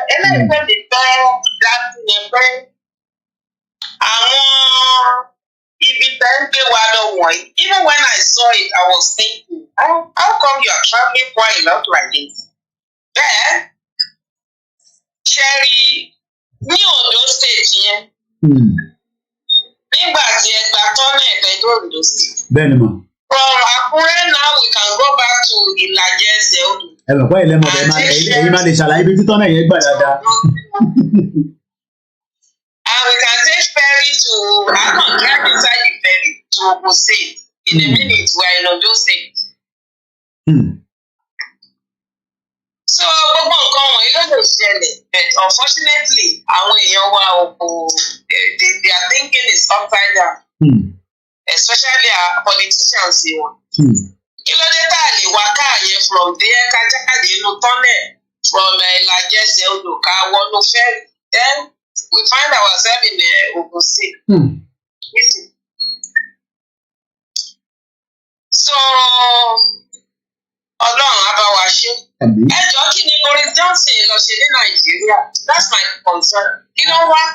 Boris Johnson traveled to Nigeria for Emeka Anyaku, the former Kinekon. That was the reason why he traveled down there. maybe there might be other things there, but yeah, it was actually in Nigeria, for the 16th annual Osigwe lecture in Lagos. For that's what we are told. Osigwe Anya Osigwe Foundation has invited the former Prime Minister Boris Johnson to Lagos. The foundation revealed this at the. I'm not too sure what is the link because sometimes all this is not the purpose of the law, but they put something out.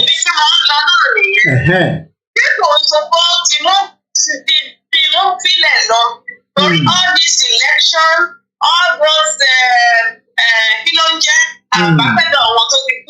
yeah. Maybe we won't love for follow-up. Let me calm our Igbo down there, not for Wahana. Okay. Now to do the government.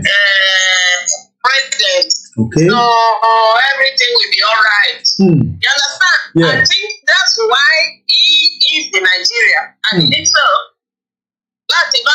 negotiate to calm them down. Okay. And forget about the election crisis. Okay. I think so. Okay. Yeah, I don't think he's gone there. Yeah, I believe he's gone there for a mission away from the is there for this lecture. The main issue talking about is about this election crisis. When you calm down, especially because of the result of Yoruba, possibility Yoruba, one hour calm down. But Igbos, they need to calm them down as well. Not they become wood, we love just their two-faced business. Program that we shall learn, Baba Babalola. Yes. $10 billion. Ben Babalola. Yeah. Why just donate the UCH? Or the Republic UCH? Why not? Why can't he give that Nigeria that money to a Nigeria infrastructure or department? Or to ṣe ní òpin? Ṣé ìlú tó ti jẹ yóò tó ọkàn wọn ti balẹ̀ làwọn tó ń kókó wọn wá? You can see the stupidity of our people. Ṣé King's College lòun ò lówó ni?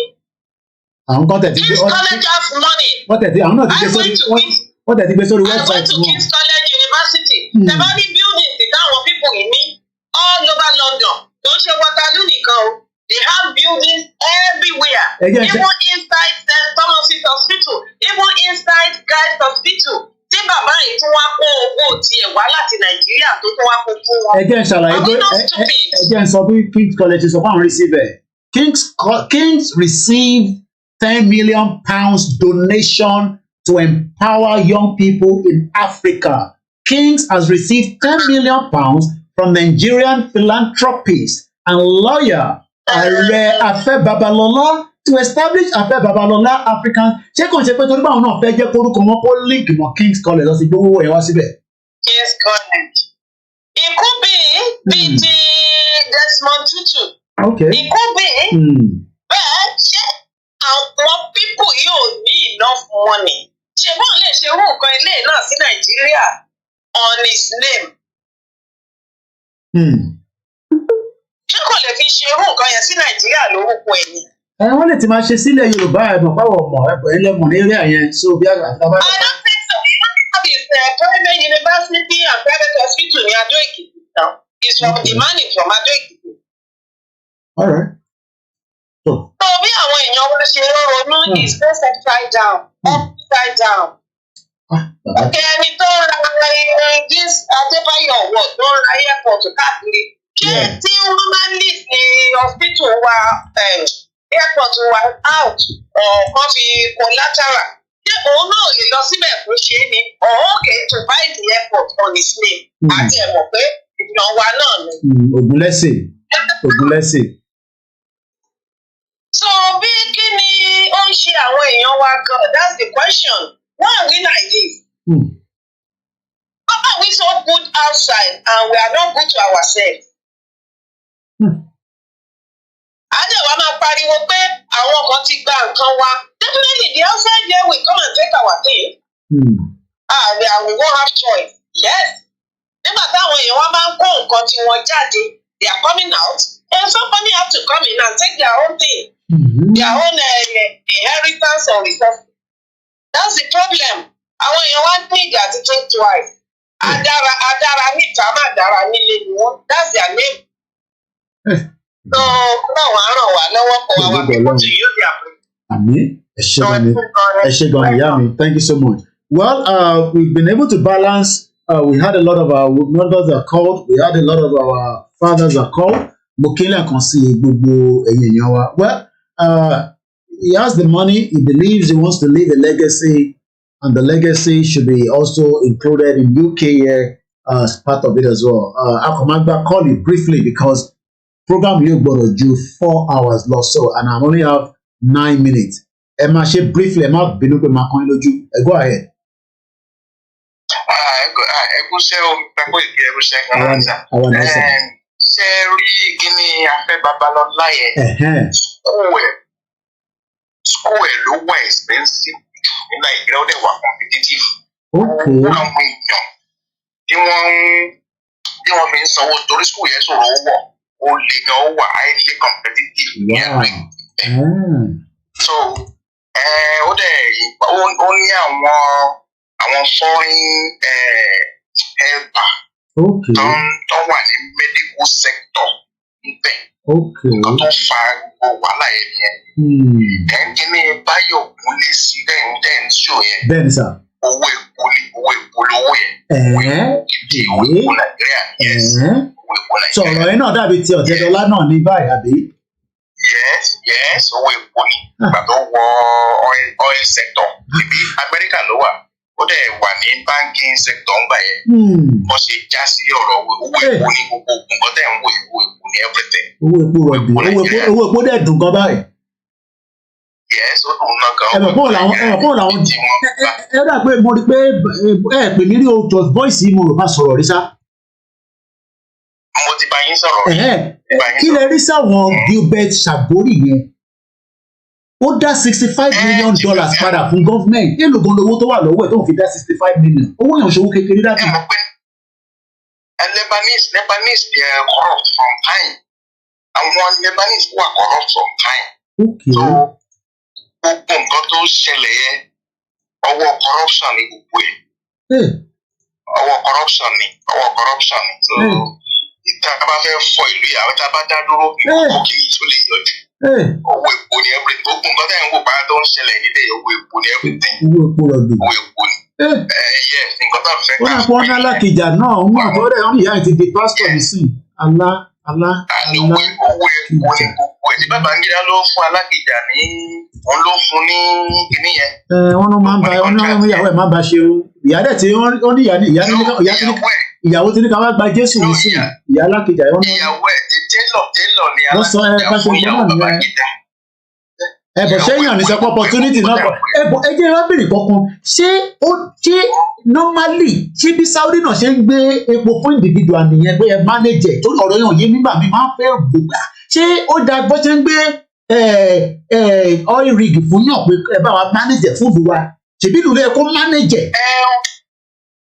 No, ẹ mọ̀ bí àwa ṣe ń practice tiwa ẹ mọ̀ pé Saudi wọn gírídì pẹ̀lú ẹ̀ wọ́n fi mú àwọn aráàlú ẹ rí pé wọ́n fi gbọ́ tax níta Saudi kan tó ń orí ta Saudi they don't pay tax. So ní ọ̀dọ̀ wa we are so greedy nǹkan tó ṣe ń jà tí wọ́n ṣe fẹ́ kí Nàìjíríà pín nìyẹn. Àwọn èèyàn kéékèèké ló ń benefit nínú gbogbo nǹkan tẹ̀ ń wọ̀ yìí. Àwọn èèyàn kéékèèké ni wọ́n fẹ́ bí wọ́n fi fẹ́ di ìbọn para wọn tó máa ń para wọn sílẹ̀ because the corruption is so right. Corruption yẹn ní. Ó yẹ ti wà ti pẹ́ kò ń ṣe lénìí. Yes, ó ti wà ti pẹ́. So àti wá break àárín yẹn. Ìbínú tí Abacha tó fi kó gbogbo àwọn owó tó kó ìbínú yẹn nígbà tó rí gbogbo nǹkan tó ń ṣe nígbà tó wọ gọ́ọ̀mẹ̀ntì. Òun ló fi kó gbogbo òun ló fi wùwà tó wù yẹn. Òun ló fi wùwà tó wù yẹn. Ìbínú tó ń rí ló pe ẹ̀dẹ̀ kó owó báyìí. Nǹkan tó ń ṣẹlẹ̀ gangan nìyẹn. So àpíta bá pín ìlú yẹn táwa pín ó sì máa dùn nìyẹn. Àwọn èèyàn dẹ̀ máa jẹ ìyà. They will be suffering and suffering and suffering non-stop. So that's the only thing. Ó lọ́wọ́ British. A ti mọ̀ yẹn agbègbè ọlọ́mọ yẹn bàbá. So. Èbí Boris Johnson náà lọ kí wa ní Lagos. Kódà wọ́n ráwọn immigration officer tó fẹ́ bá Boris Johnson ya picture. Boris Johnson tèmi sọ fún pé genocide wà Nàìjíríà kò dá mi lóhùn. Boris Johnson sọ wípé àwọn máa strengthen Nigeria àti British relation kan tó ń sọ fún wọn sí nìyẹn. Àwọn máa strengthen ẹ̀. Yes, kódà àwọn máa strengthen ẹ̀ kan tó ń sọ fún wọn sí nìyẹn. Kì í ṣe pé kò mọ nǹkan tó ń lọ bẹ̀ ó mọ nǹkan tó wọ́n pàdé nínú wọn ni. Jẹ́ mọ̀ pé ìgbàdé lọ ṣe fíìmù kó tẹ́ lọ challenge ẹ̀ ní nọ́mbà 10. Tó sáwọnú mọ́tò lọ. Mo ti wá fídíò yẹn báyìí. Wọ́n ti wọ́n ẹ̀ yìí pé kó má dá sí ọ̀rọ̀ ibẹ̀ yẹn. Àwọn ìyá yẹn ti wọ́n ẹ̀ pé kó má dá sọ̀rọ̀ ibẹ̀ yẹn kó mọ̀ ọ̀rọ̀ ń pa ẹ̀. Olóṣègbẹ́nu dákẹ́. Sẹ́mu kọ́kọ́ sọ statement kan tó ní let us unbundle what bring these people together. Ibẹ̀ ló sọ wọn kò dẹ̀ sọ̀rọ̀ lórí ẹ̀wọ̀n. Bí a ti bá padà wá lálẹ́, mo fẹ́ wo ọ̀rọ̀ Scotland àti Rishi Sunak àti the new guy tó wà níbẹ̀ ní sin Scottish SNP yẹn. Ẹ̀wẹ̀ pé yẹn náà máa gba referendum. Rishi Sunak náà wò ní fún ìkan Pakistan, ìkan Indian. Ní just under 1 minute kí lè rí sọ̀rọ̀ yẹn because how wà ń bá yẹn nísìn because mo follow kí ni ẹ is a new Muslim nìyẹn Rishi Sunak tó náà pé Hindu lòun ìkan dẹ̀ ní grandparents mi wá sí báyìí UK ni wọ́n tọ́jú dáadáa èmi ò ní jẹ́ kó break ẹ̀ tí India tó wà ní Scotland ní a máa béèrè fún referendum a gbọ́dọ̀ pín ní kí a fi padà sọ́dọ̀ EU. Wọ́n ń play àwọn méjèèjì jọ ń play politics àwọn funfun tó wà ní àwọn bàbá àṣàlẹ̀ wọn ló ń lò wọ́n síra wọn ọjọ́ ń play politics. Ṣé báwọn náà ní bàbá àṣàlẹ̀? Àwọn ní bàbá àṣàlẹ̀ ọjọ́ ń play. Òkè yẹn ló máa ń pè náà conservative kìíní kan club kìíní kan conservative leaders kìíní kan. Ẹ ṣáàjà máa wò ẹ máa wò ẹ máa wò. Rẹ́rẹ́ fẹ́ rún báyìí o ilé ayé yẹn náà kó ṣàánú ẹ ṣé gan ni bàbá wa thank you so much. Máa ń láìpẹ́ táwọn ẹ ṣé gan ni. Ṣé àwọn ọ̀jọ̀gbọ́n kan wà àwọn máa ń farabalẹ̀ ìgbà míì wọ́n lè má láì fi ṣe ń sọ̀rọ̀ bọ́ wọ́n máa ń ní àwọn point kan tó bá gbé jáde ebi dábì wọn under 6 minutes ẹ bọ́ ṣe gbé wa travel.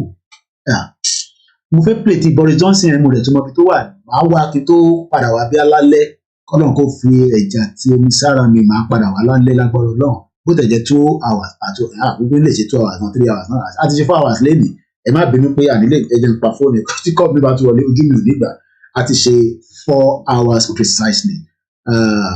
Mo mọ ibi tí fídíò yẹn wà ní fi síbẹ̀ Boris Johnson mo wá bẹ́ẹ̀ wọ́n ní genocide ń ṣẹlẹ̀ nínú Nàìjíríà ó dá sí ó wá lọ Lagos ní sí immigration officer bíbẹ̀ ya picture èmi dẹ̀ wá bẹ́ẹ̀ sọ̀rọ̀ èmi mo rò pé òun rí sí ni èmi wá bẹ́ẹ̀ sọ̀rọ̀ nínú ilé bí ọmọ àti bàbá ní UK bíbà kò dá mi lóhùn kò sáwọnú mọ́tò kíákíá Boris Johnson kò dá o ó dẹ̀ lọ Nàìjíríà ní sí gbogbo wọn bẹ́ẹ̀ ya picture ló ń dápara Boris Johnson tó bá dress up báyìí gbogbo aṣọ yẹn máa tún kó tó bọ́lẹ̀ ní mọ́tò mo rí wẹ̀rẹ̀ I can't find the video straight away but màá lọ mú jáde again I'll lo later. So on that note, I just play Johnson. Mo kí gbogbo ẹni tó farabalẹ̀ kó bá wa dá sí. I know sometimes kò ń ṣe gbogbo èèyàn náà ló lè ní data láti wò. But ìyẹn la ṣe ń ṣàwọn ṣọ́ṣọ́ video. Ẹ ṣé gan ni Mr. Fab. Thank you so much everyone.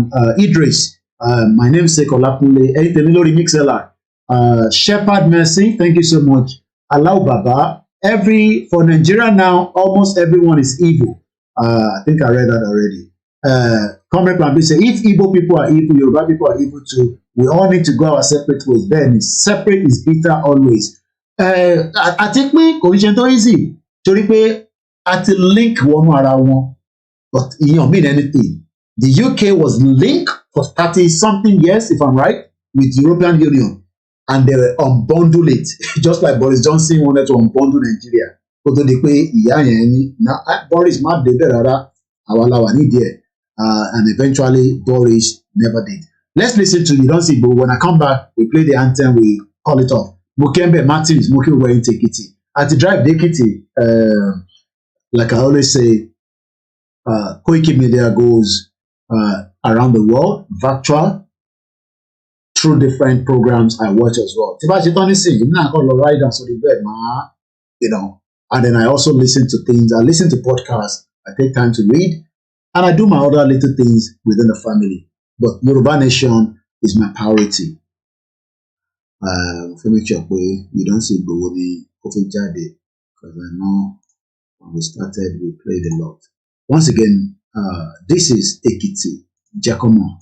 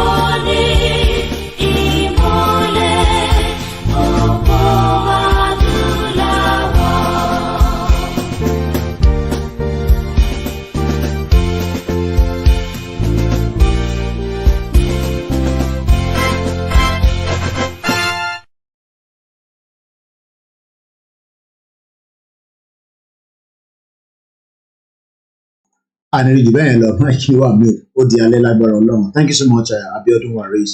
Mo kí gbogbo àwọn Koikimedia team. Mo kí ìyá mi Gbèmílékè Faith David and gbogbo ẹ̀yin grandma pátápátá.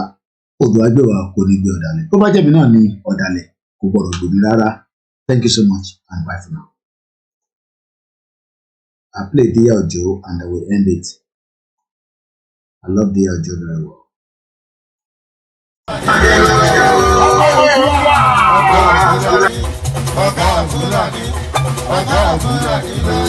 Yorùbá nation yìí ti gbogbo wa ni kó má gbọ́dọ̀ bàjẹ́ torí kò sílùú mìíràn.